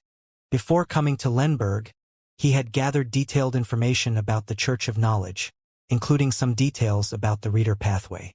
He knew the sequence 5 of the reader pathway was called Mysticism Magister, capable of inventing and creating unique spells. Soon, the glimmers vanished, and the brass sheet became more lustrous, with its symbols and patterns gaining more depth. With 2 snaps, Harburg broke off 2 corners from the brass sheet and molded them into cylindrical shapes. Lumion watched, jaw-dropping. Without the aid of fire, breaking off 2 pieces of brass with just my hands is quite difficult, let alone molding them like clay with my fingers. Your Grace, are all readers this strong? Or is it unique to you as a puppet? Your fingers could probably crush my bones to dust. Or is this a side effect of the mystic art? Insert them into your ears. The activation spell is Listen in Ancient Hermes. As I know you only speak this language and haven't mastered Jotun or Elvish yet, the deactivation spell is Stop. Harburg handed the brass sheet and the 2 cylindrical brass earplugs to Lumion. Lumion instinctively argued, I know Hermes too. He understood Harburg was referring to languages capable of invoking supernatural powers. Hermes. Harburg laughed. Lumion sensed contempt for the Hermes language in his laughter and expression. With time running out, Lumion didn't ask further, inserting 1 brass earplug and pocketing the rest. He then transformed into a blazing white spear and flew from the open stained glass window to the mausoleum entrance. Lumion calmed his breathing, took a carbide lamp and white bandages from the traveler's bag. After lighting the carbide lamp, he wrapped the bandages around his head, covering his eyes. Lumion's vision gradually turned pitch black. For a hunter who relied heavily on sight, this was far from a pleasant experience. Feeling his way, he picked up the carbide lamp and cautiously descended the gray-white stone steps. He focused on maintaining his balance, worried about stepping wrong and tumbling down like a wheel into the mausoleum. He wasn't afraid of getting hurt but feared extinguishing the lamp. Being blind is no fun, Lumion muttered, constructing a mental map. Most of the map's content came from the 0-01 ceiling information and the book examples of mausoleum construction, with some from his nightmares over the past few days. Using the mental map, his heightened senses, and his control over his body, Lumion gradually adapted to the darkness, descending more steadily. Finally, he reached the bottom of the stairs and officially entered the mausoleum. He felt the surrounding darkness surge like a tide, eroding his skin, bringing a chill and a slow drain of life force. Almost simultaneously, his right palm turned icy cold. The abnormal life force drain stopped. The underworld Taoist's mark activated? Lumion silently mused, in this situation, even without a lit carbide lamp, I shouldn't encounter any issues in the mausoleum's darkness. When I find Julie and Celeste, I could use my hunter ability to extinguish their lamps directly. But Julie is special and Celeste likely is too. It might not be easy to have the darkness engulf them. Blindfolded, Lumion turned and sensed the abscessed hand's head location using the semi-activated black mark on his right shoulder. He planned to find this thing first, then stop Julie and Celeste. Then, he could toss the separated abscessed hand parts together and see what mutation occurs, giving the enemies a surprise. Perhaps because they were in the same mausoleum, Lumion quickly sensed the summoning and special connection from Handbro. It was not far. Morora, 5th floor of the Knowledge Cathedral. A law enforcer in a black robe stood at the window, looking at the entrance to the underground mausoleum, which resembled the mouth of a giant beast. In his eyes, Lumion's figure could be seen descending the gray-white stone steps one by one. Elsewhere in Morora, Albus Medici stood by another window. However, his gaze was not on the nearby buildings but on the cemetery and Lumion, neither of which could be seen from this street. Is it starting? The descendant of the Red Angel chuckled. Blindfolded, Lumion moved steadily through the darkness, guided by the mental map in his mind, approaching the location of the abscessed hand's head. This is the end. I need to turn left. It's exactly like the diagram in the book. Lumion reached out his right hand, not holding the carbide lamp, and touched something cold and hard. It was likely a wall. He then turned left, walked a bit further, and stopped. He sensed the abscessed hand's head was just a few meters to his right, while the surroundings were eerily silent. Lumion turned, extending his right hand in that direction, but he only felt an equally cold, hard wall. Behind the wall, according to the diagram, there should be a room behind here, and the door is about 5 meters ahead. Even though he couldn't see, the importance of knowledge became evident in this situation. Counting his steps, he reached what should be the door and felt around, finding the wooden board. He fumbled for the handle, gently twisted it, and pushed open the slightly ajar door. Meanwhile, he mused internally, Albus casually threw it, and the hand bro's head ended up here? Even if it bounced around, it shouldn't have gotten this far. Even though it's not very far from the entrance, there were 2 turns, and the door is even closed. Did the door close afterward? Growing more cautious, Lumion listened for any sounds beyond the door. It was completely silent. He slowly entered the room, moving towards the corner from which the rotten stench emanated, his connection to the abscessed hand growing clearer. His right hand was ready to draw the sword of courage from the traveler's bag at any moment, while his left, holding the carbide lamp, reached for abscessed hand's head. The head was higher than he expected, placed on a shelf rather than the ground. Suddenly, his fist brushed against something slimy and damp, which wriggled slightly. 5 cold, finger-like things instantly grabbed Lumion's left fist. A chill ran down his spine. Encountering such a thing while blindfolded was many times more terrifying. He couldn't tell what it was, but he was certain it wasn't the abscessed hand's head, as that was just a head. In a flash, Lumion's left fist ignited with blazing white flames. His fist moved forward, accelerating suddenly, snapping sharply between the finger-like things. Boom! The explosion scattered the slimy fingers, and Lumion used the semi-activated black mark on his right shoulder to teleport behind what he presumed was the abscessed hand's head. Humph! Lumion exhaled 2 beams of white light from his nostrils. He felt he had hit his target. Without waiting for his opponent to fall, he swung his left fist, burning with intense flames, while his right hand stayed ready to draw the sword of courage. Bang! Felt like hitting an elastic, dead wood. He unleashed his accumulated flaming forces. Boom! The violent blast pushed the slimy wood forward a bit. Then, there was silence, with no sound of something hitting the ground. Cautiously, Lumion transformed into a blazing white spear and charged. He felt himself piercing through a withered tree filled with rust and flesh, landing in front of the abscessed hand's head amidst a strong, pungent odor. There was no resistance, no real counterattack. Is it over? Lumion, still blindfolded, felt uneasy. He kept his right hand in the traveler's bag, holding the carbide lamp's handle with his mouth, reaching up with his left hand, prepared to use the spirit world traversal if needed. In the still atmosphere, Lumion touched the slimy, foul-smelling, limp flesh and greasy, disgusting weeds. This should be Hand Bro's hair.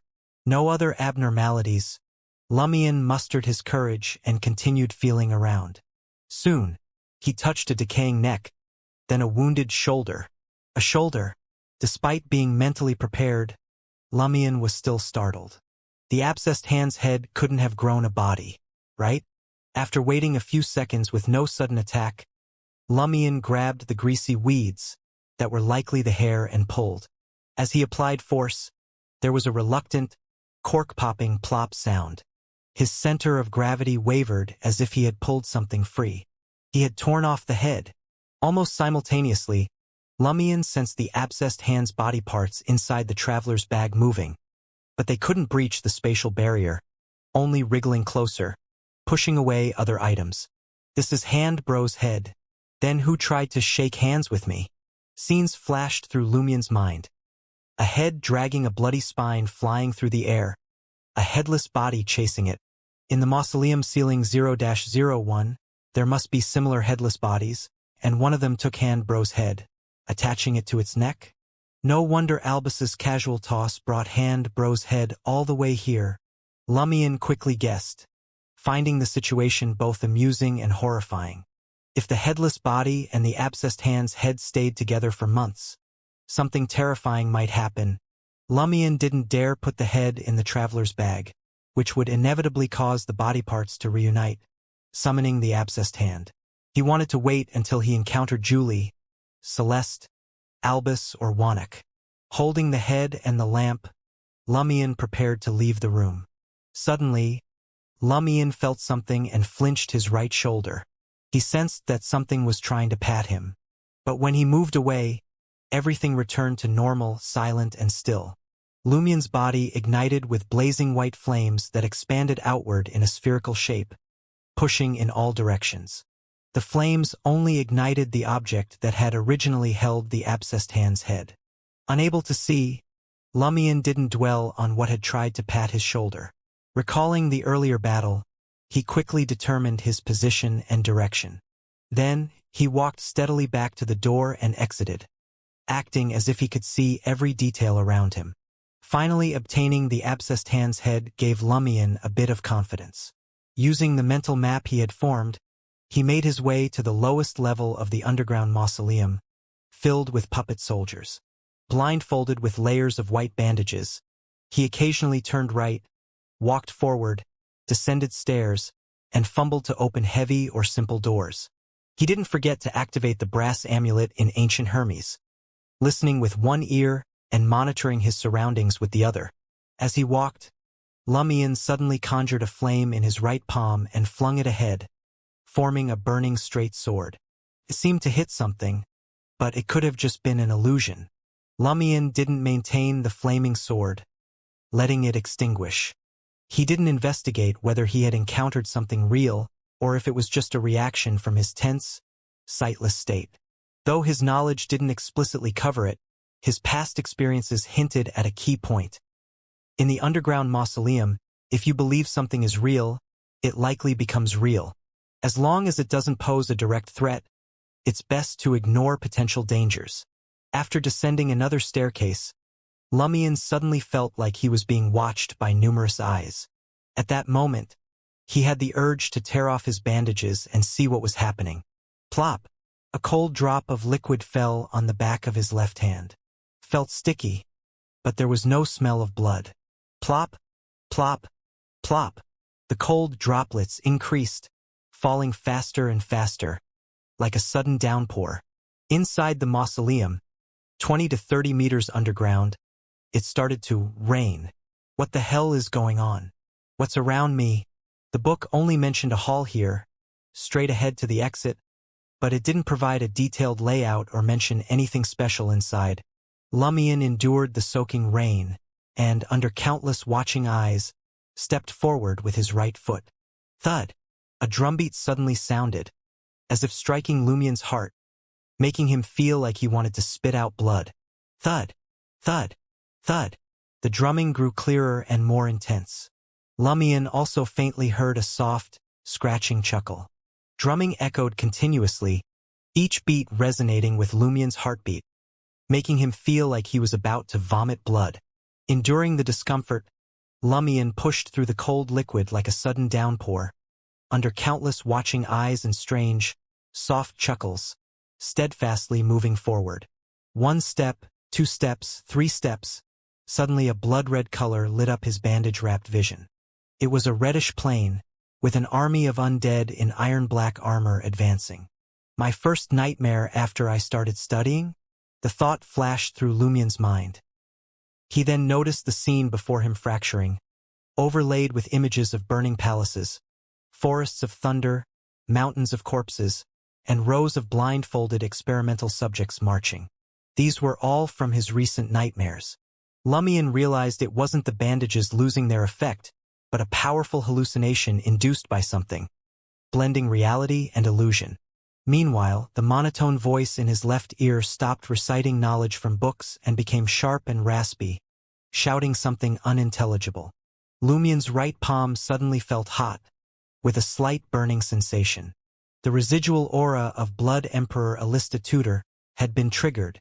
Simultaneously, the mark from the underworld Taoist grew colder, suppressing the emerging violence and madness, while a slight burning sensation appeared on Lumion's left chest. Is this a mishmash of everything? Lumion mentally mocked himself. With these changes, the cold liquid droplets softened, like cold, wet hands brushing against his body. The war drumbeats no longer synchronized with his heartbeat. The mysterious gazes lost their unnerving power, and the scratching chuckles turned into soft, alluring singing. Lumion paused, guessing at what was happening. He maintained a steady pace, heading deeper into the hall marked on his mental map. The raindrops, drumming, gazes, and singing remained unchanged, allowing him to proceed smoothly. This must be the corruption from the 0-01 sealing information and knowledge I've learned, triggering hallucinations and making the dangers here see me as one of their own, similarly corrupted. This also triggered the Blood Emperor's residual aura, causing a chain reaction with the Underworld Taoist's mark and Mr. Fool's seal. Without these, I might have truly become a puppet like the others here, a real experimental subject. Did Mr. Fool's seal also passively confuse perceptions? Deciding based on similar levels of corruption could be a mysticism principle or an exploit. As his thoughts cleared, Lumion raised his right hand, pressing it to his left chest, silently muttering and joking with himself, "Praise Mr. Fool. Thanks to Archbishop Harroburg. Thanks to the power of knowledge.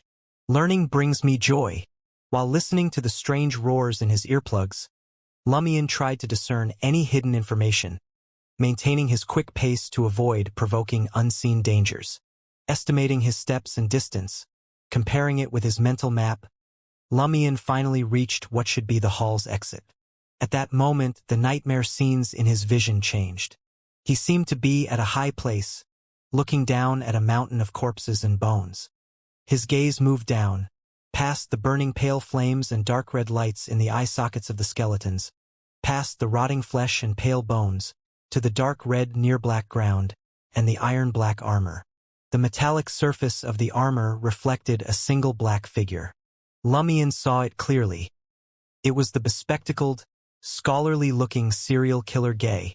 This exile, sent to Morora with Lumion, Julie, and Les, had vanished after spending some time in the Knowledge Cathedral. The reflections of Gay on the armor seemed to sense Lumion's gaze, suddenly looking up, but quickly lowering his head again, as if realizing it was a mistake. The fragmented scenes vanished. Gay? His reflection on the iron-black armet. Like mirrors, is he the mirror person who infiltrated Morora? Lumion's eyes widened behind the white bandages. He quickly compared Gay's figure with the mirror person from his nightmares. Highly likely the same. So it's him, and he even knows to study in the Knowledge Cathedral. He's now around that mountain of corpses? Lumion suddenly felt that Gay might be as troublesome and dangerous as Albus Medici, Julie, Celeste, or Wannock. Recalling the recent scene, Lumion thought his perspective was odd. At the top of the mountain of corpses, overlooking everything, did I share the perspective of 0-01? Right, being heavily corrupted means becoming its puppet, and it seems high-level hunters can share power, damage, vision, hearing, and feelings with their team. 0-01 just considered me one of its own?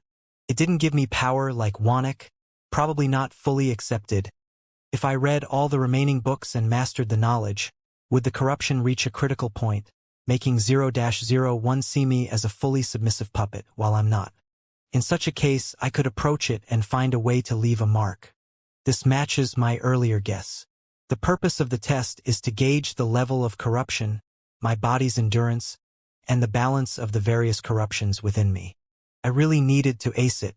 If I hid anything and colored Archbishop Harroburg's judgment, I'd have been the one suffering. I would either become a true puppet of 0-01 or die here due to insufficient corruption. Knowledge is indeed power. Knowledge indeed holds wealth. Lumion couldn't help but curse Julie and Celeste. Those two demonesses raised by pigs had prevented him from completing his studies. Since it had already happened, he could only keep cursing while passing through the hall's exit. After walking a few dozen meters along the marked passage, Lumion suddenly felt a disturbance to the side, hearing the sound of something heavy moving through the air. Holding his carbide lamp and the head of the abscessed hand, he lunged forward and rolled away. Thud! The sound of something heavy hitting the ground echoed. Using the sound, Lumion quickly sketched an image of the enemy in his mind. A giant sword. In the underground mausoleum, the only beings carrying giant swords without feeling alive that Lumion could think of were the puppet soldiers. Am I being attacked by a puppet soldier in this passage? Hey, we're on the same side. We're both 0-01 soldiers.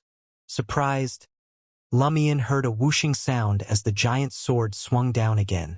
Completely blind, Lumion activated the black mark on his right shoulder, teleporting behind the suspected puppet soldier attacker. Simultaneously, knowledge from the doll crafting and maintenance book flashed in his mind. The puppet soldiers used in the underground tomb are uniformly 2 meters tall, made of iron. Their weapons come in 4 types: giant swords, hammers, spears, and bows. The weakest point of the puppet soldiers is their neck, due to mechanical structure issues and the inevitable development brought by the mausoleum's corrupting forces. As this knowledge flashed by, Lumion leaped, tensed his chest muscles, spread his arms, raised his right fist, and aimed at the back of the puppet soldier's neck, as constructed in his mind. His fist ignited with layers of compressed white-hot flames, finally striking something hard and cold. With a clang, the compressed flames were injected into the puppet soldier's neck. Using the force, Lumion flipped back in midair, while an explosive sound echoed from within the puppet soldier. A cull completed with fire infusion. The sound of heavy metal fragments hitting the ground followed. As Lumion steadied himself, he heard Albus's voice in his ear. You can see. This member of the Medici family had a peculiar metallic quality in his voice. Albus is here too. Did he witness me precisely dismantling the puppet soldier? Lumion's right hand stealthily reached into the traveler's bag. As he responded with a smile, Can you see too? Albus's metallic voice came from another direction. I can't see by myself. I'm blindfolded like you, but I can share the vision of the puppet soldiers here. This is an example of the power of high-level hunters. A gift from the Red Angel? This gift can even piggyback on 0-01's puppets. According to Madame Magician, that king of angels once held 0-01. Lumion deliberately harumphed and said, Did you make the puppet soldier attack me? Albus switched locations again, seemingly using different puppet soldiers to speak. This was a test. Only those who pass the test are qualified to cooperate with me. You think you're worthy of cooperating with me? Why would you think I want to work with you? Lumion said disdainfully. Albus laughed. That demoness has a very dangerous item. If we don't work together, she could take us out one by one. Cooperate? You just want to use me as cannon fodder, right? Well, let's see if I can find out what item Julie has.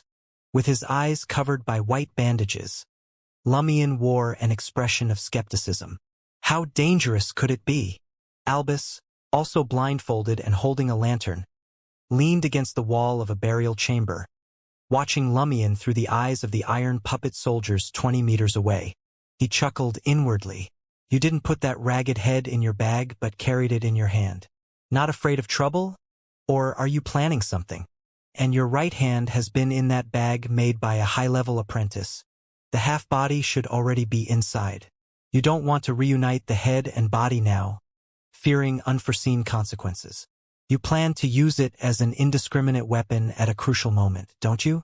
Perfect for surprising Julie and the others. I won't try it myself to avoid unnecessary consumption. Cooperation is great. It gathers the dangers together, letting them cancel each other out. Albus made an iron puppet's mouth move, its metallic voice saying, The item on that demoness is one of 5 created by the primordial demoness before her slumber after the pale disaster of the 4th epoch. It can make the bearer a vessel for the primordial demoness' descent. A vessel for a deity's descent, Lumion repeated. The demoness sect plays high-stake games, don't they? He had thought Julie's item could only temporarily grant her the power of a sequence for Demoness of Despair, not that she could briefly become the primordial demoness herself. Even a fraction of a true god's power was immense. Albus's laughter echoed in the metal cavity. Yes, a vessel. Fortunately, Julie isn't sturdy enough as a vessel. If she were an angel-level demoness, she could sustain the descent for a minute or two without dying. A saint-level demoness could hold it for a few seconds, but her soul and body would collapse. Julie, as a demoness of affliction, can't maintain the state for more than 3 seconds, and that's with the cost of complete annihilation.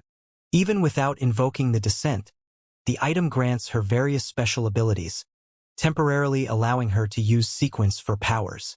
If we don't cooperate, facing Julie's normal state alone is tough but not hopeless.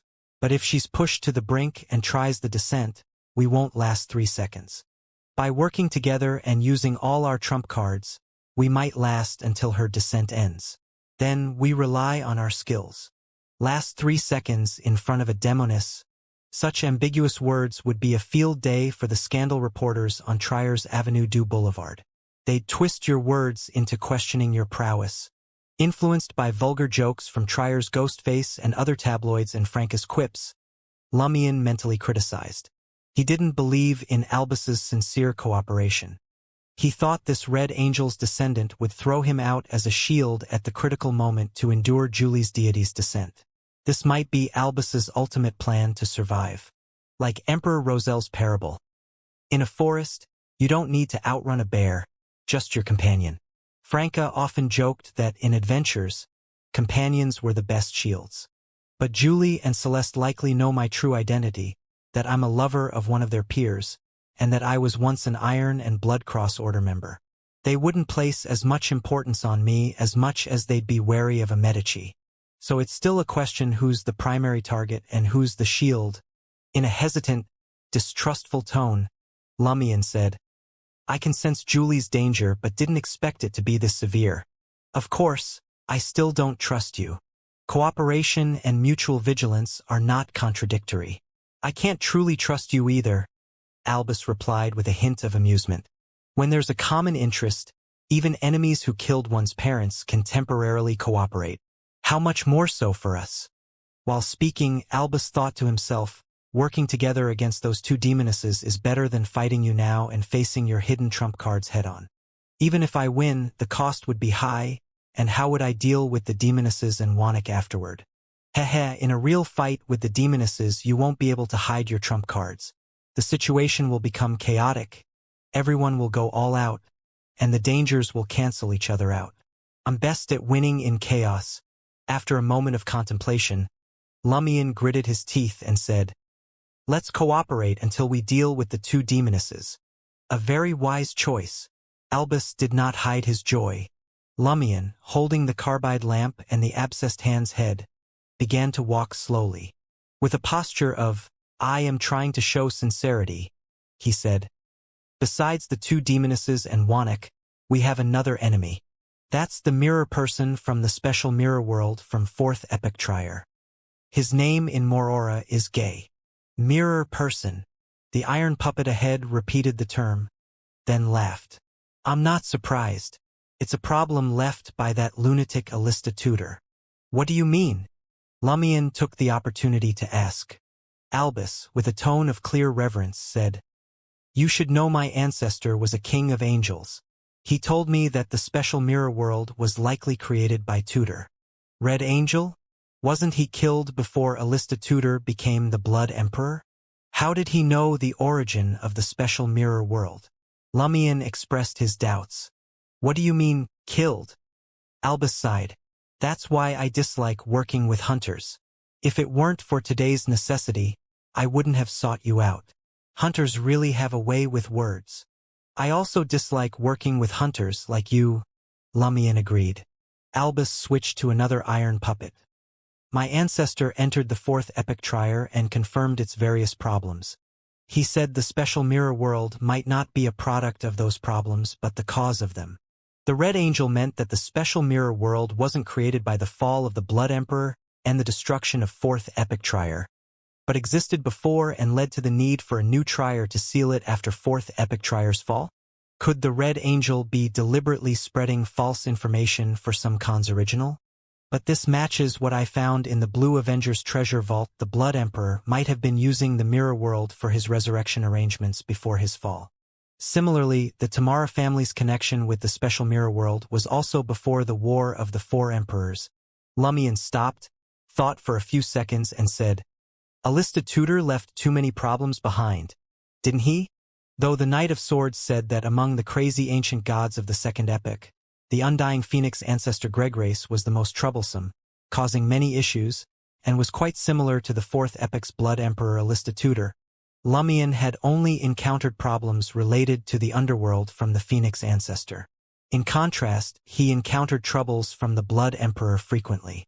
So, in his mind, the Blood Emperor was the most troublesome, much more so than the phoenix ancestor. Albus seemed to share a similar sentiment. Using the iron puppet's mouth, he said, "Because he is the symbol of calamity." Lumion suddenly had a deeper understanding of the hunter pathway. Albus then asked, "As temporary collaborators, do you need me to share the puppet's vision with you? That way, you won't have to pretend to be blind." Such a good thing? Lumion instantly became wary. Thinking about how Wannick had to fully submit to 0-01 to share a bit of power, and considering that all the puppets here were 0-01's minions, Lumion pondered for a few seconds and said, "No need." In a situation where he was not truly part of Albus's team, he worried that sharing vision might gradually turn him into a puppet. Sometimes, being too cautious isn't good, Albus Medici said without further persuasion, his tone containing a hint of undisguised regret. For the next while, Lumion followed his mental map, winding through the underground tombs. Albus occasionally used the iron puppets scattered around the area to remind him he wasn't left behind. After a while, Lumion slowed his steps, mumbling to himself, "In the examples of mausoleum construction, there's nothing marked ahead. This is where Albus comes in, isn't it?" Without hesitation, Lumion walked past what seemed to be a gate and entered the blank area on his mental map. The next second, he felt his skin prickling, as if approaching a fierce lightning bolt yet not touching it. Lumion immediately recalled the forest of lightning from his previous nightmare. His ears then caught Albus's voice through the iron puppet. "Wannick is coming, just a dozen meters ahead." Wannick. Lumion's mind immediately pictured the most dangerous figure in Morora, with blood-red hair and iron-black eyes, and his spirit instantly tensed up. Lumion had always thought Wannick, who could draw power from 0-01, was more dangerous than Albus and Julie. This lightning-filled area was perfect for Wannick to unleash his potential. No matter if Wannick could only change the weather slightly or if he was on par with Julie and Celeste, who could become vessels for a deity's descent, in this forest of lightning, he was as powerful as a true demigod. Together, Albus and I would get beaten up by the thunderstorm. Lumion's first instinct was to exit this area and find another path to 0-01. That way, even if Wannick pursued him, outside his optimal environment, he wouldn't be invincible. In a flash, Lumion remembered the nightmares he had. After the forest of lightning, there were mountains of corpses and bones, with 0-01 possibly at the peak. This meant this was the only way to the core ceiling area. There was no way around it. This fact was hinted at in examples of mausoleum construction, even if it wasn't clearly marked. Or I could pretend to retreat, draw Wannick out, and avoid fighting him in the lightning forest. Wait a minute, Lumion suddenly had a bold idea. Since previous dangers saw him as one of their own, would Wannick, a puppet of 0-01, make the same judgment? Wannick wasn't a fully intelligent human but more like a sentient puppet. Such a target could likely be deceived. When I first arrived in Morora, I had little corruption from 0-01, with a mix of other influences, so it made sense for Wannick to see me as an enemy. But now, after much learning, the corruption is approaching a critical point. Should try. If it fails, I'll use shadow animation to withstand the lightning attack and seize the chance to teleport out of the forest, avoiding a direct fight with Wannick. Lumion made his decision and stepped forward. As he walked, he recalled the nightmares he had since arriving in Morora, listening to the brass earplugs recounting knowledge to align himself with the corruption. At the same time, he thought aimlessly about various significant and insignificant questions to relax and prevent his body from being too tense. This could prevent Wannick from noticing anything unusual. Why did I end up in the forest of lightning? According to the nightmare, There should be burning palaces and waterfall-like downpours ahead. Are they on a different route? Lumion endured the increasing prickling sensation, mentally calculating his distance. 3 or 4 more steps to meet Wannik. As soon as this thought crossed Lumion's mind, he heard slow but steady breathing, masked by the rolling thunder, just a few meters away. Lumion's back tensed involuntarily, and his right hand reached into the traveler's bag, ready to pull out the headless corpse of the abscessed hand. After its previous writhing approach, they had fused together but were temporarily unable to break through the traveler's bag's seal and reunite with the head. As he got closer to Wannik, Lumion, unable to see his expression, instinctively wanted to hold his breath. He quickly adjusted, forcing himself to remain calm. The next second, he felt a gaze fall upon him, making the skin on his face break out in barely noticeable bumps. It was Wannik's gaze.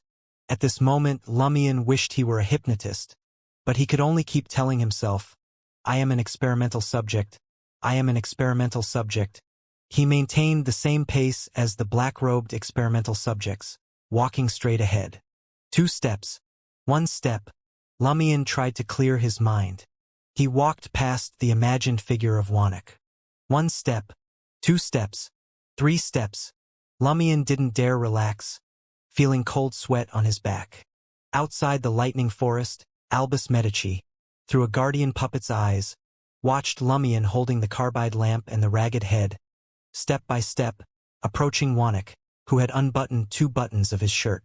He saw Wannik's gaze fall on Lumion, follow him for 7 or 8 seconds, then slowly shift away, watching Lumion pass the most dangerous person in Morora and head towards the end of the lightning forest. Albus squinted his eyes, then laughed. So that's how he gets through dangerous areas. No wonder he's been reading and studying these past weeks. When we reach the destination, I'll have to guard against him using this trick. Lumion walked a bit further, feeling the prickling sensation fade as faint echoes of sound from the brass earplugs leaked out, indicating he had left the lightning forest and entered a narrow corridor. After this corridor, I should reach the area around the mountain of corpses. Should I wait for Albus to catch up, or go face Julie and the others alone? I wonder how Albus will get past Wannik. Lumion stopped and listened for sounds from the direction of the lightning forest. Thud, thud, thud. He heard slow, steady footsteps. "Why did you stop?" Wannik's sharp voice suddenly rang in his ears. A chill ran up Lumion's spine to the back of his head, making him almost pull out the headless corpse of the abscessed hand. He stiffly wanted to explain, but after a moment's thought, he chose to remain silent and continued walking. In the nearly frozen air, Lumion heard the thudding footsteps pass him and head towards the end of the corridor. Phew, he quietly exhaled. He didn't stop again but slowed his pace, moving like a snail. Soon he felt countless eyes on him. Seeing Wannik rush towards 0-01, Albus Medici laughed at Lumion's pointless risk-taking as he leisurely passed through the lightning forest. Using the guardian puppets in the corridor, Albus saw the walls made of square iron plates, with surfaces as smooth as mirrors. At this moment, twisted, pale faces appeared in these mirrors. These faces belonged to the residents of Morora, silently staring at Lumion. Occasionally, someone would cautiously extend a hand from the metal surface, quietly reaching for Lumion's body. Lumion merely swung a fireball in that direction, not making any aggressive moves. Seeing the pale hand retract into the iron wall, Albus made a puppet speak. "I see Wannik didn't blindfold himself. Do you want to try it too? In the underground mausoleum, puppets of Wannik's level don't need to blindfold themselves, not fearing replacement by a mirror person. Theoretically, I should be able to do the same, given I'm almost like him now. Albus must have noticed Wannik didn't attack me and is suspecting my condition." Lumion calmly responded to Albus. "Don't want to die yet." He then asked, "Should we wait here for a while? Let Wannik and the 2 demonesses fight it out, and then take advantage?" Wannik rushing to the mountain of corpses must be to stop Julie and Celeste from doing something to 0-01. Albus replied through a puppet. "I haven't seen the 2 demonesses ahead. Julie and Celeste haven't arrived yet?" Did you two demonesses get lost? You were the first to enter the underground mausoleum. Or have you arrived but are hiding, waiting for the right moment? Lumien's thoughts raced, and he resumed his normal pace. As he walked, he smiled at Albus. You must have noticed Wannik won't attack me. So, will you let me go ahead unimpeded, join me, or rush ahead of me? Lumien worried Albus might lag behind, letting him face any unexpected dangers around the mountain of corpses alone. So he pointed out his unusual condition, making Albus cautious. The next dangers, of course, should be faced together. No one should think of hanging back to reap the benefits after the fact. Albus's laugh came from Lumien's side. Since we've agreed to cooperate, we'll go in together. That colors you in a different light, Lumien responded insincerely. After several more steps, Lumien suddenly stopped, feeling he was about to reach the mountain of corpses. Why did you stop? Albus asked through a puppet at the entrance. Why did you stop? Lumien retorted. You still don't trust me, Albus sighed. Lumien chuckled in amusement and replied, Aren't you the same? Suddenly, he sped up, as if trying to leave Albus behind and rush to the foot of the mountain of corpses. Moments later, he heard a swooshing sound, the noise of a flaming spear piercing the air. Lumien scoffed and left the corridor completely. The next second, he felt an intense sense of danger. This wasn't a premonition but a hunter's instinct to dodge an attack aimed at his head. Are you here to die too? Julie's cold, indifferent voice echoed in Lumien's ears. Lumien quickly activated the black mark on his right shoulder and withdrew his hand from the traveler's bag. He pulled out a bluish-black, swollen, headless corpse. Trier in the apartment Franca and Jenna rented. Jenna said to Franca, Your suggestion worked. I've digested the witch potion. Turns out, getting close to mystical dangers was the key. Franca's face lit up with joy. Are you going to take a couple of days to adjust before going to the sacrificial square in the underground catacombs for the advancement? Or do it now? Jenna pursed her lips and said, My spiritual intuition tells me it's best to do it now. When Lumien withdrew the headless corpse of the abscessed hand and activated the black mark on his right shoulder, he heard Julie's voice along with the sharp, exaggerated sound of a heavy object falling rapidly. Instinctively, he chose the farthest place he could sense as his teleportation destination. Just as Lumien's figure vanished, Albus entered the area with 2 iron puppets. He hadn't been influenced by Lumien's feigned attempt to rush towards the mountain of corpses. Instead, he took advantage of Lumien's blindness, conjuring a blazing white flame spear and manually hurling it forward to drive Lumien out of the corridor, forcing him to face potential dangers and possible concentrated attacks. Albus himself lagged 2 to 3 meters behind, allowing him ample time to react. If Lumien were to be surrounded or controlled, Albus could avoid the dangerous zone and approach the mountain of corpses from the side. Of course, Albus couldn't afford to fall too far behind. Lumien had just proven he could prevent Wannik from attacking him, potentially reaching the destination quickly and unhindered. If Albus delayed for more than 10 to 20 seconds before entering the area, Lumien might have already made direct contact with 0-01. In war, acting too quickly or too slowly can both lead to failure. As this thought crossed Albus's mind, he heard the terrifying explosion of something hitting the ground. One of his iron puppets looked up, seeing a massive meteor engulfed in bright flames, illuminating the entire area. It plummeted towards the armored soldiers and countless corpses in the wasteland, heading towards the entrance area where Albus and Wannik were. The meteor fell faster and faster, soon surpassing the speed of sound. Further away, Julie, wearing a slit low-cut dress, stood in midair with the help of icy steps, holding a lantern. With a sapphire ring on her left hand, she drew a downward arc, pointing at where Wannik and Albus were. Son of a bitch! For the first time since entering Morora, Albus cursed uncontrollably in his mind. Isn't she supposed to not have invoked divine descent yet? Isn't she not in a state of divine descent? How could the Sao summon a meteor? What about Morora's rules? What about 0-01? Shouldn't there be some restrictions? This is the ability of a demoness of catastrophe. And this demoness isn't even blindfolded. Something's wrong.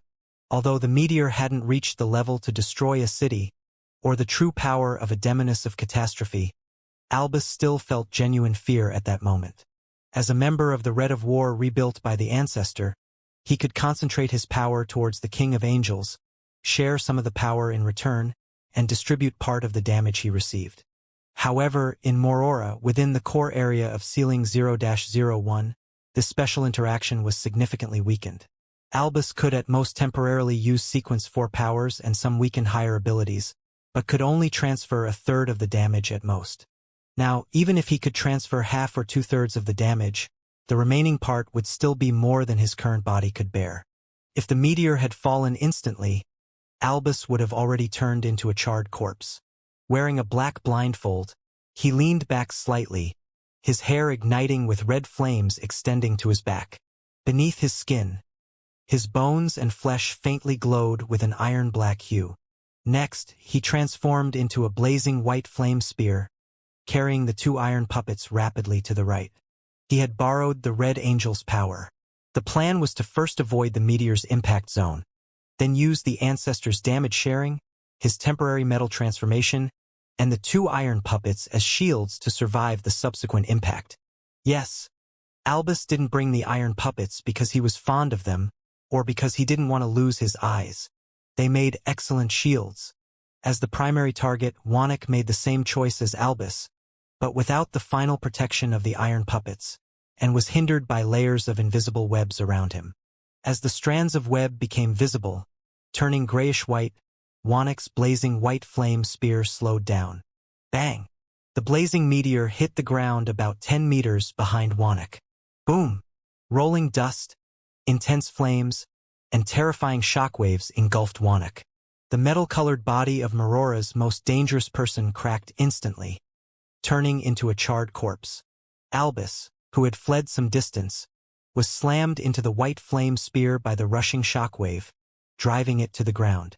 With a clanging sound, the first iron puppet, acting as a shield, quickly dented and partially shattered, instantly losing its puppet-like feel and becoming scrap metal. Next, the second iron puppet suffered severe damage, and then Albus Medici, who emerged from the flame spear state, spat a mouthful of blazing blood, his metallized body sustaining damage. Not knowing where he had teleported to, Lumion first heard the explosion, then felt the tangible shockwave slam into him, followed by the burning flames. His ears momentarily deafened, unable to draw knowledge from the brass earplugs. His whole body was flung out, but the shockwave's intensity had dropped to a level a Reaper could withstand. As for the flames carried by the shockwave, they could only ignite clothes, bandages, and hair, barely causing significant burns to his body, and were quickly extinguished by his flame control ability. Thua! Lumion landed heavily, almost dropping the carbide lamp in his hand. The burnt bandages on his face fell off, but fortunately he kept his eyes shut. At the same time, Lumion felt the headless corpse of the abscessed hand in his right hand and the rotting head in his left hand become agitated, each dragging his body towards the other with terrifying force. Lumion didn't stop them. Instead, he released his grip. He once again activated the black mark on his right shoulder, teleporting to the limit of his current sensing range. He needed to distance himself from the merging parts of the abscessed hand to avoid becoming the first target of attack. Otherwise, he might find himself surrounded and attacked. When choosing a teleportation destination, Lumion deliberately avoided the impact zone and the place where Julie's voice had come from. In the thick, smoky environment, Lumion's figure disappeared, and the two rotting parts of the abscessed hand moved towards each other. The headless corpse grasped the tangled-haired head with its only hand, urgently placing it on its neck.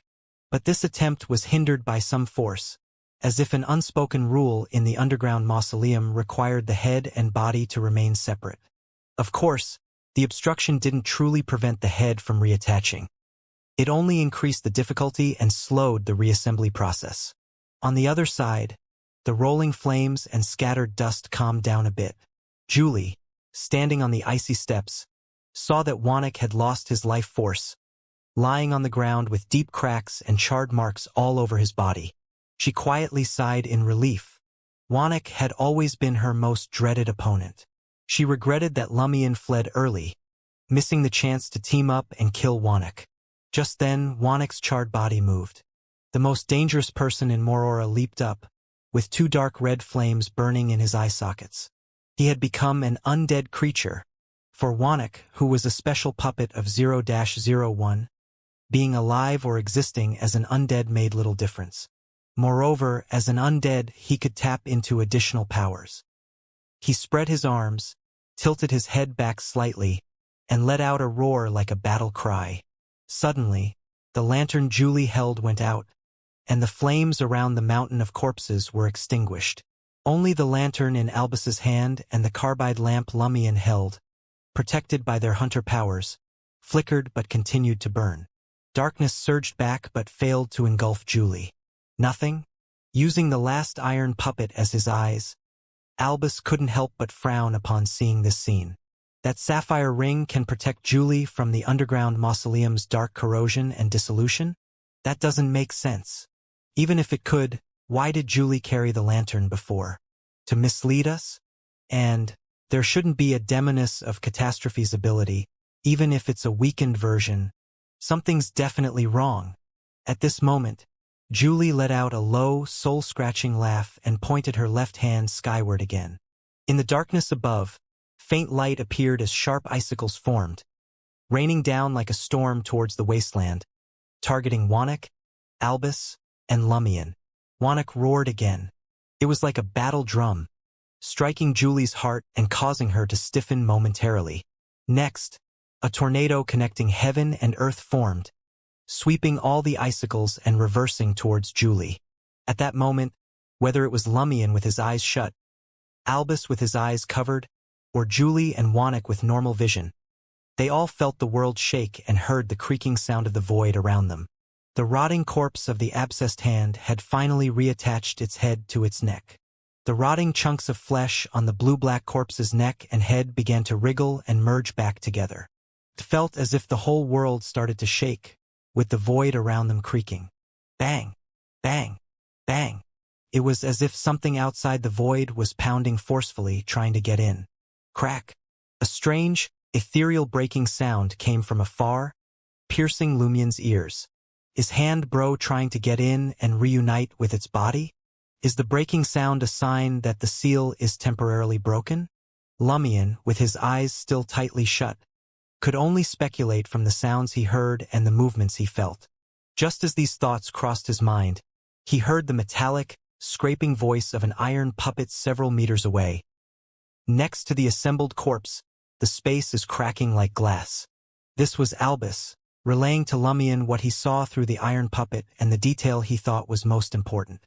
Unable to see, Lumion had teleported near Albus. He had to avoid the impact zone and Julie's location while staying away from the abscessed hand's corpse. The choices were limited, making an encounter with Albus likely. Cracking like glass, hearing Albus's description, Lumion suddenly had a realization. He had been puzzled by Julie's display of confidence and the terrifying commotion she created. He felt that if he hadn't teleported away in time, he would surely have died from such an attack. This exceeded his assessment of Julie's strength, making him suspect she was in a state of divine descent, though it clearly didn't seem that way. Now, Lumion had a vague guess. Amid the intense shaking of the ground, Albus stopped using the iron puppet's voice and spoke directly. Do you think it looks like a mirror shattering? A mirror. Yes. Lumion instantly understood the situation.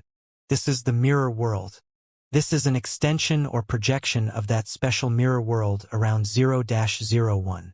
After Julie and Celeste reached their destination, they set a trap, creating an entrance to the mirror world at the Corpse Mountain's entrance. So, whether it was Wanek, Albus, or himself, none of them saw the two demonesses when they peered into the corridor, but were attacked after entering. The Demoness of Black had told Franca that the Demoness sect once controlled that special mirror world, losing some control after the War of the Four Emperors, and further diminishing after the Pale Disaster. At this moment, Julie must have already worn the divine artifact left by the primordial Demoness, possessing various special powers. One of these might be the limited use of the special mirror world's power. With the special mirror world support, she could launch such a terrifying attack. If my guess is correct, and this really is the mirror world, Lumion felt the world shaking, listened to the sounds of the void breaking, and the commotion caused by Julie and Wannick attacking the abscessed hand's corpse. He suddenly turned his head towards Albus. He asked in a deep voice, "Is Julie blindfolded?" "No," Albus replied firmly. As expected, Lumion decisively opened his eyes. If this truly was the mirror world, there was no need to worry about 0-01's power leaking out and creating a corresponding mirror person through the eyes, the mystical window of the soul. In the next second, scenes filled Lumion's vision. Fallen soldiers in iron-black armor like stalks of straw, the corpse mountain several hundred meters to the side, Julie standing on icy steps with an unlit lantern by her feet, and Wannick with dark red flames burning in his eye sockets. At this moment, Julie and Wannick both saw the bluish-black corpse of the abscessed hand as the primary target, launching rounds of attacks. To them, it seemed more dangerous than each other, Lumion or Albus. Indeed, Albus's voice carried a hint of laughter. He even sighed in relief without hiding it when Lumion looked over. Lumion's thoughts raced, quickly understanding what Albus meant by indeed. This guy was also guessing this is the mirror world but couldn't be sure. So he encouraged me to open my eyes to verify? Damn it, that's so sneaky. Good thing I was certain before I opened my eyes. In Lumion's sight, Albus, in his black jacket with red patterns and hair like burning flames, removed the burned blindfold and laughed. No wonder that Demonis kept carrying a lit lantern. To mislead us into not thinking this was the mirror world. No wonder nothing happened when her lantern went out. Truly insidious. Are you any less insidious? Lumion replied just as the abscessed hand's corpse experienced a sudden change. The surrounding void cracked like glass struck by a fist, dense white cracks spreading outward, becoming sparse and transparent. Crack! The cluster of dense white cracks shattered, and a rotting, pus-dripping, bluish-black swollen hand flew in. The abscessed hand finally broke through the barriers and arrived here. As soon as it appeared, it used spirit world traversal to place itself directly at the severed wrist. Seeing this, Julie had a strong sense of foreboding. She immediately let the sapphire ring on her left hand emit a faint light. Next, she let her hands fall and then lifted them from below. The ground shook violently, and a small volcano quickly formed under the bluish-black corpse of the abscessed hand, spewing out red-white lava and clouds of dust. This immediately engulfed the bluish-black rotting corpse, melting its flesh and attempting to solidify it within the volcanic rock. Wannick, with dark red flames in his eye sockets, had blood slowly oozing from his brow, twisting into a strange pattern. As this change occurred, Wannick raised his right hand. The dead soldiers in iron-black armor lying on the ground stood up again, their eye sockets rekindling with pale or dark red flames. Wannick then formed an almost entirely green flame spear with a hint of blazing white, hurling it at the bluish-black corpse struggling in the fierce lava. The undead soldiers followed suit, creating blazing white flame spears, mimicking Wannick's action, and throwing them at the target. Swoosh, swoosh, swoosh. The flame spears nearly obscured half the sky. Seeing this, Albus moved towards the entrance, with Lumion silently following. Soon, the flame spears covered the bluish-black corpse of the abscessed hand, tearing it into countless small chunks of rotting flesh. These pieces ignited, falling into the red-white lava. Suddenly, a part of the lava unexpectedly caved in, and the flaming, rotting flesh seemed to be drawn by an invisible force, gathering together. In the blink of an eye, the bluish-black corpse reappeared in the lava and flames. The rotting flesh on its surface peeled off in pieces with flames, revealing fresh, vibrant flesh and pale skin as healthy as if it hadn't seen sunlight for a long time. Julie and Wannick's attacks continued, with hailstones like cannonballs, black flames, lightning strikes, and flying fireballs. But the damage couldn't keep up with the reassembly and healing speed of the abscessed hand's complete body. Within seconds, the charred skin and rotting flesh on the abscessed hand's face also fell off, revealing a delicate, handsome face. Thick, long black eyelashes fluttered, and beneath the soft, pale eyelids, the eyes began to move slowly. Whether living in the demoness's circle like Julie, frequently dealing with demonesses like Lumion, or the deeply rooted Albus Medici, as well as the uniquely conditioned Wannik, they all held their breath at this moment, briefly entranced by the indescribable beauty. It was like admiring a perfect, timeless work of art. They didn't notice their hair growing visibly, previous injuries healing rapidly, and consumed spirituality replenishing as if a rainstorm had filled numerous evaporated lakes. They saw that on the flawless but slightly feminine face, under the high-nose bridge, the just right lips parted slightly, revealing clean white teeth. The entirely white yet clearly muscular and perfectly proportioned body was completely exposed. Seeing what was between the abscessed hand's legs, Julie instinctively swallowed, clenching her right hand. The perfect body leaned back slightly, seemingly in some pain. His chest began to swell, his nether region shrinking rapidly, and his body's lines softened. He grew increasingly beautiful, nearing the limit of perfection. But this transformation was stalled, as if missing some crucial element to succeed. Taking advantage of this stall, Albus broke free from the stunning beauty's shock and immersion, touched the stubble around his mouth, burned it off with flames, and slightly frowned at Lumion. "What kind of monster did you put together?" Lumion, barely recovering, chuckled. "I don't know either." Albus was momentarily speechless. Lumion's gaze lingered on the complete corpse of the abscessed hand. Indeed, it was a bro, but he seemed to be turning into a sister.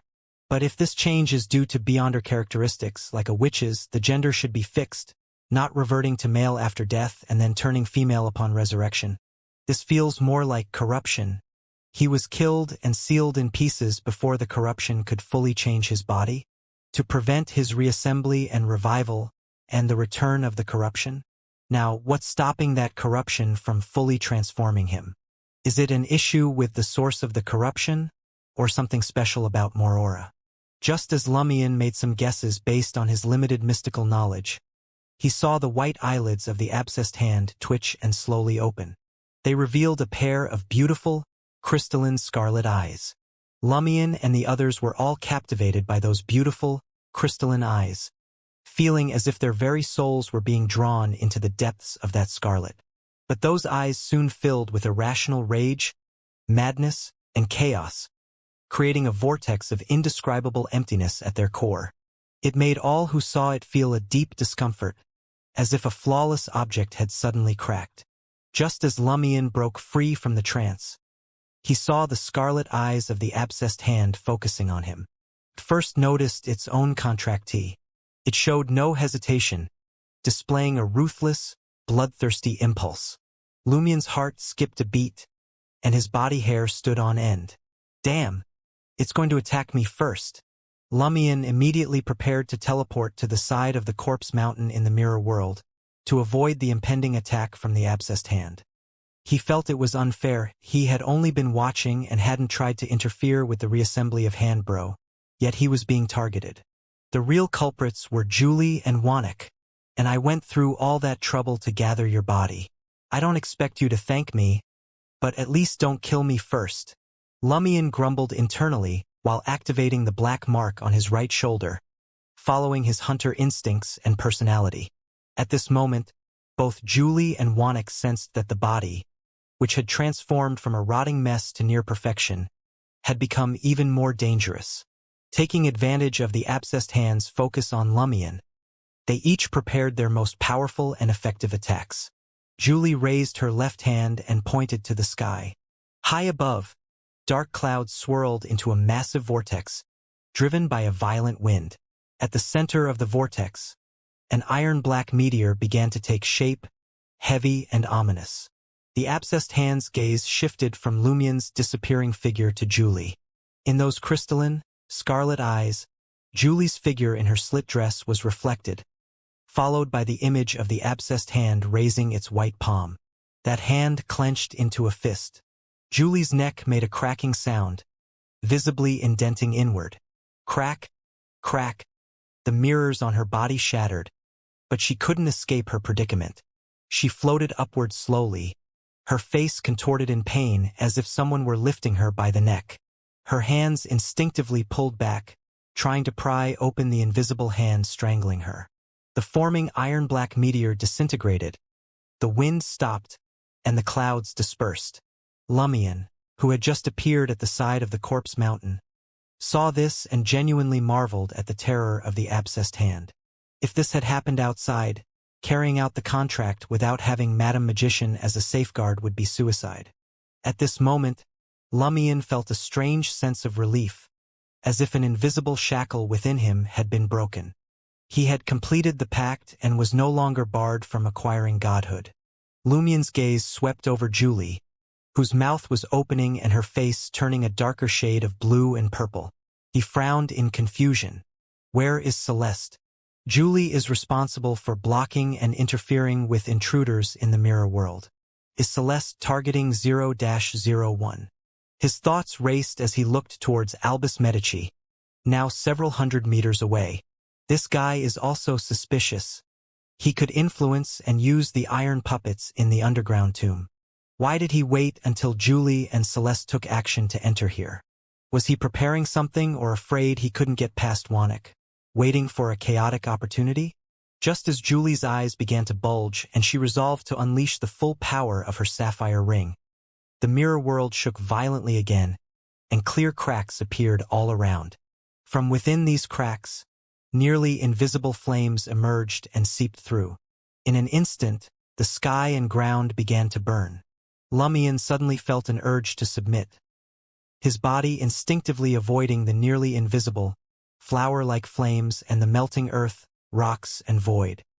He realized his resistance to burning damage was useless against these flames. Contact would surely reduce him to ashes. At the same time, his right palm became unbearably hot, and a violent, crazed aura surged within him. Unable to break free from the icy, deathly stillness of the underworld, Taoist Mark's restraints. The residual aura of Blood Emperor Alista Tudor had fully activated, completely triggered. This left Lumion feeling like an overinflated balloon, pushed to its limit and still being pumped. The pain was excruciating. The area around the abscessed hand, where the mirror cracks were most numerous and the flames most dense, became a burning hell. Its head lowered, and the hand squeezing Julie's neck loosened. Witnessing this change and feeling an indescribable pain, Lumion recalled a passage from the 0-01 sealing information. Beyonders with strength surpassing Sequence 5 are forbidden from approaching. Warning: Beyonders with strength surpassing Sequence 5 are forbidden from approaching. Now, the reassembled and revived abscessed hand clearly possessed strong godhood.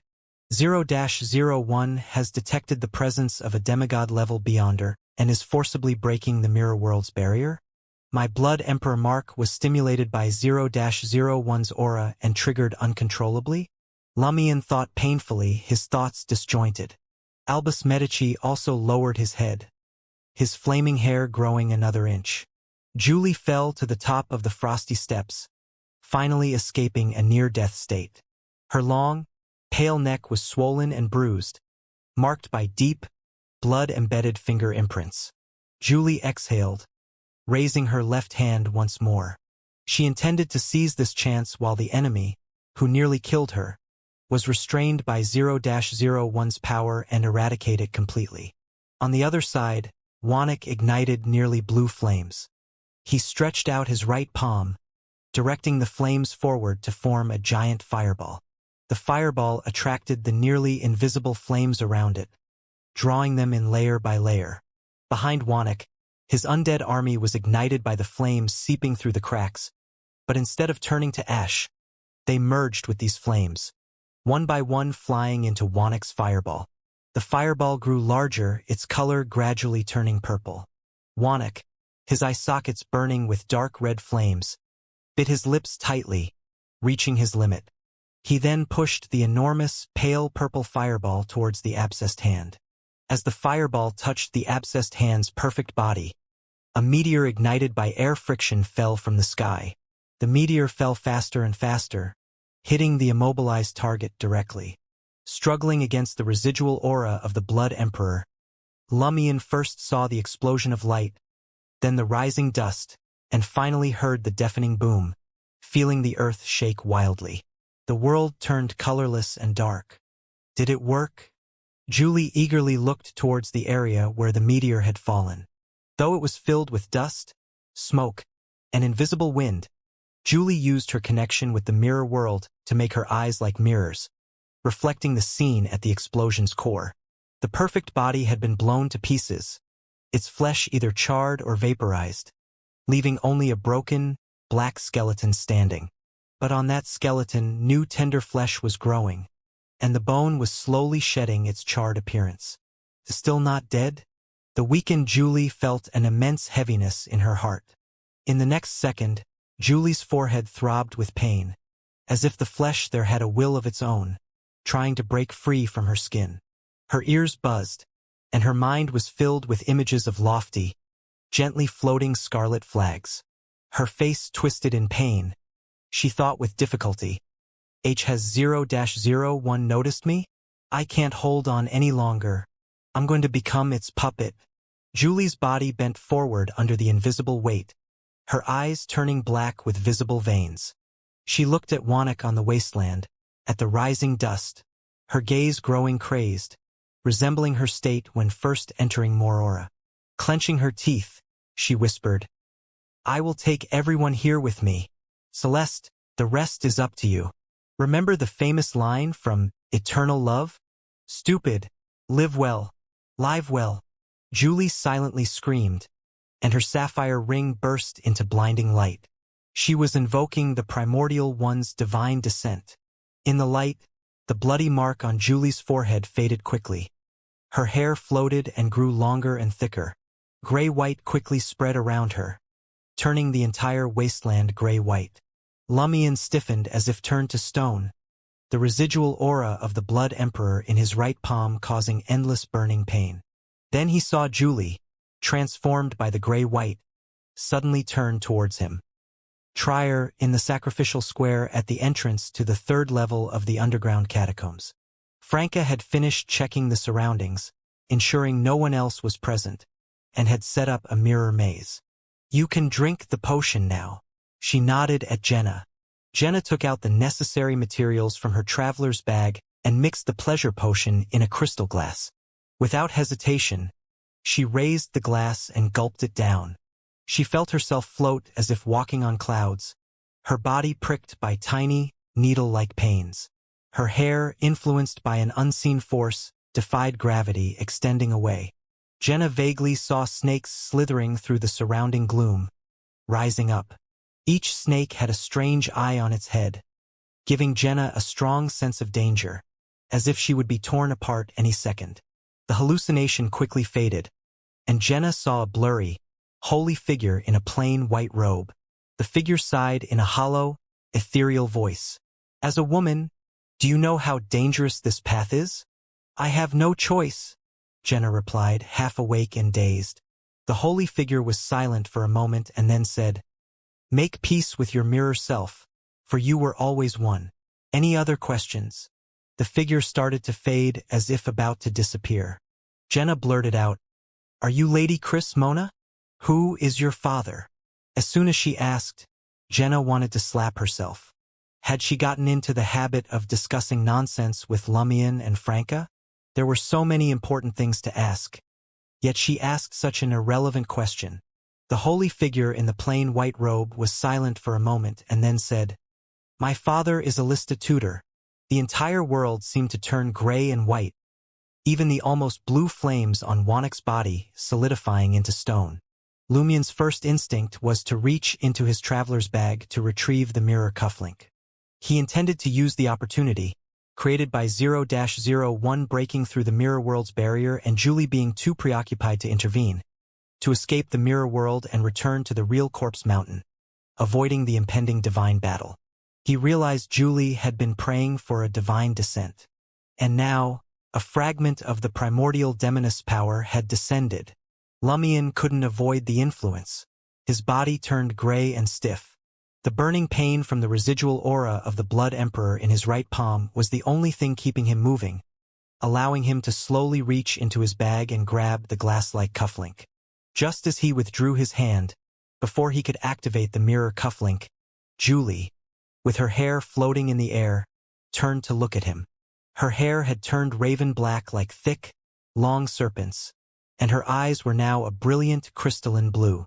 In that brief moment of eye contact, Lumion lost control of his body. He saw the grayness spreading around him, climbing from his feet. Every inch of skin and flesh it touched turned to real stone. Why am I the first target? Wanek and Albus are far more dangerous, and the abscessed hand isn't completely dead. Why target the weakest one first? Shouldn't I be caught in a broad attack instead? Then I'd have a chance to escape the mirror world and wait out the divine descent. Facing this hopeless situation, Lumion, as an ascetic, couldn't help but feel intense anger and frustration. Despite his limbs turning to stone, he tried to channel his spirituality to activate the mirror cufflink and other contract marks on his body. But as his spirituality approached the grayness, it solidified, turning to stone and falling like rain to the ground. His neck turned to stone, then his face and brain began to gray. His last effort was to look toward Albus Medici's position. The wasteland was empty. The descendant of the Red Angel was gone. He had disappeared or escaped somehow. Son of a sow. Lumion couldn't help but curse. In the next moment, his thoughts seemed to turn to stone. His gray eyes saw Julie, transformed and radiating charm even to stone, floating in midair, engulfed in black flames. The demoness descended like a giant bird, trailing black flames that twisted and branched like countless serpents, their long tails gently swaying. Silently, the mirror world began to collapse, dark voids mingling with black flames, swallowing the still skeletal abscessed hand, the immovable Wanek, and the petrified Lumion. The end of this world had come. Silent darkness filled every void. After an indeterminate time, a violent, invisible flame flickered to life, illuminating Lumion's mind. He felt the burning pain and icy rot in his right palm, the heat in his left chest. He snapped his eyes open and saw 100-meter-high mountain of corpses and bones. Alive? Lumion was bewildered. His last memory was turning to stone and the destruction of the mirror world by Julie. He instinctively looked down, seeing the grayness rapidly recede from his body. This confirmed it wasn't a nightmare or hallucination. How did I survive? Did someone help me? Lumion doubted he could have survived such an apocalypse alone. At that moment, he heard Albus Medici's voice, tinged with amusement. You can traverse the mirror world too, just like my escape plan, and you did it while partially petrified. Impressive. Did you rely on that cufflink in your hand? Lumion turned to see Albus, in a tattered black and red jacket, a crystal necklace around his wrist. Albus had his eyes closed but was surrounded by undead soldiers in iron-black armor, their eyes burning with pale or dark red flames. Lumion remembered he should also close his eyes. This is likely the real area around the corpse mountain. Keeping his eyes open might result in being silently replaced by his mirror self. Nothing happened, just as I expected. I'm now Wanek's ally, one of the dangers, a puppet of 0-01. No need to fear any forbidden rules anymore. If only I'd realized it earlier, instead of being stunned and confused by my survival. I could have closed my eyes before Albus looked over. Taking advantage of the situation to trick him, Lumion regretted this missed opportunity but also started to understand how Albus avoided the divine descent of the primordial demoness. Like him, he took advantage of 0-01 breaking through the mirror world's barrier and Julie being too preoccupied with her prayer to notice them.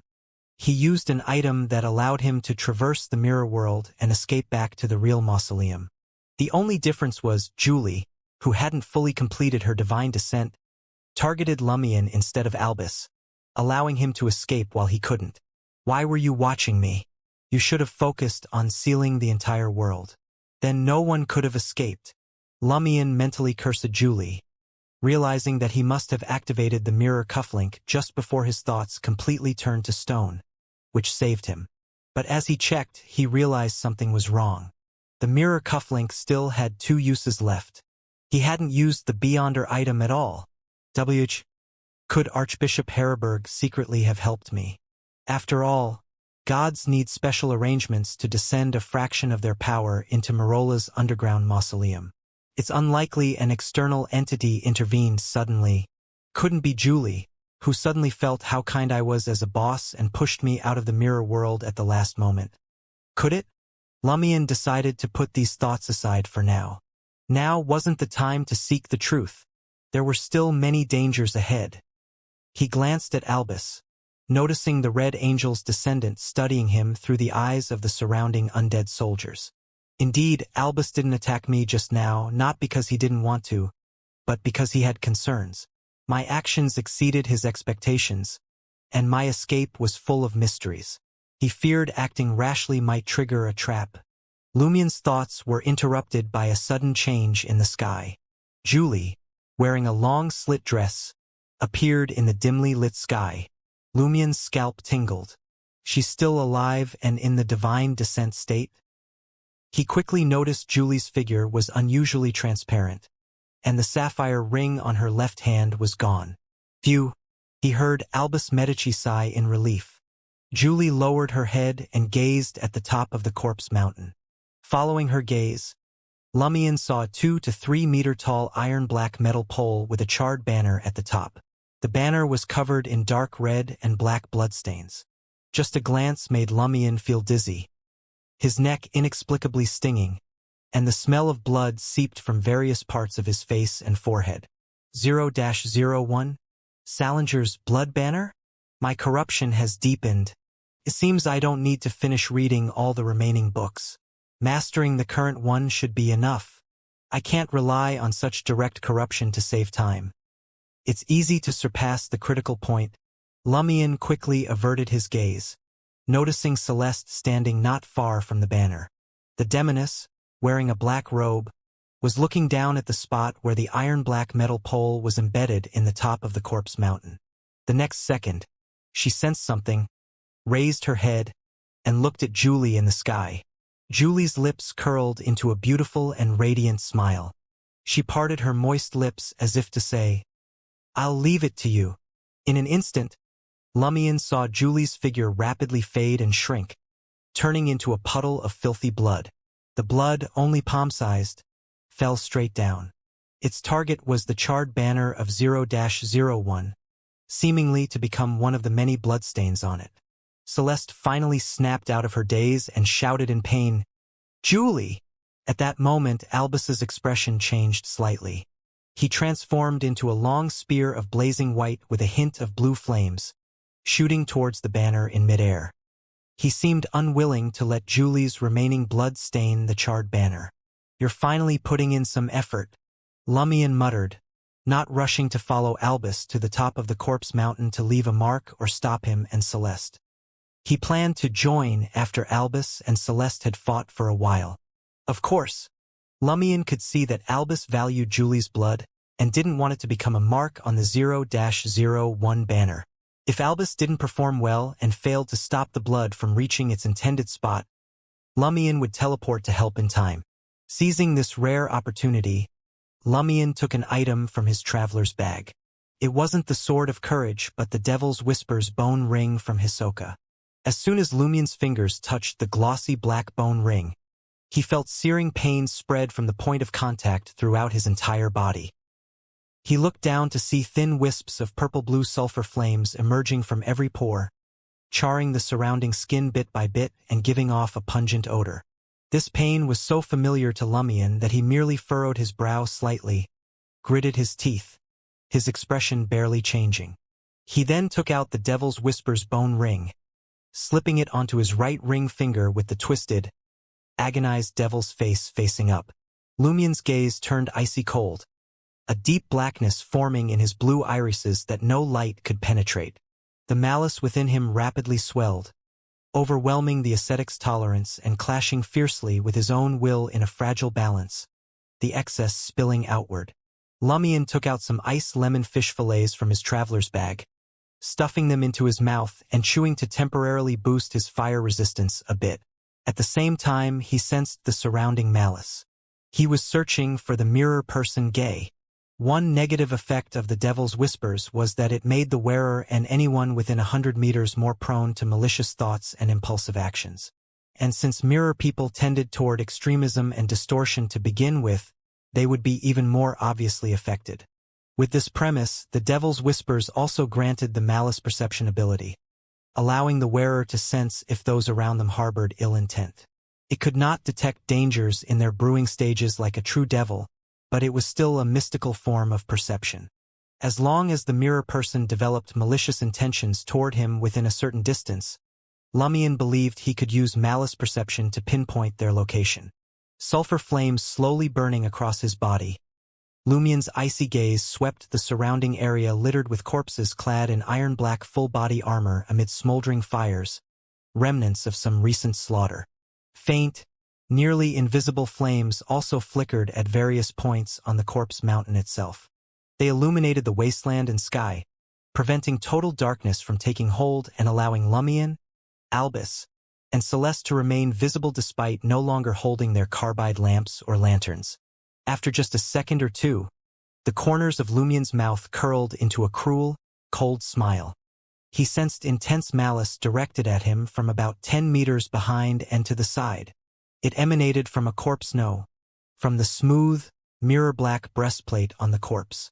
Found you. Without turning around, Lumion abruptly teleported to the corpse's side amid his slow movements and activated the mirror cufflink. Through the metal mirror's surface, mirror person Gay peered outward from within the black breastplate. After discovering the two demonesses had used the mirror world to reach this area, he had slipped out quietly, leaving it to Julie and Celeste. He wasn't worried they would beat him to 0-01, since based on his knowledge and on-site investigations, he believed no one could gain 0-01's approval before its agent Wannock was eliminated. Brute force or exploiting loopholes would achieve nothing until the throne was vacant and chaos ensued, giving others an opportunity. Gay felt relieved he had made this wise choice, having directly experienced the mirror world projection's destruction just now. A mere aftershock of that apocalyptic scene could have vaporized him instantly.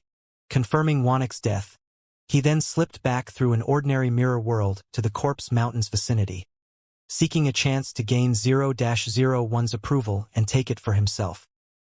He saw Julie turning to filthy blood and fall, Albus Medici transforming into a fiery spear to stop it, Celeste screaming Albus's name in anguish, and Lumion Lee calmly putting on the ring, preparing to make his entrance and reap the spoils of victory.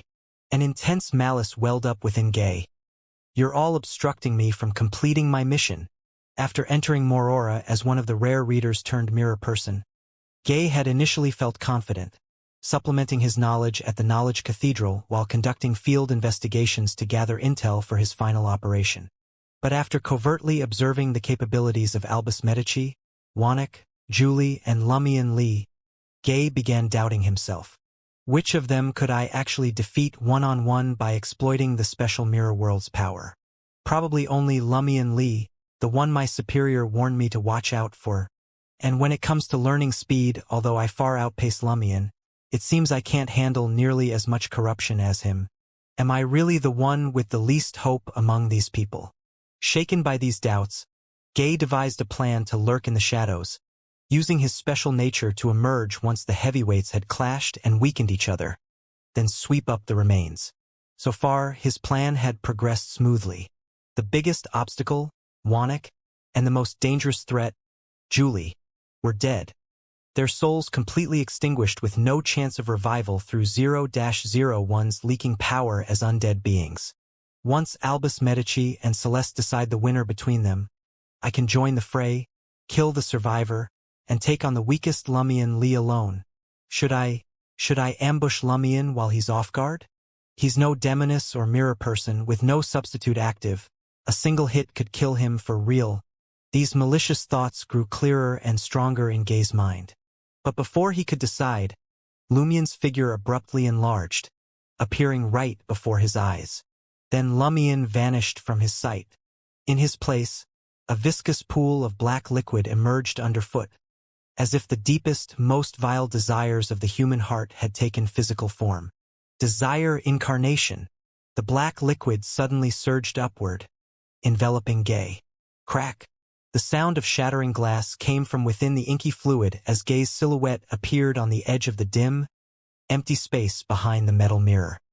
He saw the liquid rapidly coalescing into Lumien's form, chuckling coldly with a fondness of teaching others. Didn't know I had a mirror substitution, did you?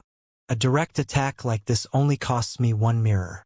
Before the words had left his mouth, an exceptionally violent emotion welled up within Gay. He instinctively reached for his neck, feeling warm blood. Pain immediately lanced into his mind. Crack.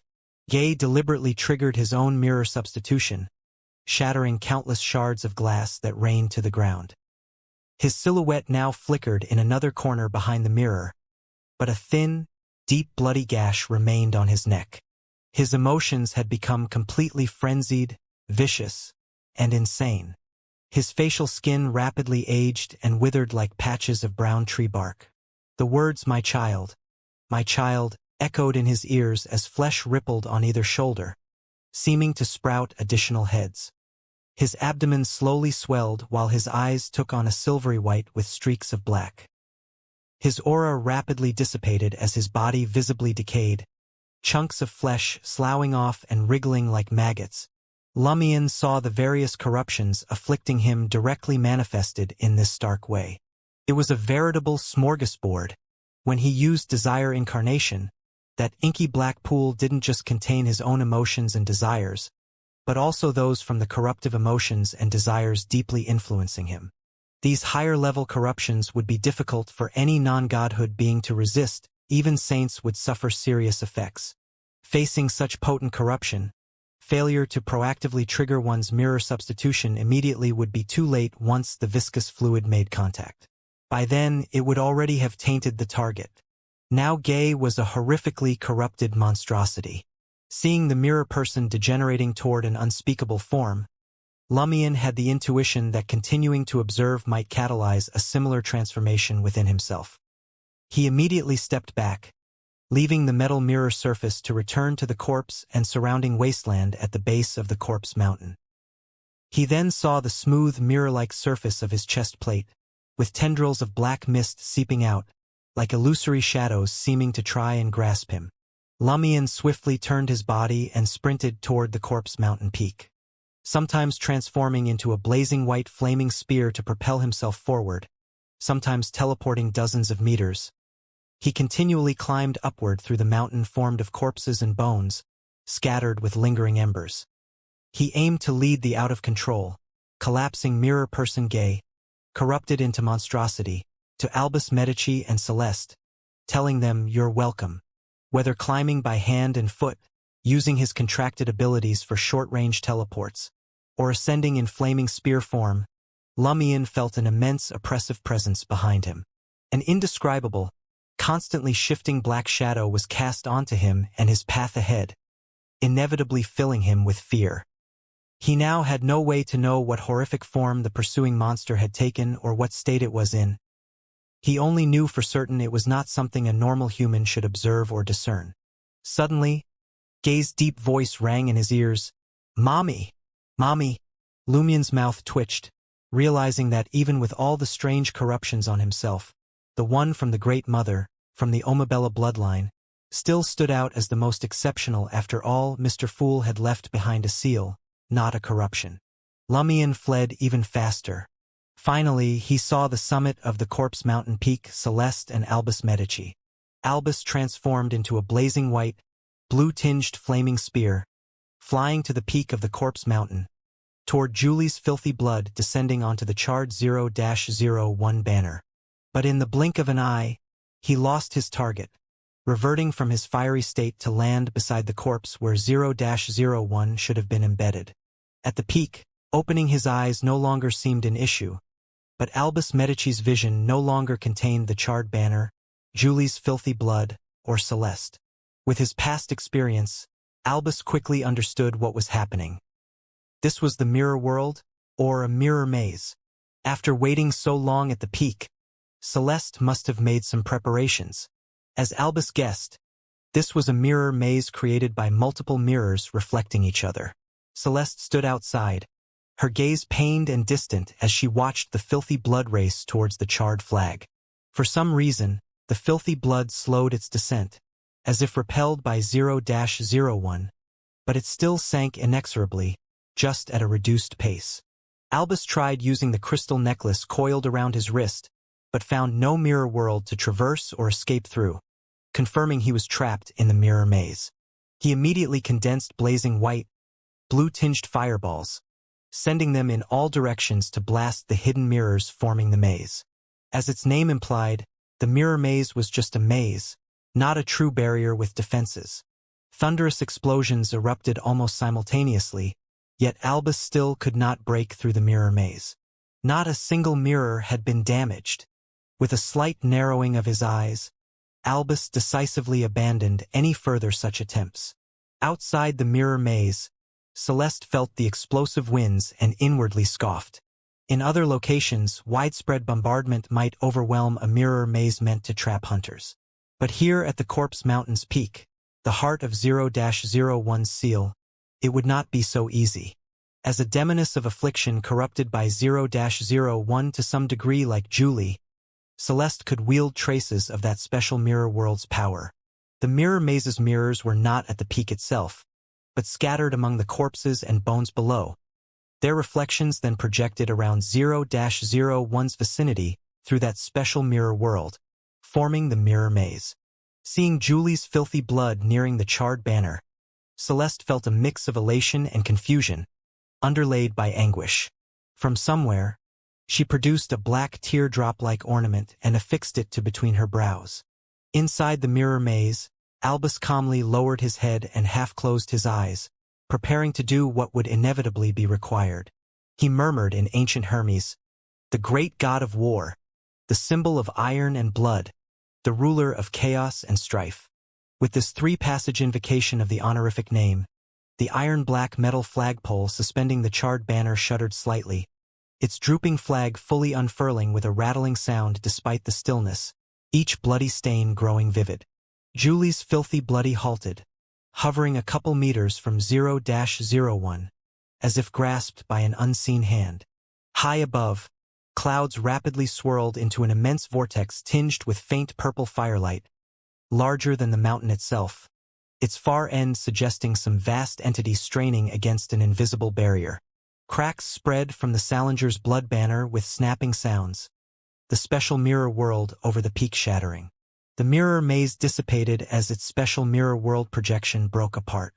Albus's head snapped up, his irises now flecked with iron black, a bloody mark stark on his brow. His gaze fell on Celeste, now adorned with her own black teardrop ornament, meeting her eyes. Before combat could erupt, Lumion nonchalantly climbed over the peak's edge, a mere 7 or 8 meters from 0-01. No communication was needed as Albus and Celeste simultaneously attacked Lumion. Albus casually thrust out a fist expelling a massive blue-tinged fireball, while frost coalesced around Celeste's head into mirrors, each preceding an eerie, smoldering black flame. But just as Celeste's icy mirrors would have reflected Lumion, his figure faded, vanishing with a mocking smile. Behind him, an immense silhouette suddenly loomed into Albus and Celeste's view. Already over 5 or 6 meters tall yet still growing, twisting appendages sprouting. It was covered in patches of brown bark and sickening knobs that oozed clear fluid from the gaps. For now, the monstrosity cradled a blood-stained, vertebrae-trailing head in one hand, its silvery black empty eyes dead and sunken. On either shoulder was a fleshy, head-sized bulge, the surface rippling with some contained liquid. The next second, the monster leaped to the peak, shedding puddles of wriggling maggot flesh. Countless black gaseous tendrils dragged at it from behind, trying to pull it back into the sleek, iron-black breastplate mirror. The mere sight catalyzed a visceral sensation of corruption in Albus and Celeste. Celeste's hair billowed outward, rapidly thickening and coarsening, while Albus's face became mapped with protruding black veins. Boom! Albus's immense blue-tinged fireball with white remnants exploded against the monstrosity as Celeste's flickering array of frost mirrors reflected its figure, engulfing it in roiling black flames. Crack! The monster shattered mirror-like, its silhouette immediately reappearing beside 0-01. Making Albus and Celeste's scalps prickle. It could use mirror substitution too. Raising its severed head, the monstrosity emitted a sound like it came from another world. Celeste felt herself plunged into cloying, frozen blackness, constrained on all sides in inescapable oppression. Albus likewise found himself surrounded by stifling darkness. This was a mystic technique inspired by the mirror person state of being. At that moment, Lumion, having teleported away to avoid the earlier clash, reappeared at the corpse peak's base. His silhouette flickered behind Albus in the darkness, mouth opening to harumph, sending a pale yellow gaseous breath that washed over him. For an instant, Albus's eyes went blank, his body swaying before he recovered his senses. The Red Angel had helped him resist part of the spell of Harumph's effects. Seizing Albus's momentary disorientation, Lumion's left fist blazed with white flames as he struck at his vulnerable point, the neck connecting head and body. Cull!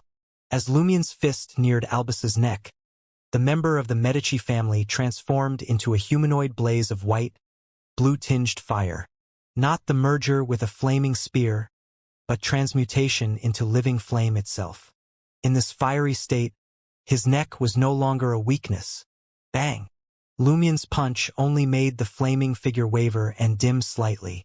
In the next instant, Albus became a roaring blue-tinged flaming spear, bursting through the black icy shackles into the air.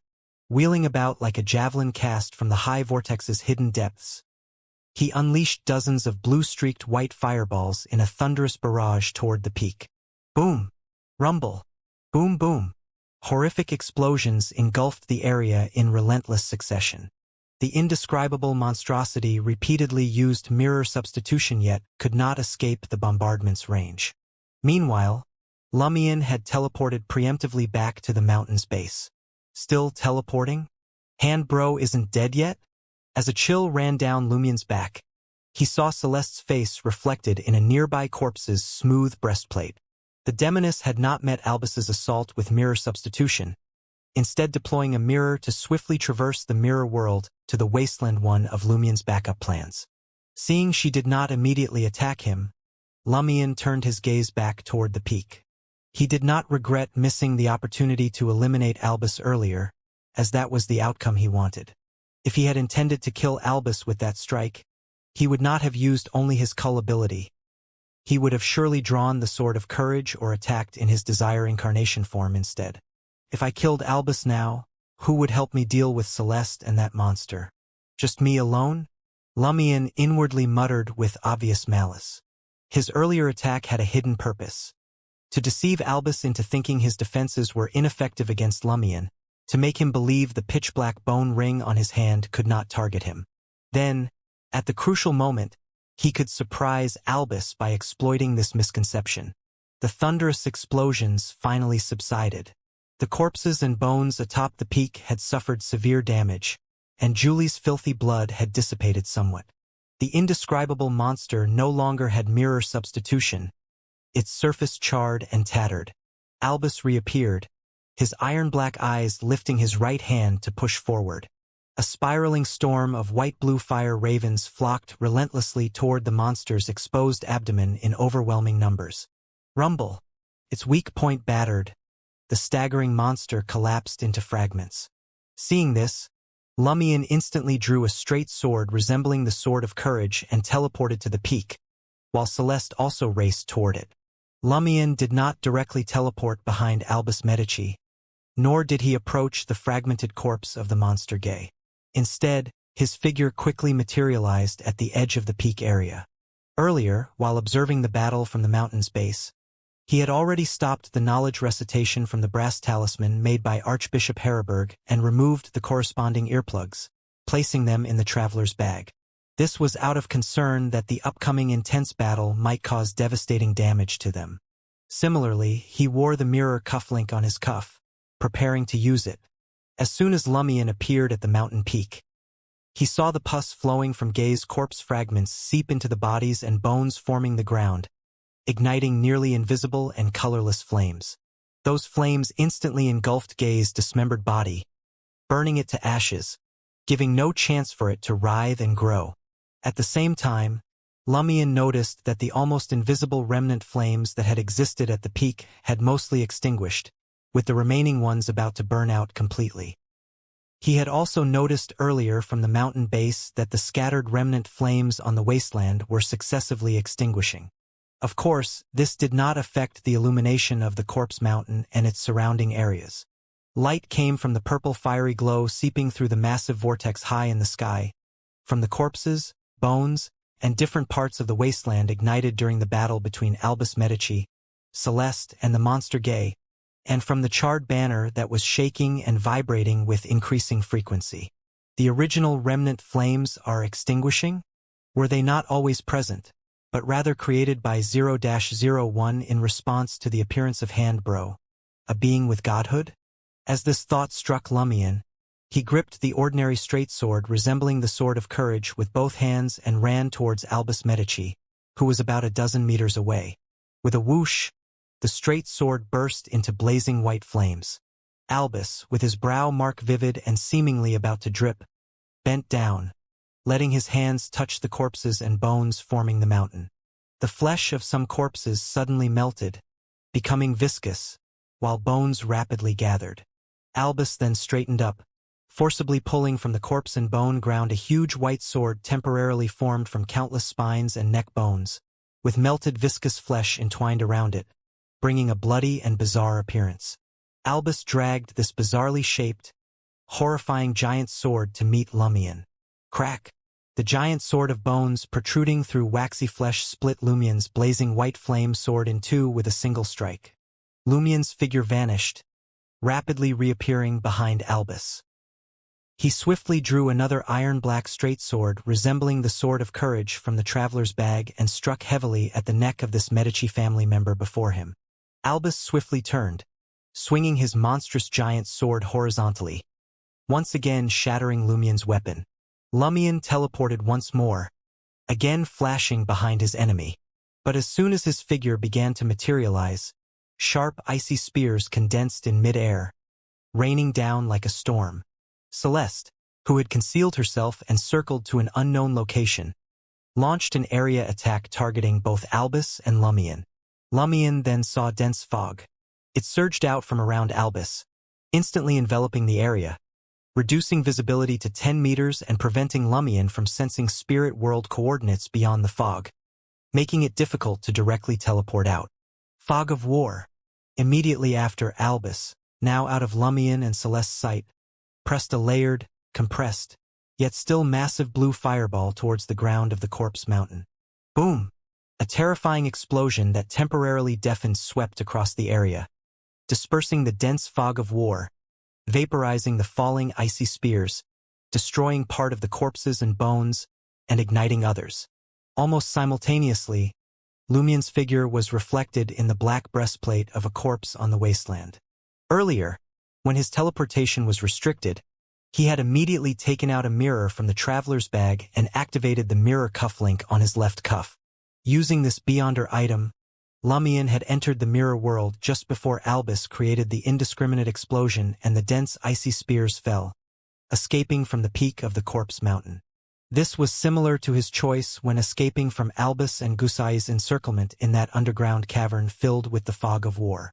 Lumion jumped out of the smooth black metal breastplate, and the glass-like ornament on his cuff instantly turned grayish-white, crumbling into dust that scattered to the ground. The mirror cufflink had been used for the last time. At the peak of the corpse mountain, Albus had already turned and was rushing towards the increasingly violently shaking 0-01. At this point, Julie's pool of filthy blood was only about a meter away from the surface of the charred banner. Since Albus's battle with the monster Gay began, the blood no longer felt as if it was being held up by an invisible hand and continued to fall, albeit at an increasingly slower pace. Seeing 0-01 within reach, a mirror of ice and snow, 2 to 3 people tall, suddenly rose in front of Albus. The mirror instantly reflected Albus's figure. Similar ice mirrors abruptly appeared to Albus's sides and behind him, reflecting different angles of this red angel descendant. As these giant ice mirrors formed, thick, snake-like strands of blackened hair emerged from the edge of the mountain, carrying the quiet and eerie demoness black flames, rapidly extending towards those mirrors. Celeste intended to curse Albus with this. Albus swiftly turned sideways, facing the source of those snake-like black hairs, and saw Celeste, cloaked in a black robe with an oddly flushed face. Boom! Multiple blazing white, blue-tinged fireballs quickly condensed, shattering those 4 huge ice mirrors into pieces. However, these fragments melted slowly, continuing to reflect Albus's image from different angles, densely awaiting the arrival of the snake-like hairs carrying the demoness flames. Holding the bizarre giant sword, Albus suddenly transformed into a blazing white, blue-tinged fire person, expanding to 3 to 4 meters tall. This brought continuous high temperatures, completely melting those ice mirror fragments. Silently, Celeste withdrew those long hairs covered in black flames, once again concealing her form, moving to an unknown location. Lumion teleported over. This time, he drew the iron-black sword of courage from the traveler's bag, the true sword of courage. Enduring the continuous burning pain of sulfurous flames, Lumion was instantly filled with courage. What's there to fear from just a sequence 5 who can borrow some power from the Red Angel? Why hide? Lumion swung the sword of courage at Albus Medici, only igniting the godhood-possessing straight sword with blazing white, blue-tinged flames just before it was about to clash with Albus's bizarre bone and flesh sword. Having courage didn't mean not using schemes and tricks. Albus's now iron-black eyes showed no surprise. Instead, a smile curled at the corners of his mouth. His bizarre bone and flesh sword suddenly burst into near-blue flames. You've been pretending to be weak all along, only using ordinary straight swords. How could I not be prepared for you to suddenly use a godhood-possessing attack?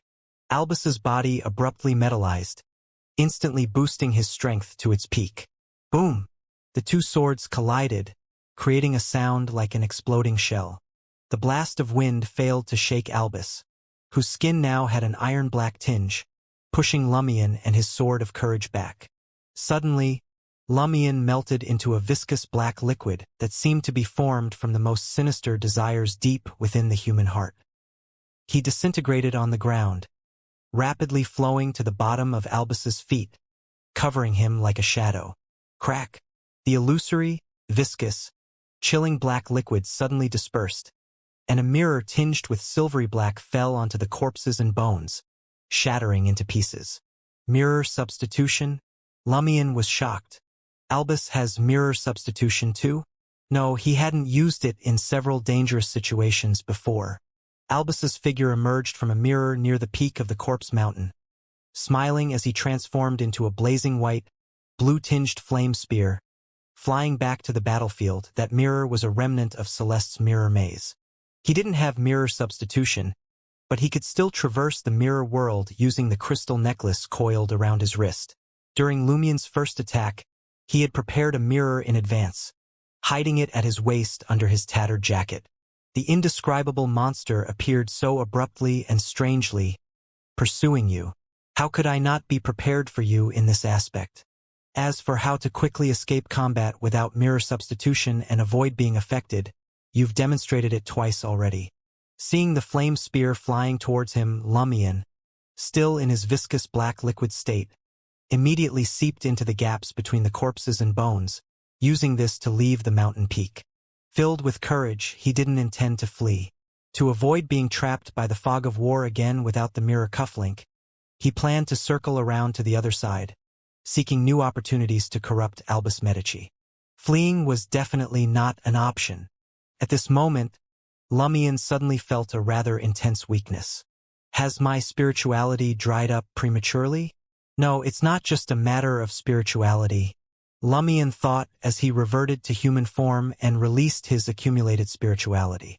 Clang! His right hand inexplicably lost strength, making it difficult to hold onto the sword of courage.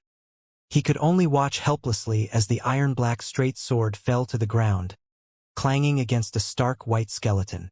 Why didn't I teleport to create distance first? I seem to be sick. Lumion was suddenly alarmed and immediately activated the black mark on his right shoulder, disappearing from near the peak of the corpse mountain. He left the sword of courage there, not retrieving it for the moment. He was hoping the opponent would trigger one of its negative effects in about 10 minutes. If the sword of courage wasn't sealed away, it would indiscriminately attack nearby people. And now, the people around the sword of courage were Albus Medici and Celeste. As soon as Lumion's figure materialized on the wasteland, Albus at the peak of the corpse mountain slightly furrowed his brow. This descendant of the Red Angel swayed slightly, noticeably weaker than before. He seemed to have fallen ill as well. Albus's right hand holding the weapon drooped down, seemingly too weak to bear the weight of the bone and flesh sword. He planted it on the ground made of corpses and bones, but compared to Lumion directly dropping the sword of courage, he was clearly much better off. At the same time, Celeste's voice, filled with anticipation and cruel amusement, emanated from various mirrors and mirror-like objects scattered across the corpse mountain and wasteland. How are you feeling? Confused about when you got infected with the plague? Sure enough, it's a demoness plague. Standing on the wasteland, Lumion took advantage of the moment before his muscles completely lost strength, when he could still lift light objects, to quickly remove the Devil's Whisper's bone ring from his finger and stuff it back into the traveler's bag. Wearing this ring would cause Lumion to be constantly burned by sulfurous flames, inside and out, continuously weakening his resistance and tolerance to plague. Although he was already poisoned by sulfur and had some degree of burns, stopping the damage in time was still very important. After putting away the Devil's Whisper's bone ring, Lumion took out the brass talisman and matching earplugs given by Archbishop Harriberg, gripping one in his left palm and putting the other back into his left ear. Listen. Lumion again uttered this ancient Hermes word, continuing his learning process. Meanwhile, Celeste's voice continued to emanate from various mirror surfaces and mirror-like objects. We were certain that the operation targeting 0-01 would face interference and competition from Beyonders of the Hunter pathway, and we would inevitably have to confront Wannik. So, we prepared a Grade 1 sealed artifact in advance.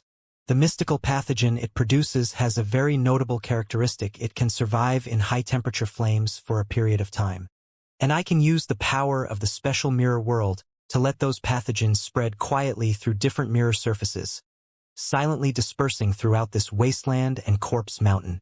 You've been setting fires all along, but I've also been continuously releasing frost, pretending to attack and curse.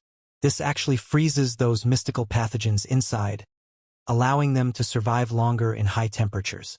Combined with their own special nature, it's enough for you to be contaminated partially, slowly seeping into your bodies.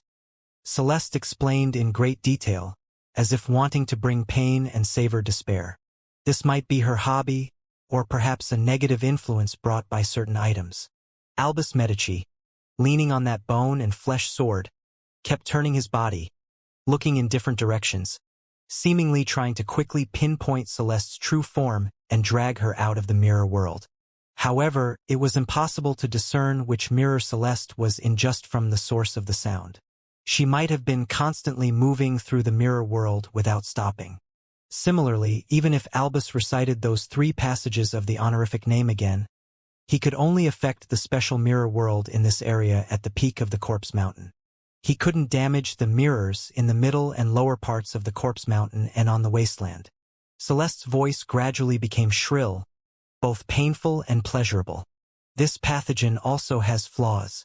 It's not the type that will have fatal effects in a short time. It can only make you quickly lose your physical strength, accelerate the dissipation of spirituality, and eventually make you lie on the ground, unable to move, desperately listening to your own heart gradually weakening and stop beating. Hearing this, Lumion teleported to change his position, avoiding being assassinated by Celeste taking advantage of the situation. Some thoughts flashed through his mind. Could I wear the Eggers family's golden mask to counteract the damage from this mystical pathogen? If I stop my heart from beating in advance, I won't have to worry about it losing strength. No, this mystical pathogen seems to affect the spirit body as well.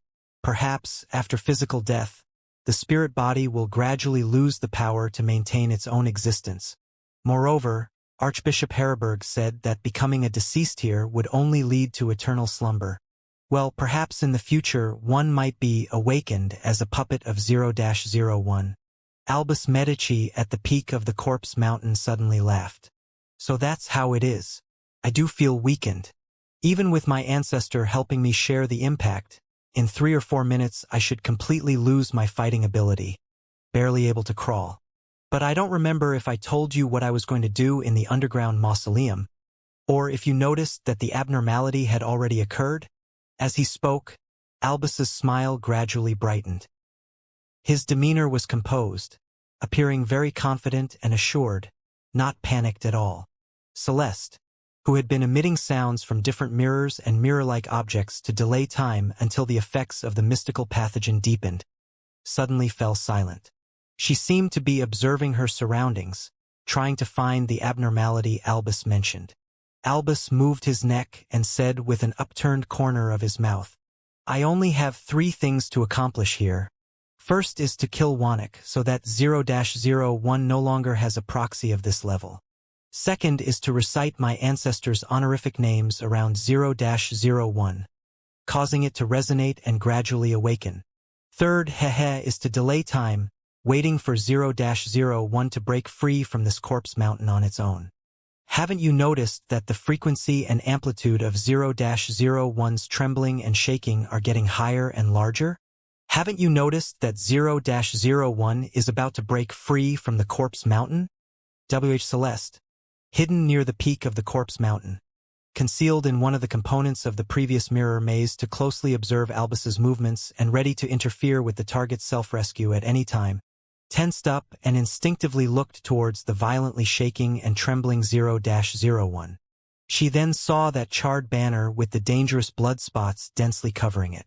Her head suddenly buzzed, and her neck ached. She was further corrupted. Crack!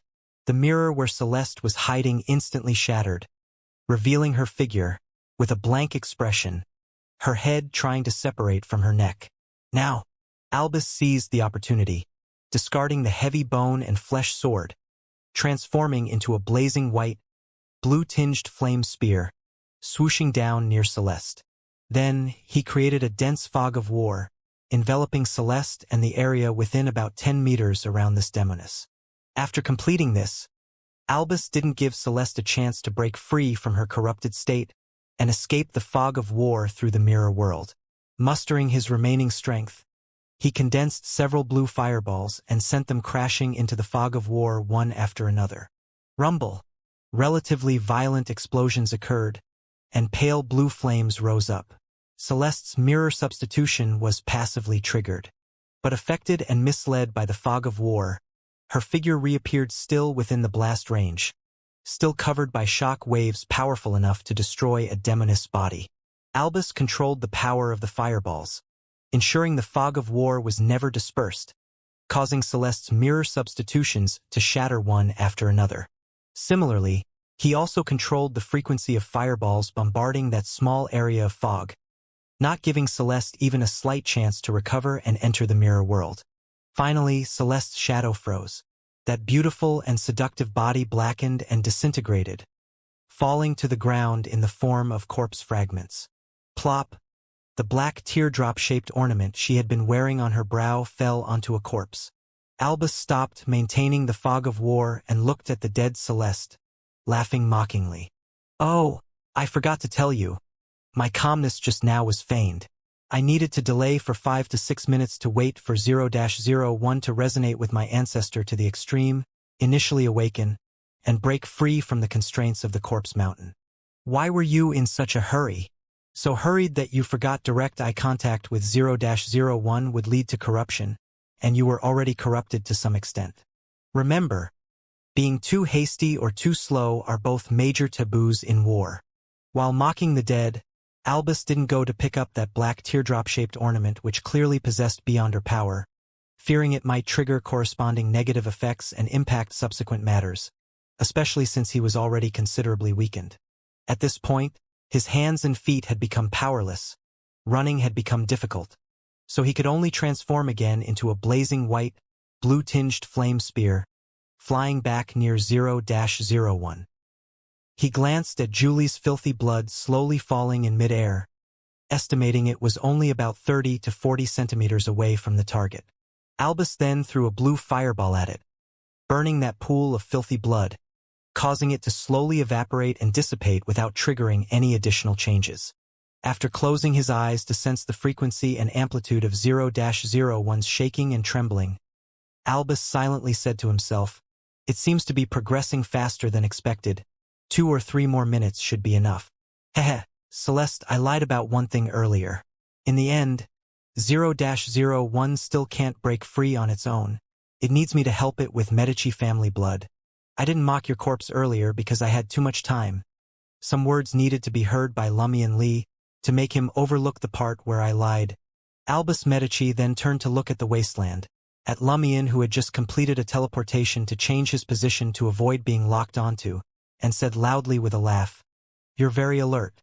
In such a pressing situation, you actually didn't follow that fool Celeste to observe the abnormalities of 0-01.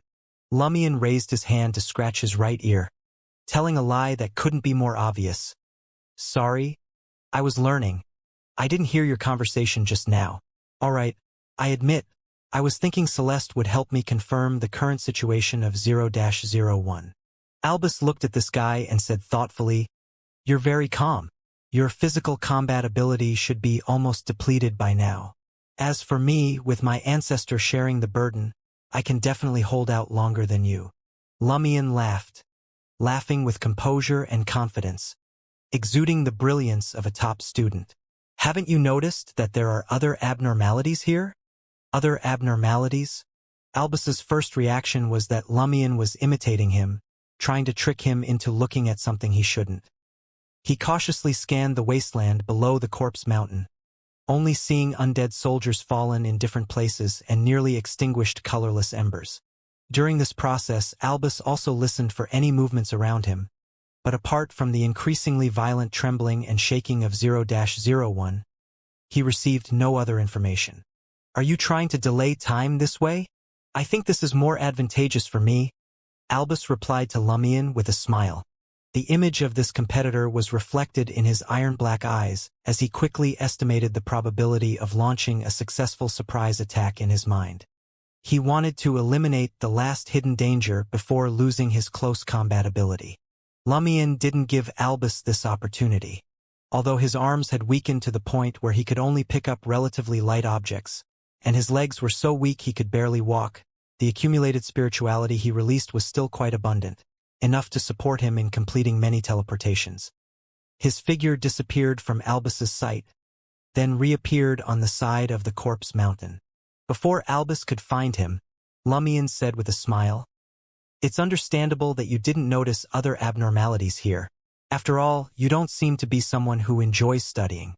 And your ancestor, that Red Angel, although having a very thorough understanding of 0-01, the current 0-01 is no longer the same as before. From the sealed artifact information, I know that after your ancestor was killed by the Blood Emperor, 0-01 changed hands twice, once to Alista Tudor, and once to death from the southern continent. Therefore, it has been corrupted by other, equally high-level corruptions."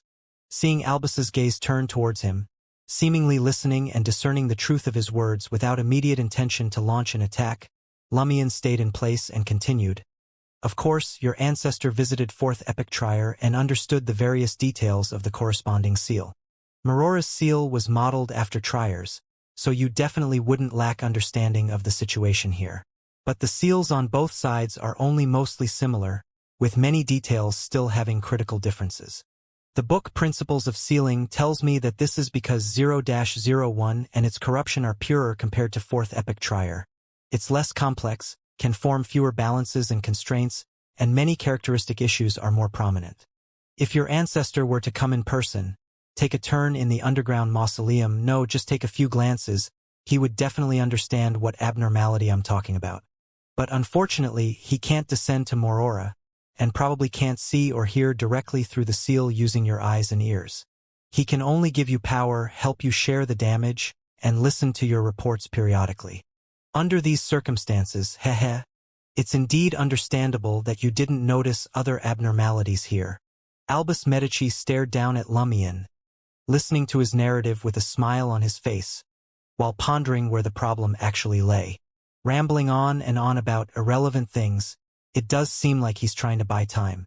But buying time is more beneficial to me.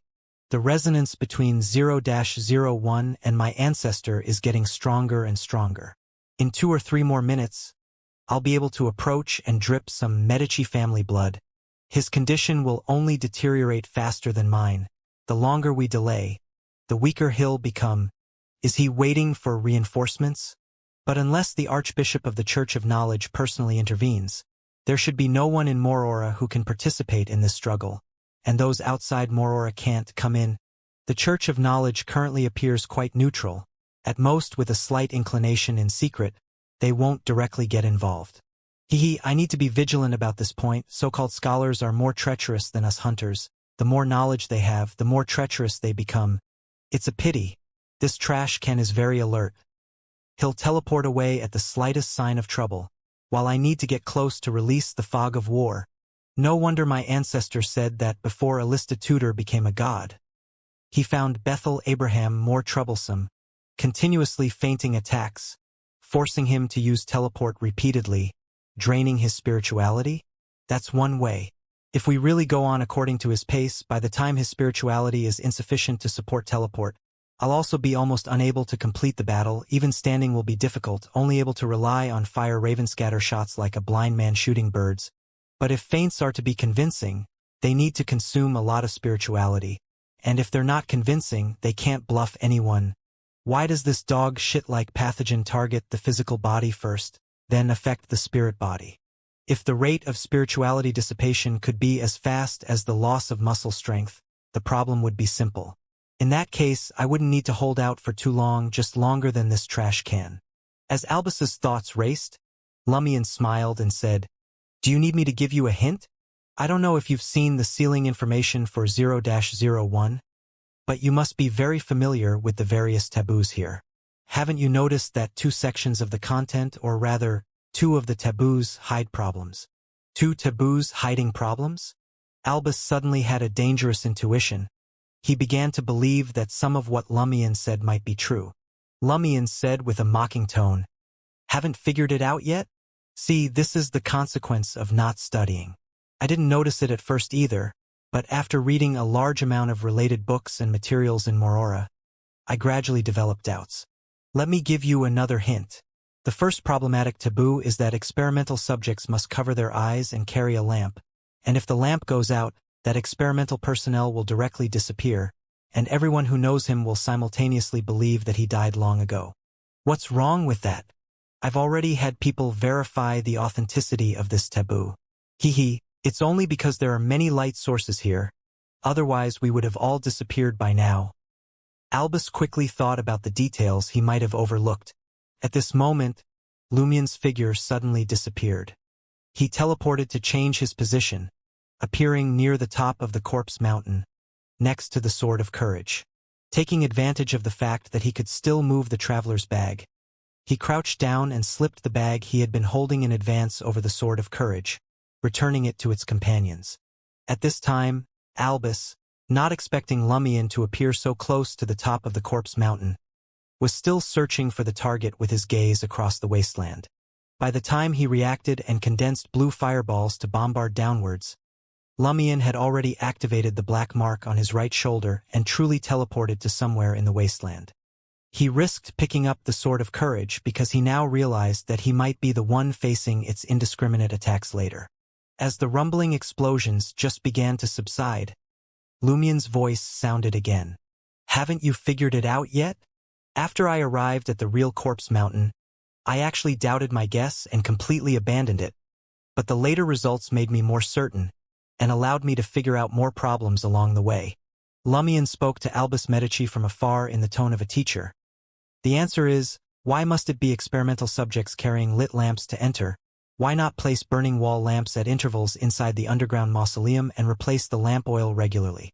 Although this would consume more resources, it would be more convenient and safer. The Church of Knowledge's financial power couldn't possibly be unable to support such an arrangement. Is it to make the seal seem mysterious and terrifying? Obviously not. There are clearly deeper reasons. Albus Medici's eyes flickered slightly, vaguely having some guesses. He cast his gaze towards the embers scattered across the corpse mountain. Lumien's figure disappeared again, appearing among Celeste's corpse fragments. He then inverted the traveler's bag over the black teardrop-shaped forehead ornament, collecting it. This time, Albus tracked Lumien's figure in time, but he didn't make a move, nor did he transform into a flame spear to throw himself over. This was firstly because the other could teleport away at any time, and secondly because what Lumien was doing now was also beneficial to him. Albus was almost certain that the forehead ornament was the source of the current mystical pathogen. After placing it in another space, the concentration of pathogens here would gradually decrease, preventing their conditions from rapidly deteriorating, allowing them to hold out longer. After putting away the forehead ornament, Lumien immediately teleported to the wasteland on the other side of the corpse mountain, smiling at Albus. The second problematic taboo is, Beyonders with strength surpassing sequence 5 are forbidden from approaching. Warning: Beyonders with strength surpassing sequence 5 are forbidden from approaching. Albus immediately understood Lumien's line of thought and asked in a deep voice, "You mean there's no need to specifically emphasize that Beyonders above sequence 5 cannot approach?" Indeed, in reality, as long as they're not already corrupted experimental subjects or special people like us, whether they're above sequence 5 or not, they shouldn't approach 0-01. Lumien wanted to applaud, but even adjusting the traveler's bag was quite strenuous for him now. He said with a tone that approved his educatability, "Yes, so why specifically emphasize that Beyonders above sequence 5 cannot approach? Probably because when Beyonders above sequence 5 approach 0-01, besides bringing danger to themselves, it would also trigger additional, more terrifying abnormalities. Therefore, it must be specially warned." Just now, the appearance of Hand Bro brought about an attack from 0-01, leaving embers all over this wasteland and corpse mountain. And from my observation, these embers will extinguish on their own. What does this indicate? It indicates that before we came in, this place was in darkness without any firelight. Combining this with the first problematic taboo I mentioned, and with what the book Principles of Sealing says about self-balance and self-sealing, the potential hidden danger becomes very clear. Albus's expression changed slightly, obviously realizing what the possible abnormality might be. Lumien once again changed his position using teleportation and continued, "That hidden danger is that there's a latent taboo. The underground mausoleum needs eternal, deathly darkness. It can occasionally have light, but there can't be continuous light in the same place. And when Beyonders above sequence 5 with Godhood approach, it instinctively causes 0-01 to burn this area, bringing embers that can last for a period of time." At this point, Lumien's smile grew even brighter. "Now, the embers have been burning for a while, and you're still continuously creating firelight. I'm very curious about what will happen next." What will happen? Albus Medici's gaze instantly froze, his back suddenly tensing. He knew where the problem lay now. The frequency and amplitude of 0-01's trembling and shaking were more violent than he had anticipated, progressing faster. At this moment, the entire sky suddenly took on the color of burning. Inside Morora, two exiles who were dueling suddenly dropped their swords and clutched their necks with their hands. Blood seeped through their fingers. Nearby onlookers and pedestrians also experienced a stuttering effect, as if their heads were being grabbed by invisible hands and forcefully pulled upwards, causing the muscles in their necks to gradually tear. In the endless graveyard near the Knowledge Cathedral, all the trees suddenly burst into bright red flames. The soil in the corresponding graves writhed as if something was trying to crawl out. More and more clouds gathered in the sky, taking on the color of burning fire. At the top of the corpse mountain, Albus Medici's neck also stung with pain. He raised his hand with great difficulty and weakness, trying to press down on it. He already understood what was happening. He didn't hastily turn his head to look directly at 0-01, as that would not only result in considerable corruption, but could also break his neck, causing his head to detach. Albus slowly turned his body to face 0-01, but closed his eyes. At the same time, he heard rustling and clanging sounds from the wasteland.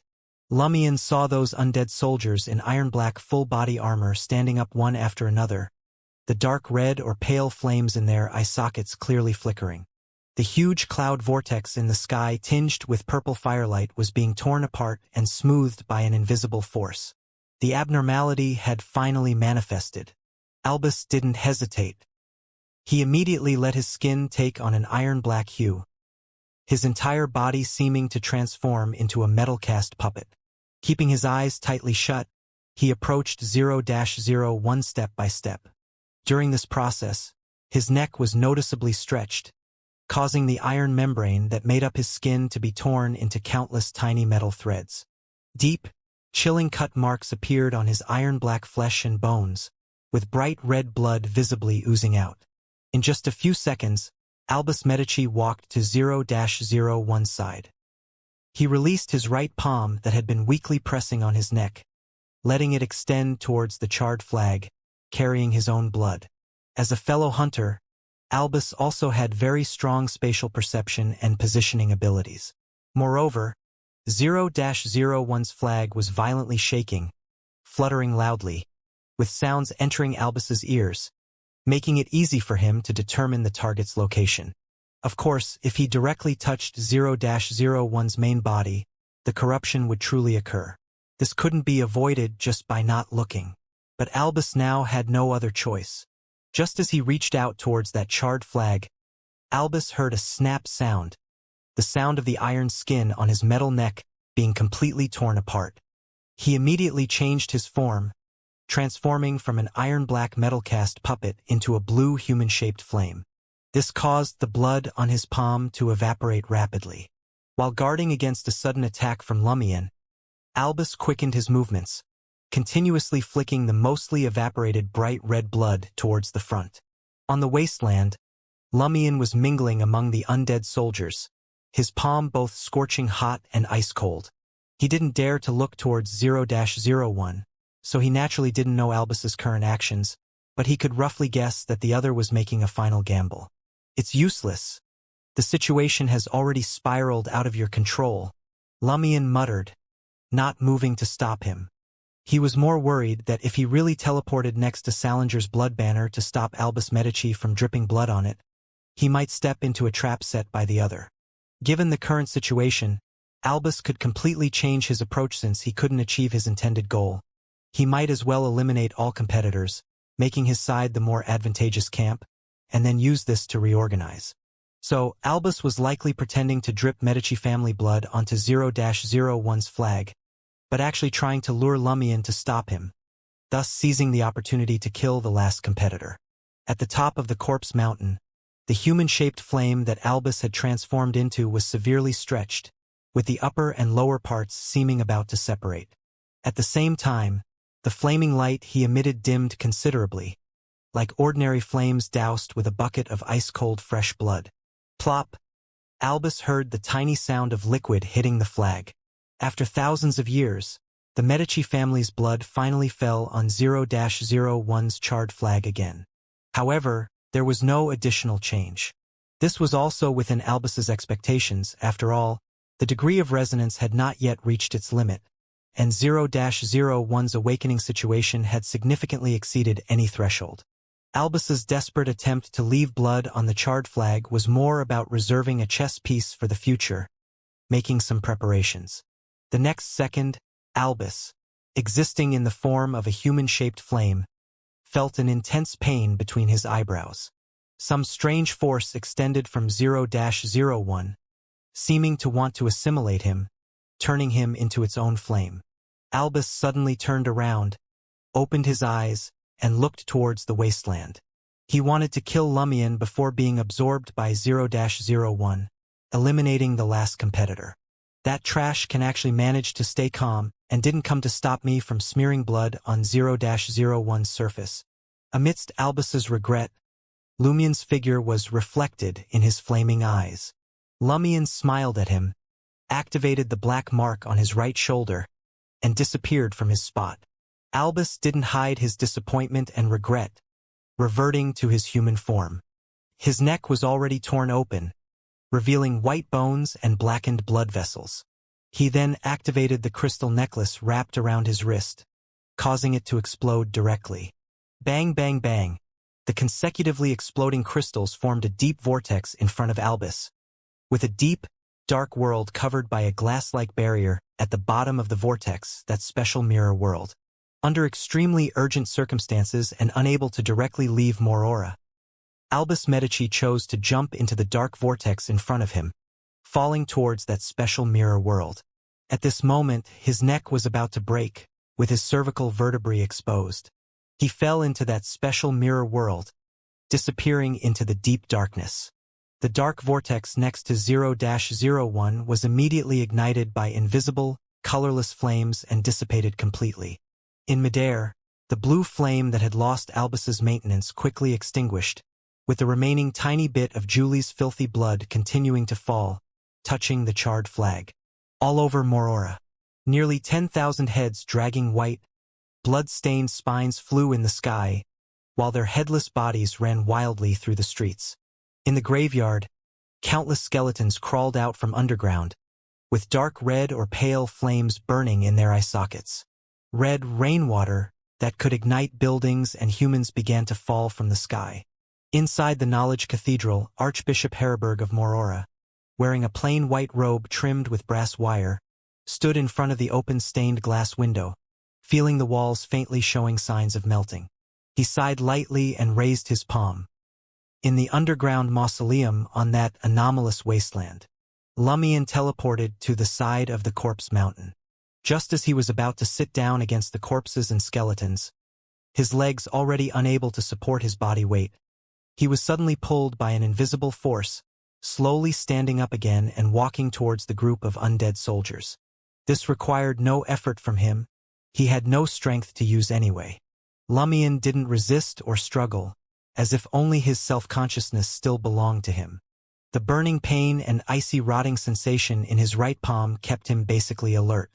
As long as my head isn't torn off my neck, everything else is fine, Lumien muttered to himself while listening to the knowledge narrated by the brass talisman, continuing to walk towards the gathering troops in the wasteland as 0-01's puppet with the help of the external force. The current situation was basically consistent with his expectations. If he had read even a little less earlier, his head and body would have already gone separate ways by now. Knowledge is power. Knowledge is wealth. After about 10 seconds, the sky suddenly dimmed, and darkness surged back into this area. 0-01 seemed to be gripped by an invisible hand, with its trembling and shaking starting to calm down. The flames in this area extinguished one after another, and the deathly silent, cold darkness once again ruled this place. The Church of Knowledge has finally suppressed 0-01's disturbance. If it kept up a while longer, I'd really have become a puppet. Lumien secretly breathed a sigh of relief, feeling the darkness invade his body like an invisible, eerie, cold flow of water. The underworld Taoist mark on his right palm emitted an even stronger sense of decay than before, helping him resist this invasion. Lumien teleported back to the position he had chosen earlier, weakly sitting down against the corpses and skeletons that made up the mountain. He closed his eyes, focusing on listening to the knowledge transmitted from his earplugs in this lightless, pure darkness. In Trier, on the sacrificial square at the entrance of the third level of the underground catacombs. After answering Jenna's question, that blurry and wholly female figure disappeared from Jenna's sight, as if it was just part of an illusion. Jenna shook her head, her gaze returning to reality, seeing Franca's concerned face. During my advancement, I seemed to sense Lady Crismona again, and even had a few words of dialogue with her. Jenna carefully told her companion about her recent experience. Do angel-level high-rank beings truly not die? Franca asked curiously. What did she say? Jenna suddenly felt a bit embarrassed. She said to reconcile with my mirror self because we are originally one. She said her father was that blood emperor. Huh. Franca was both shocked and confused. Why did she tell you this? Jenna felt even more embarrassed. I asked without thinking. Is it really the blood emperor? Then it shouldn't be your hallucination. You couldn't have come up with such an answer even in a hallucination. Franca whispered, gradually getting excited. Damn it, what do you mean I couldn't have come up with it even in a hallucination? Well, indeed, who could have thought of that? Jenna reflexively retorted. Franca then clapped her hands together. That was a good question indeed.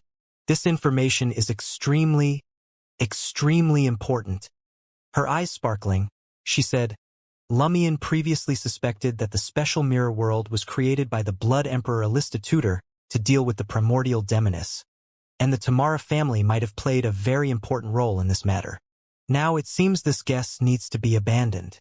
Perhaps that special mirror world was jointly created by the Blood Emperor Tutor and the primordial demoness.